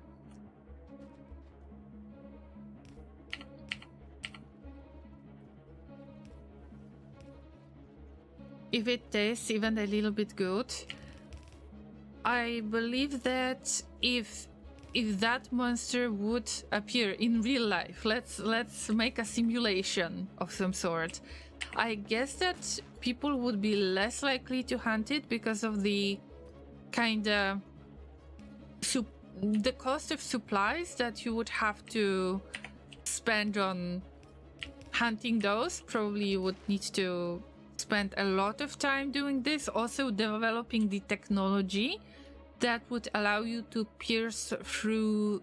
Oh, Rod, you showed up. Oh, now you showed us your butt. I mean, it's a princess, apparently. Yeah. Probably you would have to find the technology that would pierce through the segments, find some kind of flaws. Also, it wouldn't be great to handle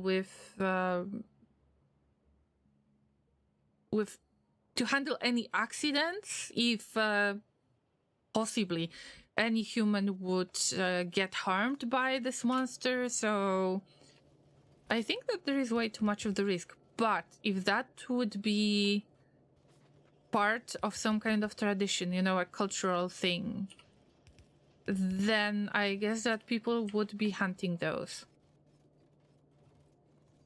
I wonder if you agree with me, but I think nowadays it would be too much of the risk. We can't use any other animals. There is... it's not worth to risk it.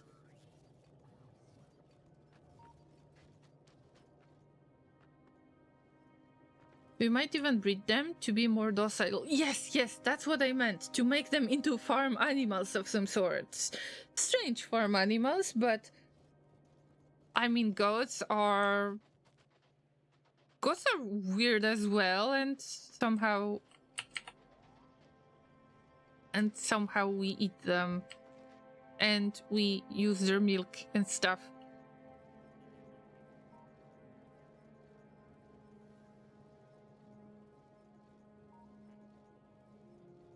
Humans will 100% risk life and limb to sell these on Earth markets for lots of money.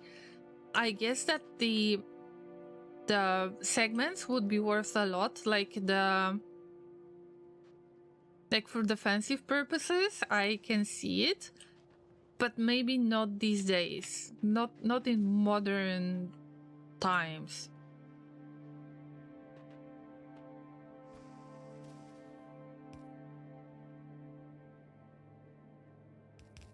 Oh, speaking of that, that crazy guy, as you call them, allegedly, right? I should say allegedly from now on. I don't want to get sued for something. Let's say that with the ego as fragile as some people have, then no, I should phrase it a little bit different. With the fragile ego that some of the billionaires have, it would be safe for me to say allegedly from now on. Ouch.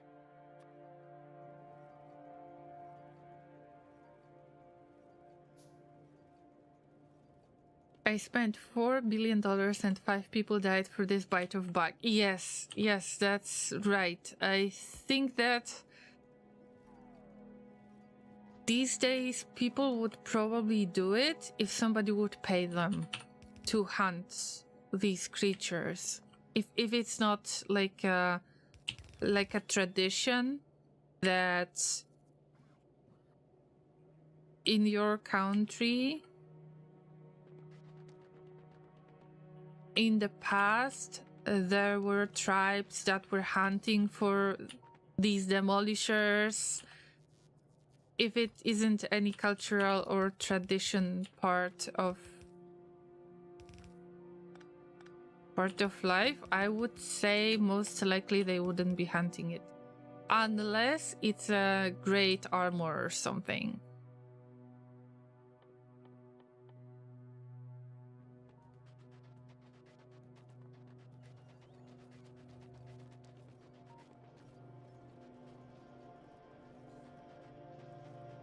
Also, I have a feeling that we're getting into very, very sad topic in a way, and very, very tricky one, because you can where is the line in making general progress, like technological progress?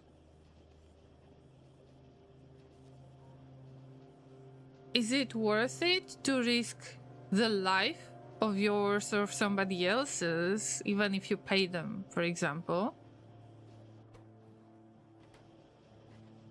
Like, where do you draw the line between the possible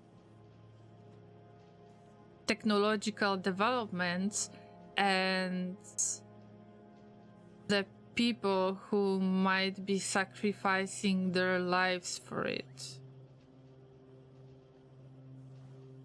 I lost my train of thought. I was about to get the belts. Yes.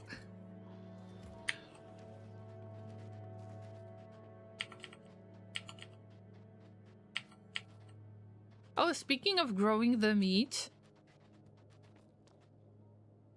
I haven't had this kind of meat yet. You know, this lab grown one, but I guess this is interesting idea in the first place. If that would be cheaper, much cheaper than to keep the farm animals, then why not trying it?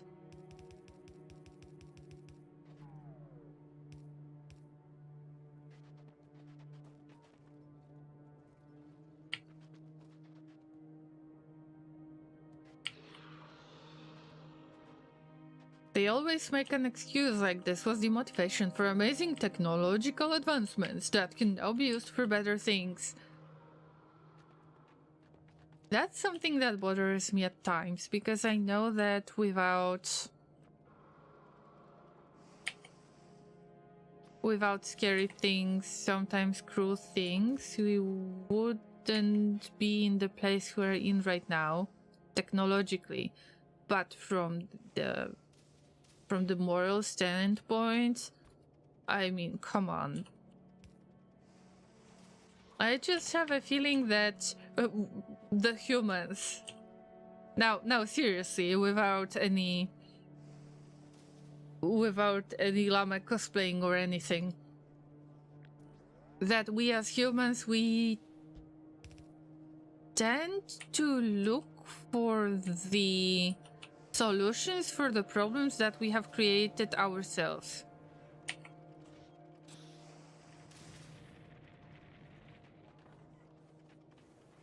So that kind of inventions, right?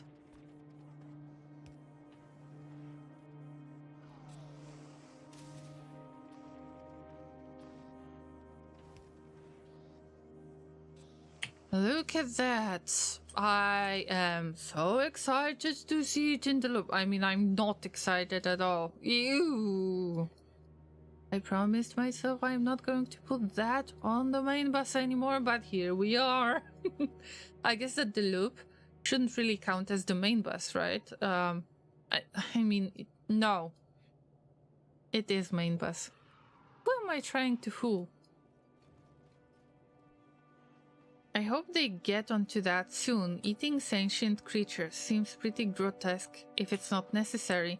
I'm not vegan, but I think if it's not necessary, it's pretty weird. But that's the nature of humanity, I guess, that we have done so much to survive. This is kind of instinct, I would say. My hive mind is calling me for dinner. That's fun. Have you ever considered... I don't know if I ever mentioned that topic, but sometimes I wonder, is humanity ready, or is humanity ever going to be ready to become a hive mind? Because I think it's risky. I think that humans are not made to become hive mind ever. Do Pokemon count as sentient creatures? Because I don't think they have regular animals in that world.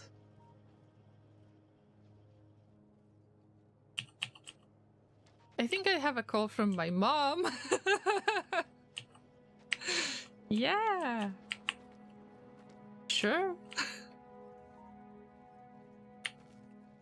We're not producing enough of these. Let's get back. Let's try to add another foundry, but right now I can see that ooh, this is interesting, llamas. Because our molten iron supplies kinda stay the same.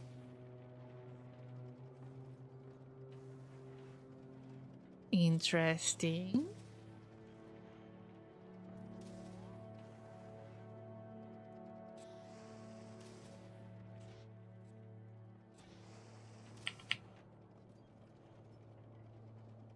I don't know if it's a good idea to be a hive mind.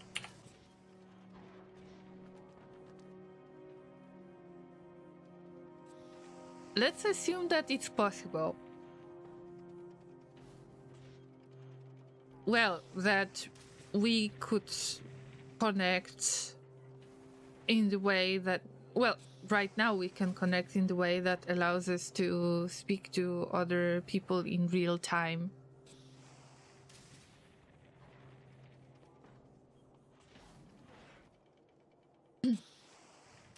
We're already weird in groups.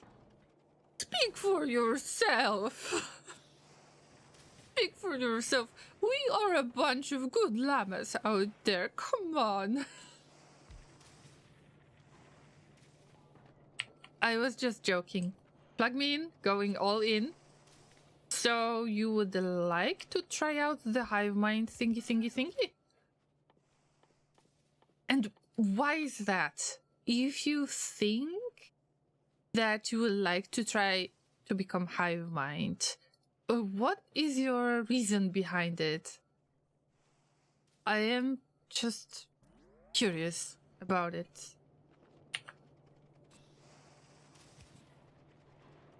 Personally, I think that assuming that hive minds becoming a hive mind, humanity that could become a hive mind, that it is possible in the first place. Imagine the chaos that it would create. And by chaos, I mean people having different ideas. Everyone might want something different. Put humanity, sacrifice the unit needs for the general needs of the hive mind. I don't think that the humanity can handle it. That in the end, there might be some kind of survival instinct or something like that that would prevent humans from prioritizing the hive mind over their own needs. Also imagine the chaos that would happen if, let's say, if you could hear everybody's thoughts and you would be forced to think the same way.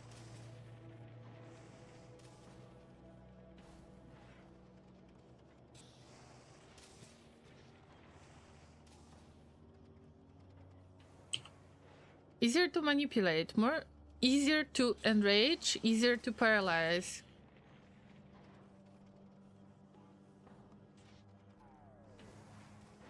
Well, yes, but also I think I got my part of the explanation wrong as well. Why have I thought of it like this in the first place? That the person should be ready to give up their self for the hive mind. But if you become a hive mind, you are just like an instance of something, but you can't really think of on your own if you're a hive mind, right? So you basically become one I think that merging into hive mind would be scary, if that's even possible. Assuming that it's possible. Imagine so many clashing values, beliefs. I think that humans might not be capable of handling this.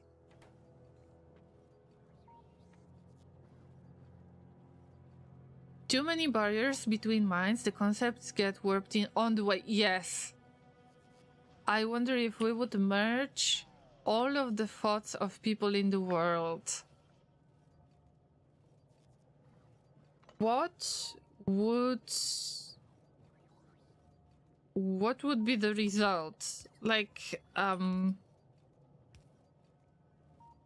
in the past, people have already tried to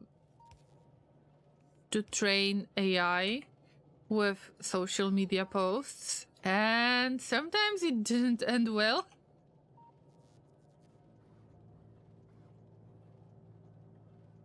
So I believe that for humans that would be like huge. That would be something really hard to achieve. Maybe also safety in numbers. One loss is not the loss of valuable knowledge and history. It will be there as long as there are humans. Right now we lose a lot of precious information and experience when people die, yeah. But imagine a hive mind that can't deal with collective thoughts, would simply not survive. It would fail to function. Yes. Yes, I agree with that. It's just interesting how weird it seems to be in the first place. Let's assume that the humanity met the hive mind that possibly don't care about the unit. I'm sorry, when I get into more elaborate conversation, I start losing words.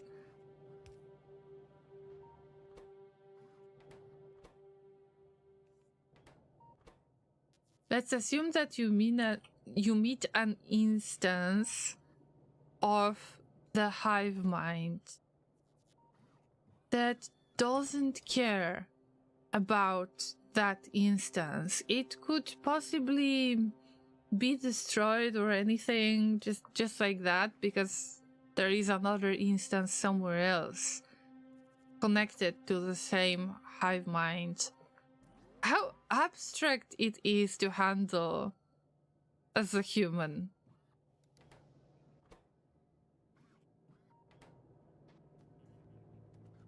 Maybe not us, but digitalized versions of us can be integrated together.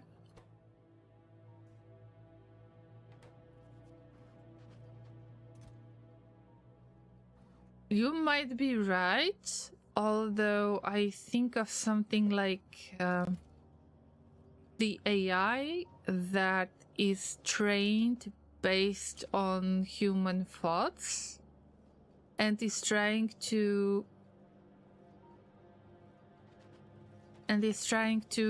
kind of merge these thoughts to get some kind of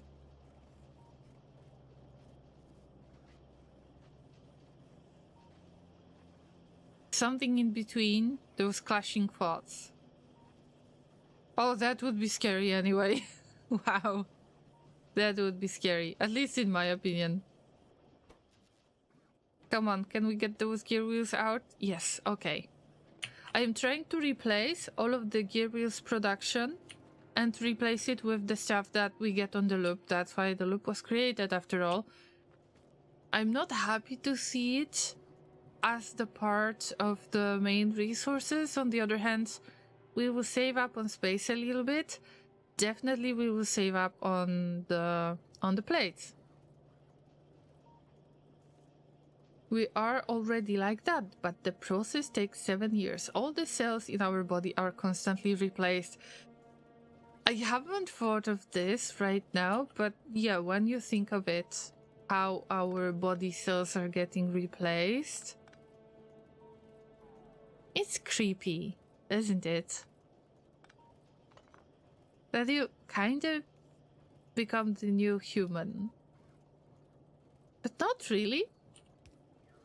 Because you remember stuff.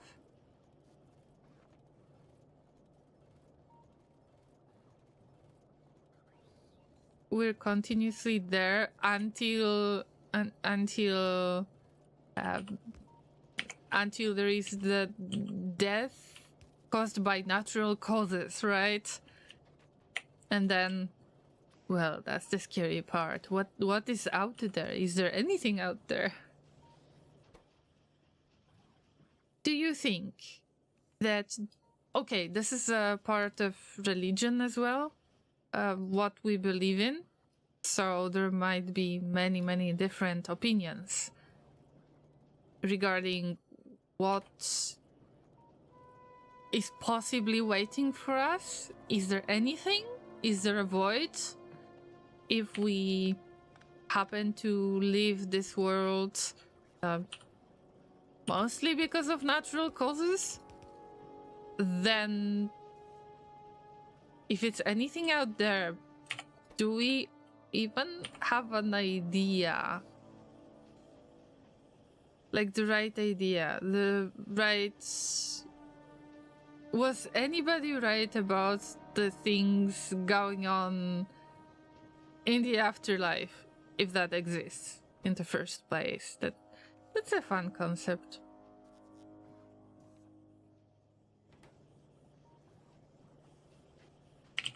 What if our ancestors are just judging us from distance, and they're like, oh, if you knew, if you only knew what's going on right there in this really weird world that you end up in.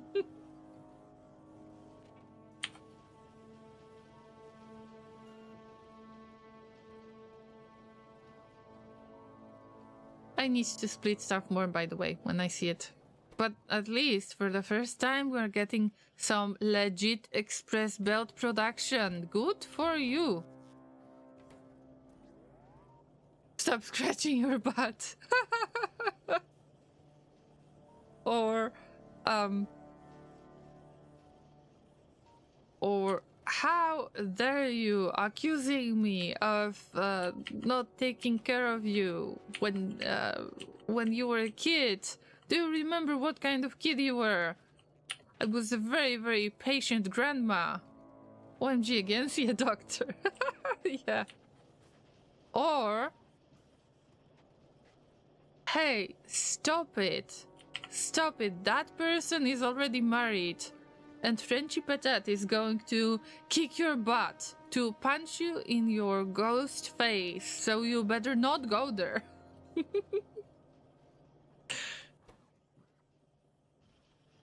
I need to increase the production of the express belts, but generally the plan works. I am trying to save up on the plates. The plates can be used somewhere else, and this way, at least I could feel the green circuit belt. It's time to do the same thing with red circuits that use green circuits. What was the idea right there? Oh! Alan, thank you so much for the follow. Welcome. By following, you have become a llama. Thank you for joining. Enjoy your stay. Enjoy the stream, and I invite you to Rimworld stream at 5 p.m. UTC, Friday. Alright, let's try to check. What do I need? Oh, no, wait. I don't have plastic that far. Oh, soldiers! Hi there, thank you for following as well. Enjoy your stay, just like Alan, just like everybody else who have arrived today.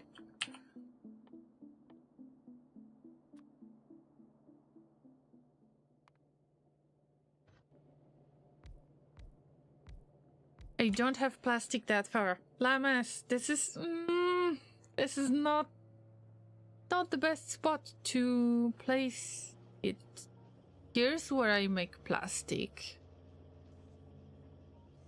Also, no. It would be really nice to replace the production of copper cable. Because we produce copper cable. I mean, we cast it, we just don't use it. Oh, Llama, your loop is supposed to be much, much, much bigger. In the meantime, I am trying to squeeze stuff in between. This is not fun.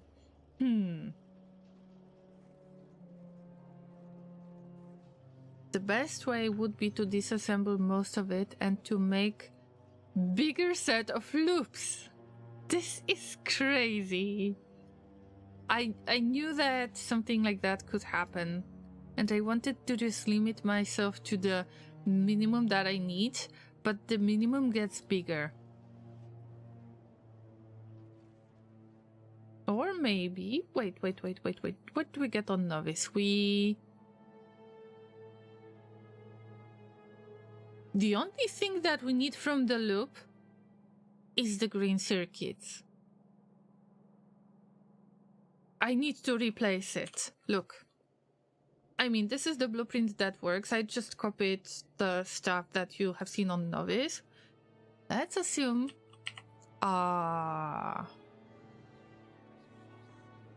Let's assume that we place it close to plastic. Like... here? Something like that.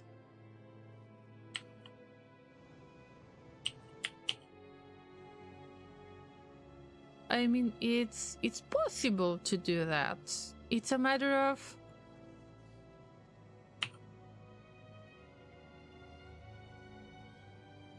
It's a matter of my sanity.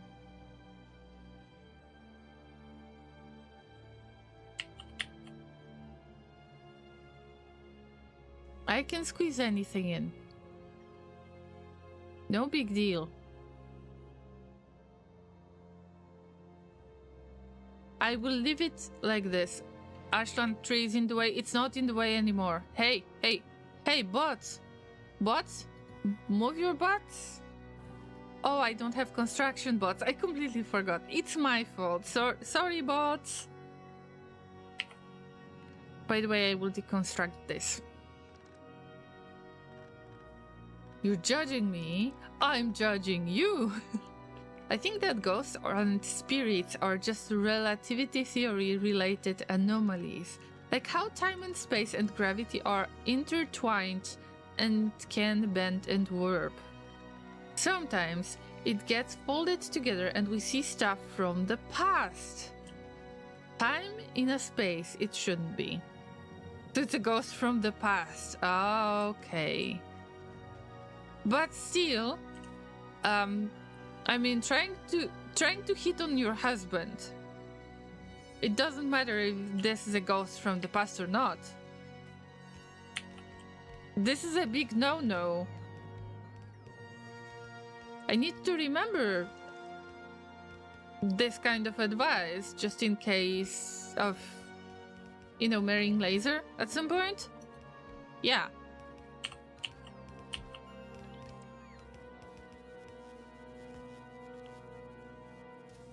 Which I can't confirm nor deny. And now the fun part, at least fun part to me, would be if I would say I can't confirm nor deny, and then I would just throw the news that we got married after all. I think that Kenny would be like, see, I knew it. I just knew it.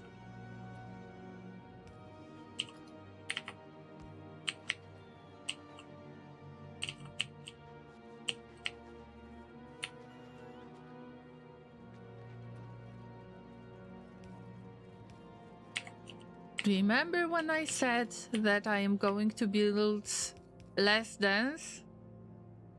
The beginning of Agoraphobic Megabase, being afraid to build bigger structures, trying to get out of my comfort zone. Remember all of that? Because on Vulcanus and on the space platforms, it doesn't work this way. Actually, I feel very cozy and nice just building this way. I don't even feel guilty about this. I don't feel guilty anymore. On Novice, we can try to go with Megabase. But Vulcanus isn't that lovely cozy.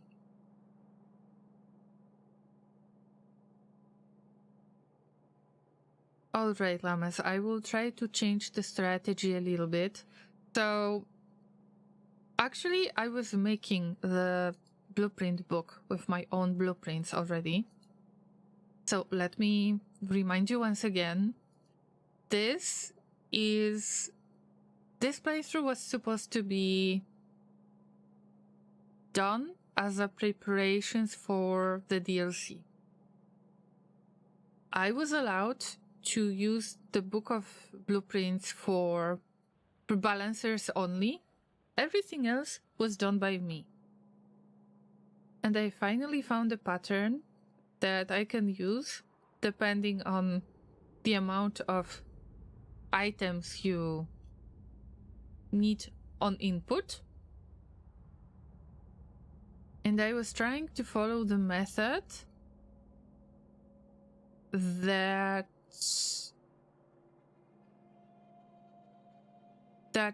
puts the items that you need the most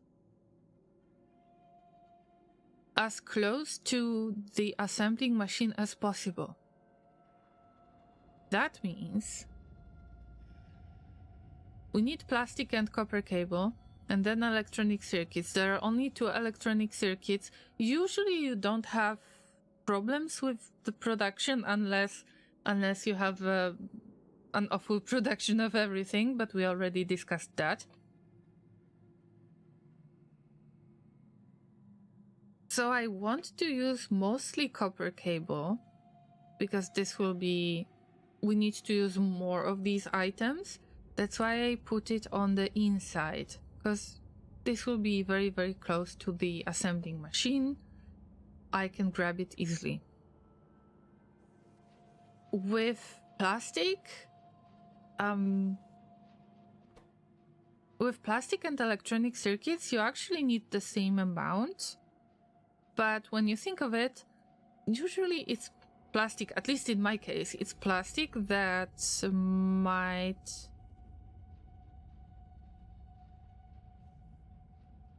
might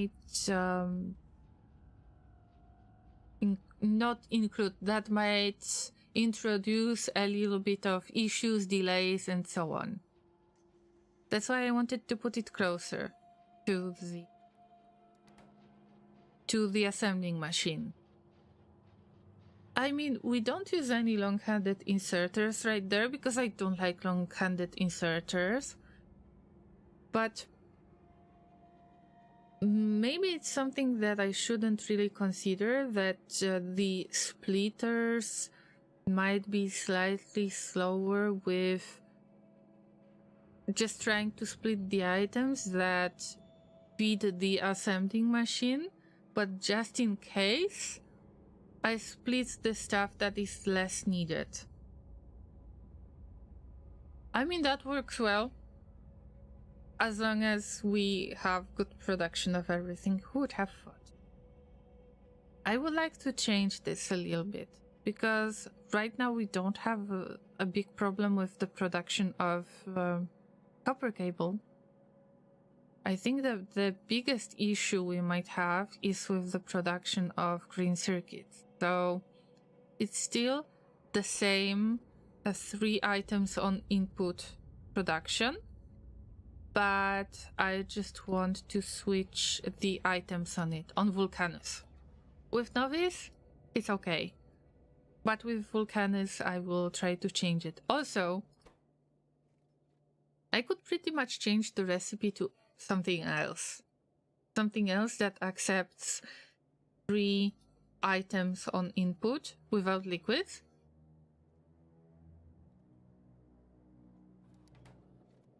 So I had this nice set of generic blueprints that I've made myself, but I don't know where I put that blueprint book. Which is quite normal in Factorio. Even if I look in the logistic networks, I tried it. Probably I have put this book into one of the chests that were not logistic chests. So I can't find it really. Maybe I lost it somehow. But I don't remember any huge explosion in my base. Anyway, I've got quite similar solution for the 3 ingredients solution. 3 ingredients on input, but one of them is a liquid, something like the blue circuit case that looks awesome.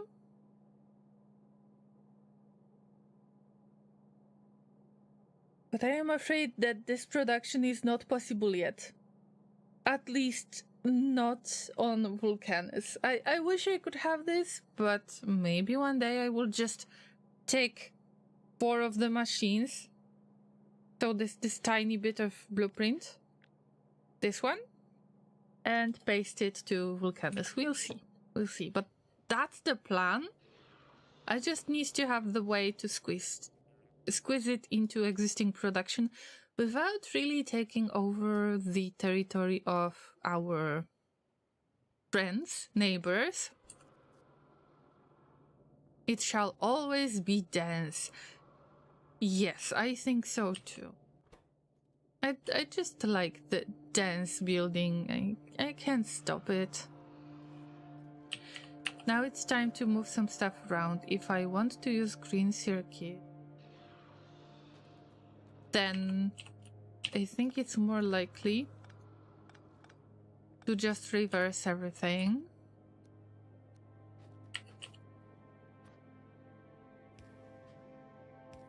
Yes. So this is where the green circuits go.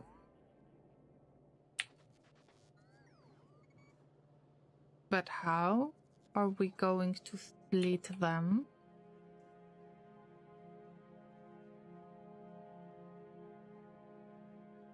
This is unknown to me for now. Because I didn't predict, or at least I told myself that when I have to predict this, probably I will have this concept changing a few times already.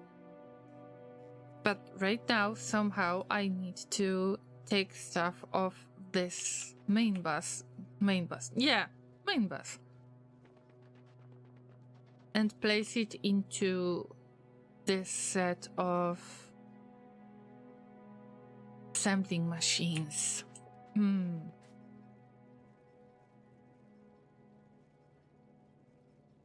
I've got a workaround, but it's a nasty workaround. On the other hand, we still got a little bit of space. I tried to save it for something much more important, but maybe this is much more important at the moment. I don't have splitter again. Llama, stay calm. We need to start with the red circuit production, and then we will make splitter production. And this space that I've got left, I think that this will be perfect for splitter production. If I do this, is it possible that I will have anything to do here on Vulcanus? Maybe we will move to Fulgora, because I can't wait for the recycling. I had quite a big struggle? Should I call it a struggle?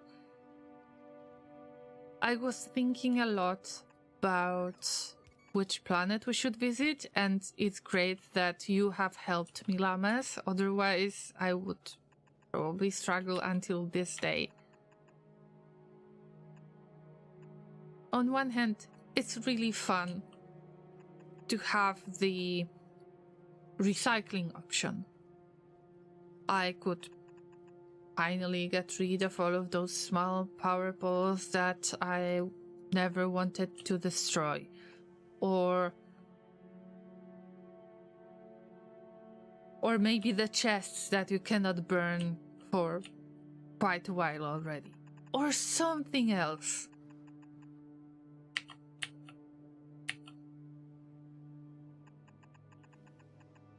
But then I have seen the green belts as the technology that you can obtain. And it's all very tempting.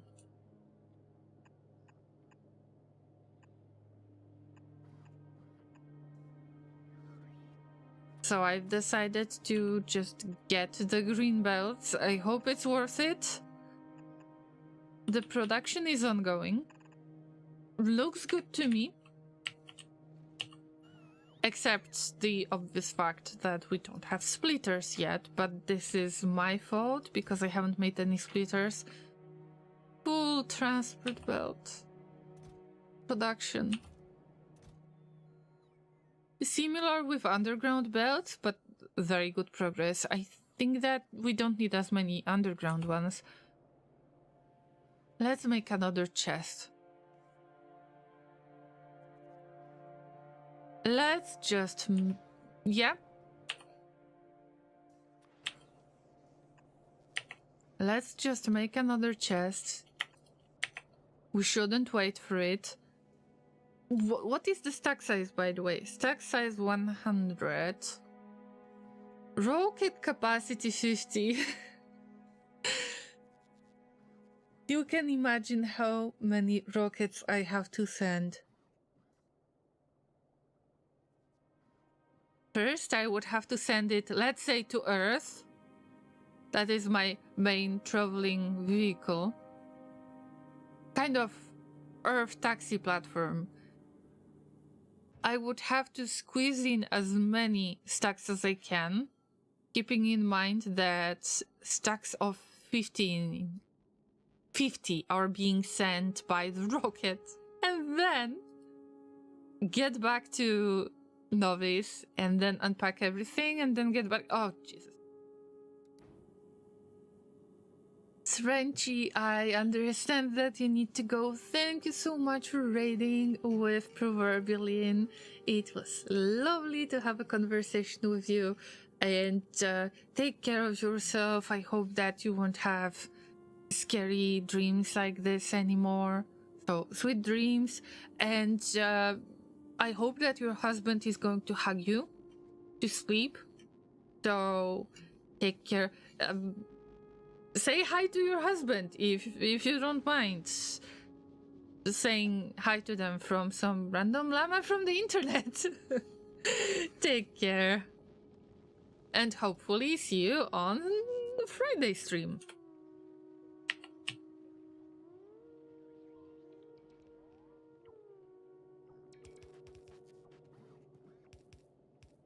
Only when I don't sleep enough for days on end, luckily. Okay, so Frenchy, I wish you a lot of decent sleep. Said hi for you. Oh, thank you. Hello, Frenchy's husband. And bye. I will probably have to go as well, because it looks like I have been streaming for about 5 hours. Which is interesting, because usually when I check my session time, I see that I've been streaming for 2 hours. Okay. I mean, yeah. The best way would be to stream for another 2 hours, so that's okay. And then I check the session counter once again, and I see that I've been streaming for 6 hours, and then I wonder, when did that happen? It's some really weird time and space bending ability, which means that time flies really fast to me at times. Okay, go, go, go, go, go. Look at this. I mean, it's not done yet. Now I would like to spaghetti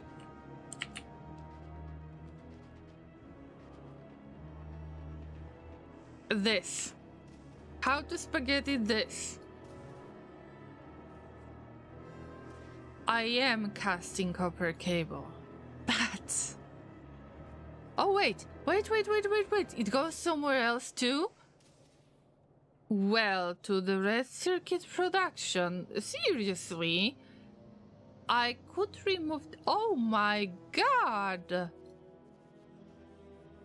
Wow, I could remove that production because this is only one assembling machine. And I could just move it to this spot. I've got a lot of luck with this. Oh, I'm so lucky. I thought that there is only one spot in which I use those copper cables, but turns out...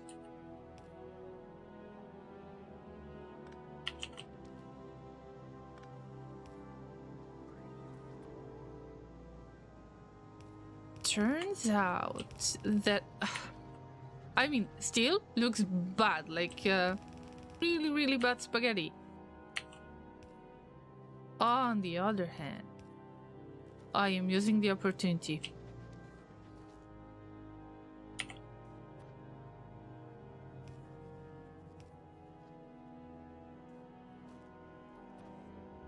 Let's skip the fact that I just picked up all of that coal. Let's avoid this topic. This will be closer because we're using an enormous amount of copper cable. I could possibly move it this way, but it doesn't matter that much. Now we need to plug in the plastic, and I would prefer to use this plastic as another source. Well, okay. Okay, if we split it anyway, it doesn't make any sense.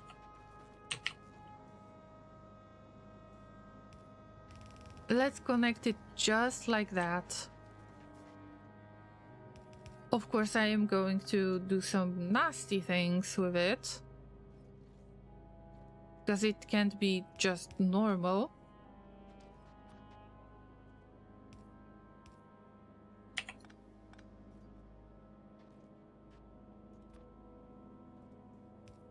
Something like this. And this is our source of plastic. And this gets a little bit more tricky as well. But when I think of it, guys, when I think of it, you don't have to trust me with this, but this is the best thing I could do at the moment. I'm afraid. But are we getting the end result? Are we getting the good result? If we do, then who am I to judge this method? We are barely getting any circuits out there. And we are requesting red circuits too, in a few places, if I am not mistaken.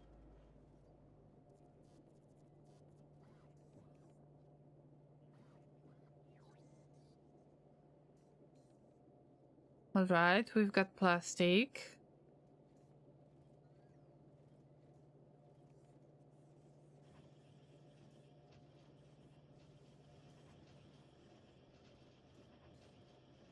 So, what's the production like? Of course, it would be better to get a faster assembling machine. But without circuits, we can't really do that. I mean, it's okay. We just need to build up the right amount.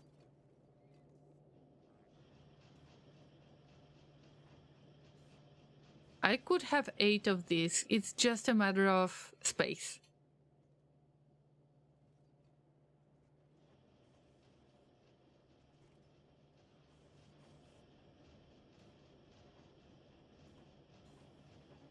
That could be better. But it's still a progress in comparison to whatever we had before. Yeah. Now let's focus on something else. I would like to address this issue. It's not an issue anymore.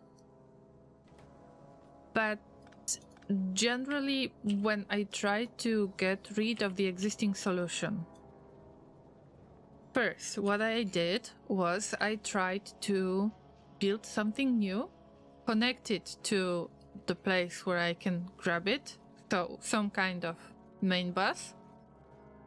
Now I would like to get rid of the existing solution. I am not a huge fan of picking up plastic bars, coal, anything that is ingredients that I used. Especially in these cases, yuck.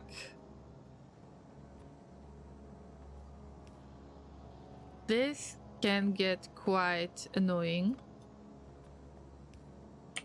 So I am trying to do the minimum.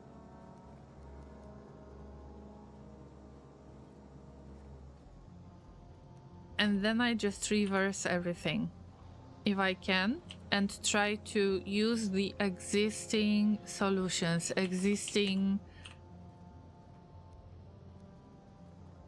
belts. Because this is the last thing that I would like to do. I just don't have enough of mental capacity to try to handle all of those plastics. I just want to get rid of them by using them. At least this time it was much easier than usual. And I don't have a problem anymore. Yay! Feels good, man. In some cases, I tend to leave some belts. I did it on this map too. You can see this madness. That was probably... I'm not sure anymore. That could either be the tungsten? Is it tungsten ore? Yes, it was either the belt that carried all of the tungsten ore to other place, and I could have replaced it with this belt. Or maybe it was replaced. Less likely, much less likely. So now I got all of this belt left, and I want to keep it this way, just in case if I have to send something on the belt from far away, at least I don't have to build it again. Maybe I will have to change the direction, but in many cases, I just leave stuff like this to reuse it later. And there were many dead ends like this on Novice in the past when I was starting this factory. Maybe...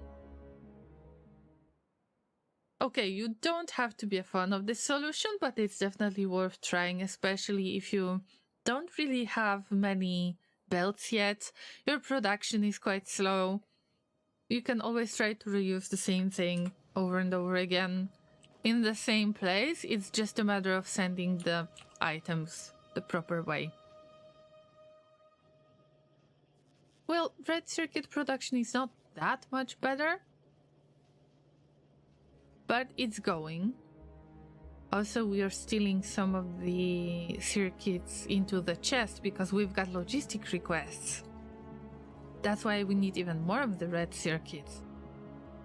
Without red circuits, I mean, with this amount, we can't make splitters automatically yet. And that's why I was trying to make the minimum. Only the yellow ones.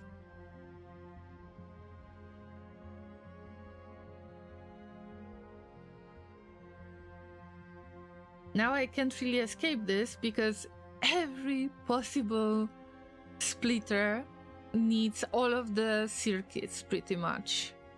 Even more tungsten plates are needed. Okay, maybe with the amount of processing units that are needed. It's only 2 per splitter. There is a chance that we will get stuck on the either red splitters or blue splitters. I'm sure that we will get stuck on the blue splitters because of the advanced circuit production is too low. I can actually start the regular yellow splitter production. I will try to do pretty much similar thing to what you have seen already. Just like in this case, there is a chest for red belts, but I shouldn't really make it into a buffer. See, I don't want to use any of the red belts. I wanted to switch, and usually I was switching from yellow ones to blue ones. But now I want to switch from yellow ones to green ones. So we completely skip the red ones and possibly skip the blue ones. So the yellow splitters will be available at the logistic chest, but then I will block the access to the red splitters because I don't want to use them. And then I will either try to switch directly to the blue ones or to green ones. I'm not sure about that yet because the production doesn't look great. Wow, we got no tungsten plates, but we just yeah.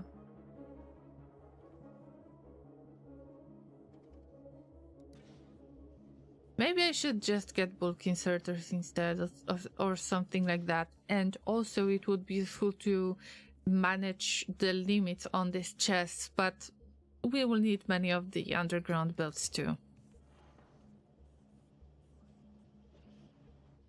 Is there any problem behind it? Is it caused by... Yeah, it's caused by ore, pretty much. I can use all of this, or that you can see on the belt, as a buffer. I could use it, because apparently we don't need that much of the tungsten carbide. It's used mostly, if not only, for the Forbidden Orange Science Pack, and we've got plenty of Forbidden Orange Science Pack. Actually, I called it slightly different. Forbidden Orange Juice.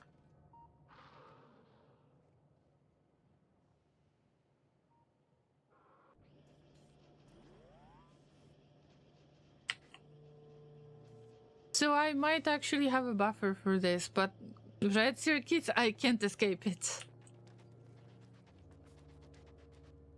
Alright, what do we need for the regular splitters? Because I really can't... I can't avoid this situation. I can't make splitters manually anymore. It's a bit too much. Circuits, plates, transport belts. What's going on with the belts?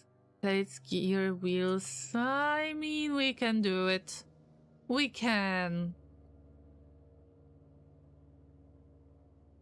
But also I should cast more of the... Should I cast more of these? I should have more than one belt. That's for sure.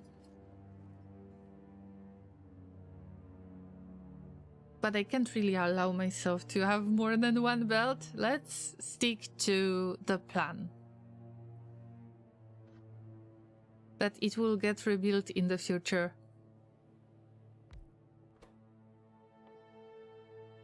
Now we want regular belt. Regular belt needs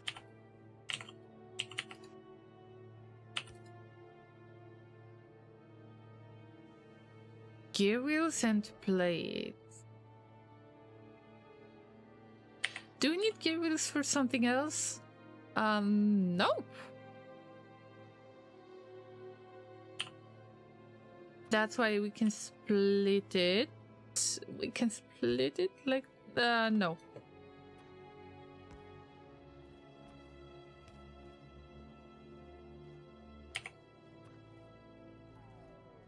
We can split it like this. Another little abomination. Welcome. Look at this lovely abomination. Plates, gear wheels, we get transport belts. Now we put them into the assembling machine that we might not have. I don't see it. Yeah, I don't see them. Because I don't have them. That's possible, yeah. Let's make regular one. I will replace it at some point. Or I will never remember about it. Like, there are more options. Splitter. Electronic circuits. I could really use the opportunity to just move it around. But I try to be very mindful of what I'm doing. I try to be responsible llama. I know that I would look for it later.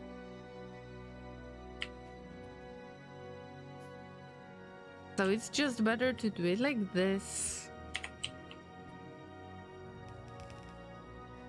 I guess that this is one more issue to deal with that the llama from the future will deal with, so whatever. Now we've got this and that, and we're almost done. At least we'll get regular splitters, that's something. Don't forget to plug everything into your power source. Remember to check if your electric network can handle this kind of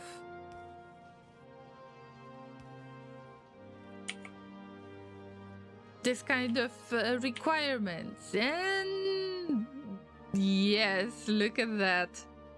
Remember when I said that we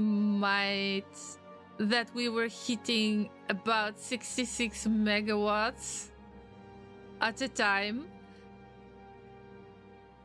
The more I add, the worse it can get. So we need to be careful. But we're almost getting splitters, so this is good. Now it's time to add it to the logistic network for once. Llamas, this is what I was looking for. Finally. Out of network. But doesn't matter that much. Do we have RoboPort? Yes. One last RoboPort. For now. At least for now.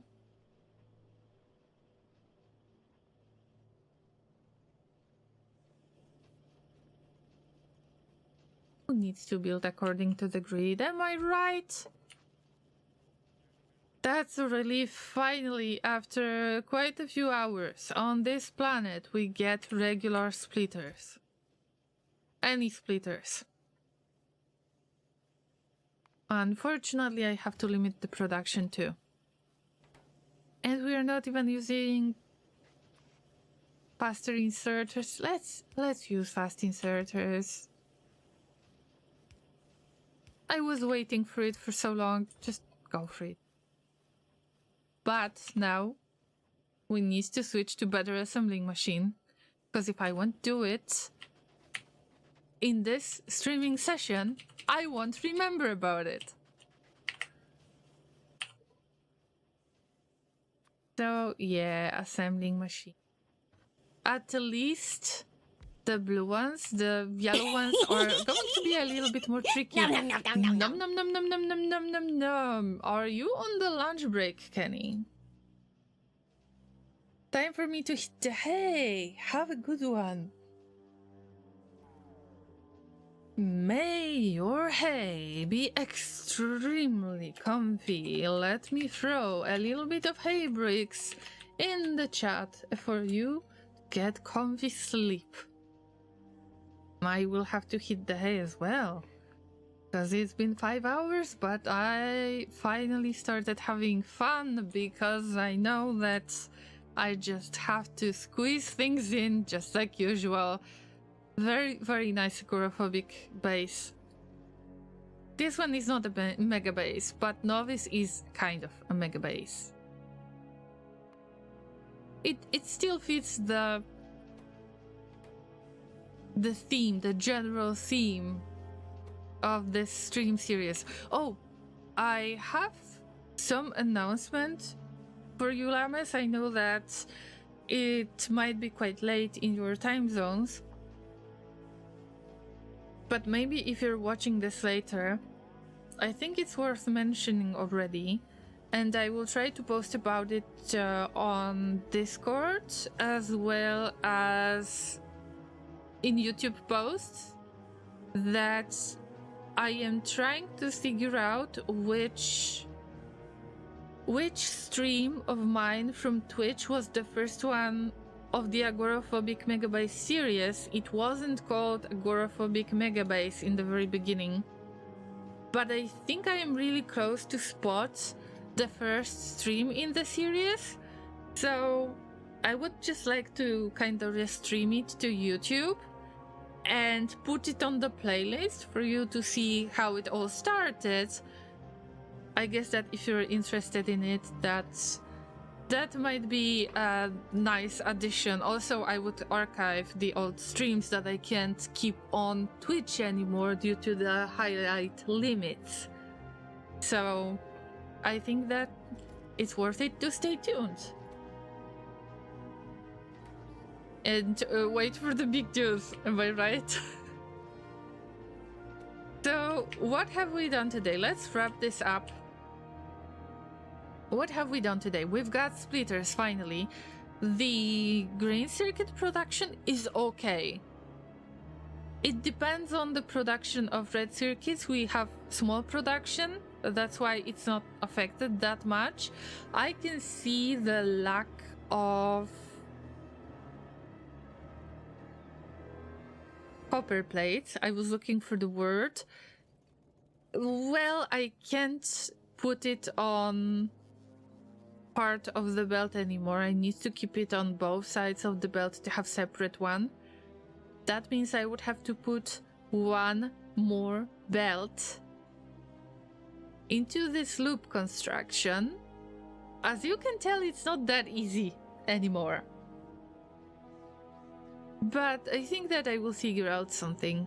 We've got the green circuit production that is quite nice, red circuit production that at least doesn't make it as tragic as it was before. Maybe I will be able to move the steam turbines to the west. This is a great spot, Llamas. This is sulfuric acid area. It's really close to calcite too, unless we speak of that giant lava pool. But I can just move around that calcite and produce the power right there. And then I would make more space for the foundries and the general casting. So I think that's a good plan. I will add the tag to remember. Maybe I will mark it with purple. To do power source. This one. Now, do we have... Okay, sending carbon from Earth. This is something we already do.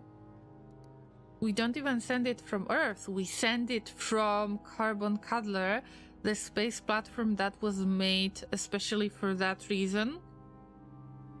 Its only purpose is to send the carbon to Vulcanus, so it should be called only Carbon, maybe. We'll see. We might want to get only Science platform in the future. Oh no. We are running out of tungsten ore slowly, but we're running out. Rod, finally you showed up. Rod, I am afraid that this might be one of the last streams in which you have the opportunity to show up. In other cases, I think there is a chance for you to turn into stone. Not like I am threatening it, but I really need to get access to the remains of this tungsten ore patch. And then I need to figure out something. Look at this beautiful spot right there. Maybe we will get tungsten ore from here. But there are so many little lava pools that it makes me feel extremely anxious. What is that in the first place? Maybe I should take care of 7 million tungsten ore instead of this one. This one is 6 million. Who knows? But it looks much better. I feel a bit more confident about Vulcanus. And I had fun today. But mostly because of the conversation. I know that I've been idling quite a lot, but if you stayed until now, thank you so much. I hope that it was worth it, that you enjoyed the spaghetti, and let's have a little bit of announcements as the last part of the stream. So, I would like to invite you to Rimworld stream Friday this week, 5 p.m. UTC. Probably I am going to stream until very late because we've got Twitch Toolkit and Toolkit Utils. I would like to thank both Bold Viking and Proverbial Inn for their lovely rates. Thank you for trusting me with your communities. Also, I would like to remind you that the highlights are going to be available on Twitch. Like, this VOD will be available for 14 days and later it's going to be available on YouTube permanently. So consider subscribing on YouTube just so you're not missing out on the new stuff that we discuss, the new stuff that is happening. It can get fun at times. I would like to thank everyone who has visited me on YouTube today. I appreciate that so much. And if you have subscribed or put a like, then thank you even more. Yeah, if you are on Twitch, if you prefer to watch on Twitch, then consider following there. If you prefer to watch on YouTube, then consider subscribing on YouTube. The point is that watching any of these platforms is a huge support anyway, and I hope that we can spend some more time together. So I am throwing my Twitch link on YouTube. You've got all of the social media links in Twitch chat or in YouTube description box for this stream. I would like to wish you a lovely rest of your day or night, depends on your time zone. Take care, don't get eaten by demolishers, of course. We have seen Rod a few times. Rod is not going to say goodbye, but I guess I will handle it. I guess that possibly Zod number 1 is going to say bye to you. Yeah. Thank you everyone who have joined today, either if you are a follower already or if you're not a follower. Both was great. Thanks for awesome conversations. Thank you for starting the hype train on Twitch as well. And do I have something to add? I would like to rate somebody who is playing Factorio at the moment. And we've got somebody who is visiting me from time to time. I would love to rate them. So, to those of you who have watched on YouTube, thank you, thank you, thank you. And to those of you who are going to raid with me on Twitch, hopefully, you know the drill. We are raiding high speed. This is very experienced streamer that you can definitely watch and have a lot of fun. So we're going to rate them.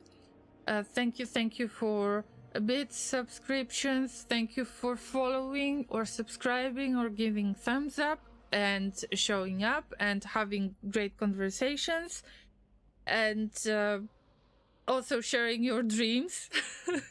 That really made my day. Also, thank you for the early stream hype. It was absolutely amazing. Take care of yourselves.